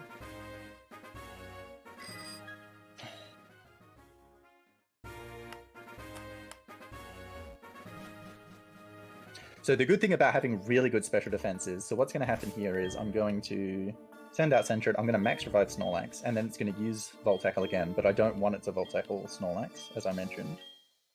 I want it to hit Gyarados, so I'm going to switch to Gyarados, and that'll trigger Intimidate on Pikachu again. And so when Pikachu's at -2, sometimes if you have kind of not great special defense, it'll actually pick Thunderbolt at -2 against Snorlax, but with my one it won't, which is good.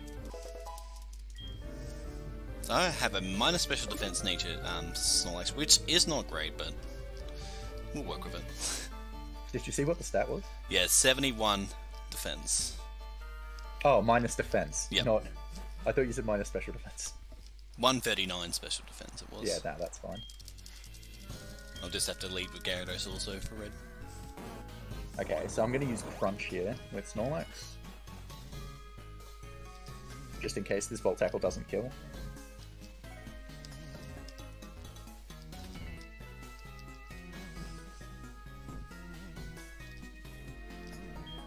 And so you really want to finish Pikachu off with Snorlax, because what Pokemon you have out determines what Red sends out next. And so by having Snorlax here, he'll send out Blastoise, and Blastoise is the Pokemon that I want to set up with Gyarados. Because Blastoise doesn't have great moves against Gyarados. But they are all special, so the fact that I have bad specials it's got to be said.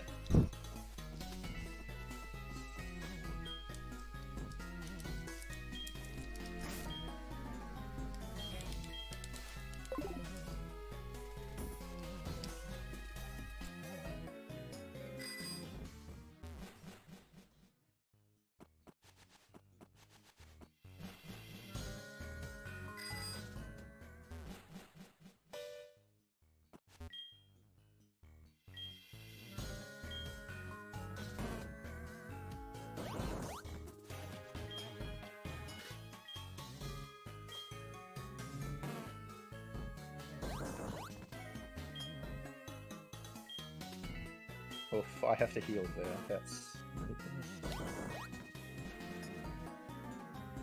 And so ideally, Blastoise ends up hitting you into Flail, and like Flail 200, and you can just flail the rest of his pokes, but it's very unlikely.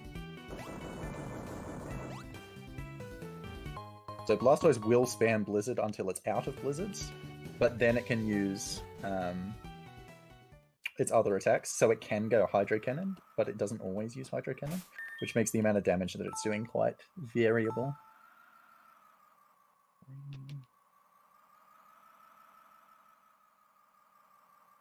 4.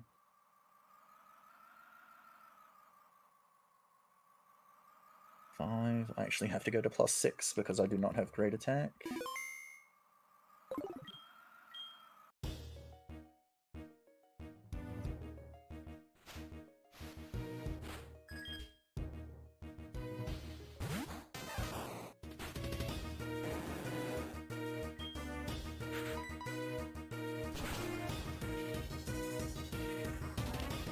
You're kidding me.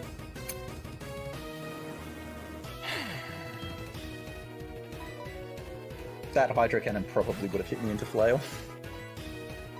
That's not the first time that's happened. He missed again? Yep.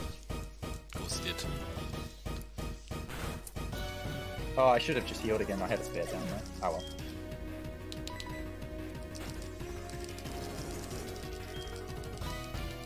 So I don't have Flail, so I won't be able to one-hit Lapras or Venusaur.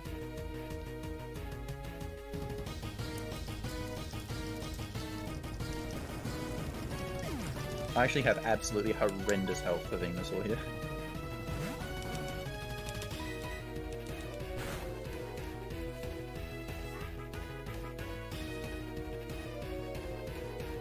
I probably should have used Strength on the Lapras. Ideally, what I'd like to get hit to Flail 40 to be able to touch Venusaur with Flail 40.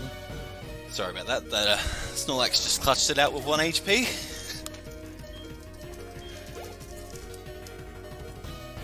I think I've got it. Does Venusaur do that much? Surely it doesn't. I'm going to use Flail here.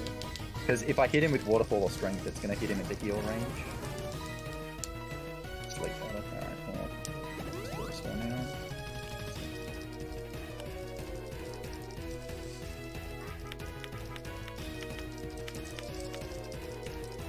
Oh man, that's the one time you actually want that to hit. Go. Oh my god, Kenya, what? Can't kill Kenya. Nope, it's not killing it. Oh, stop! No, I should not be using Fly. Oh my god. Oh my god! Can you please just hit him? Man, this is a scuff red fight. Holy. Finally! Alright, there we go. The Mirror Move Blizzard Freeze would have been the biggest brain of all time. Alright. But alright, I am done. GG's, well done. Got time.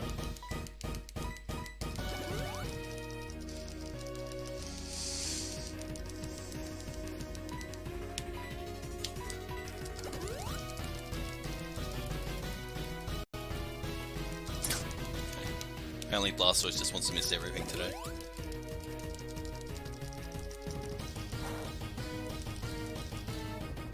That's a crit.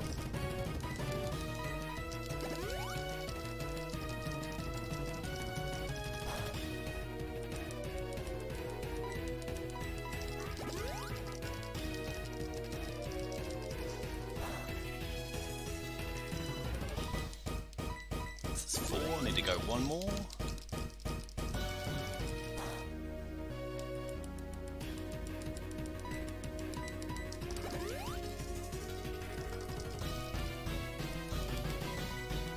So using Waterfall here for the flinch chance. I might actually put him into heal range because of Kenya doing that much damage. I hope I don't. Oh, that might be heal range. Probably is, isn't it? Yeah, that's unfortunate. Not much I could have done there. Maybe could have healed in that turn, but...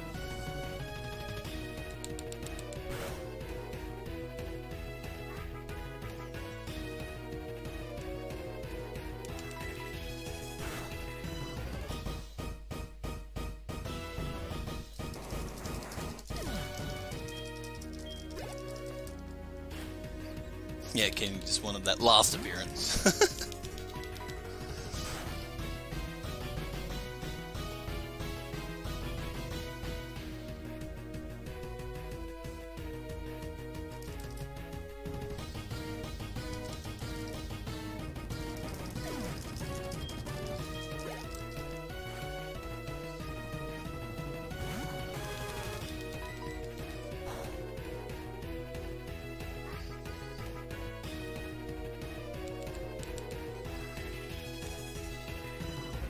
Flinch, beautiful.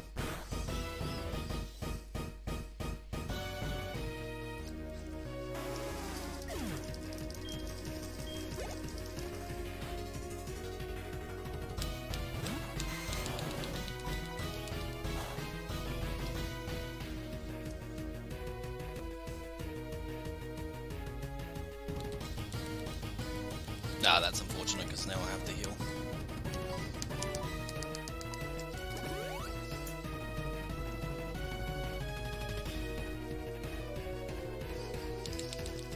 That might be overgrowth for him though. It should be fine. Yeah, all good. Still won't die. Yeah.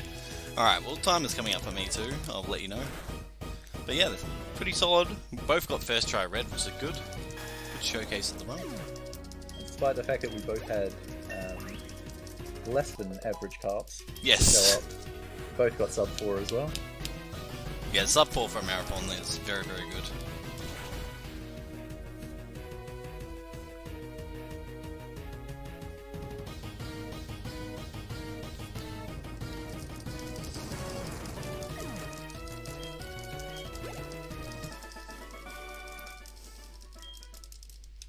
Alright, and that is time for me. There we go.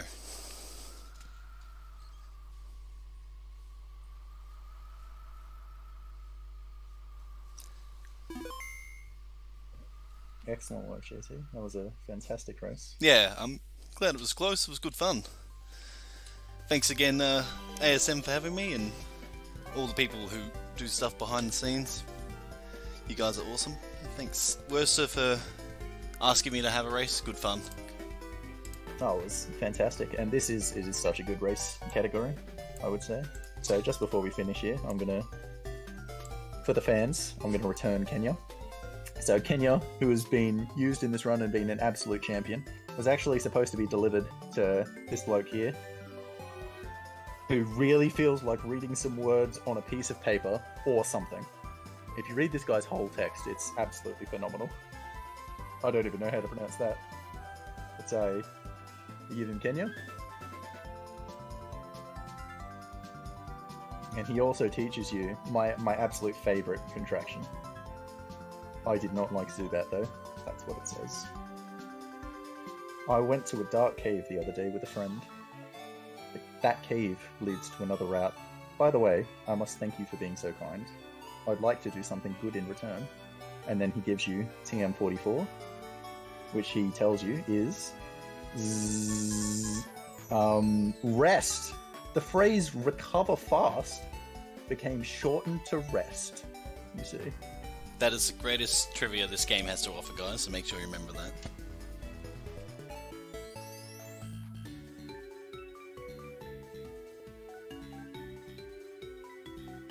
So if we've learnt one thing from this run, that's it. If there's one takeaway, I hope you take that away from this run. But yeah, I hope you all had a great time. Thanks everybody for watching, for tuning in. Thanks everybody for the donations that have come in across this marathon. And stay tuned because we've still got over 2 days worth of content coming up here on this channel. So keep watching. Keep those donos rolling in.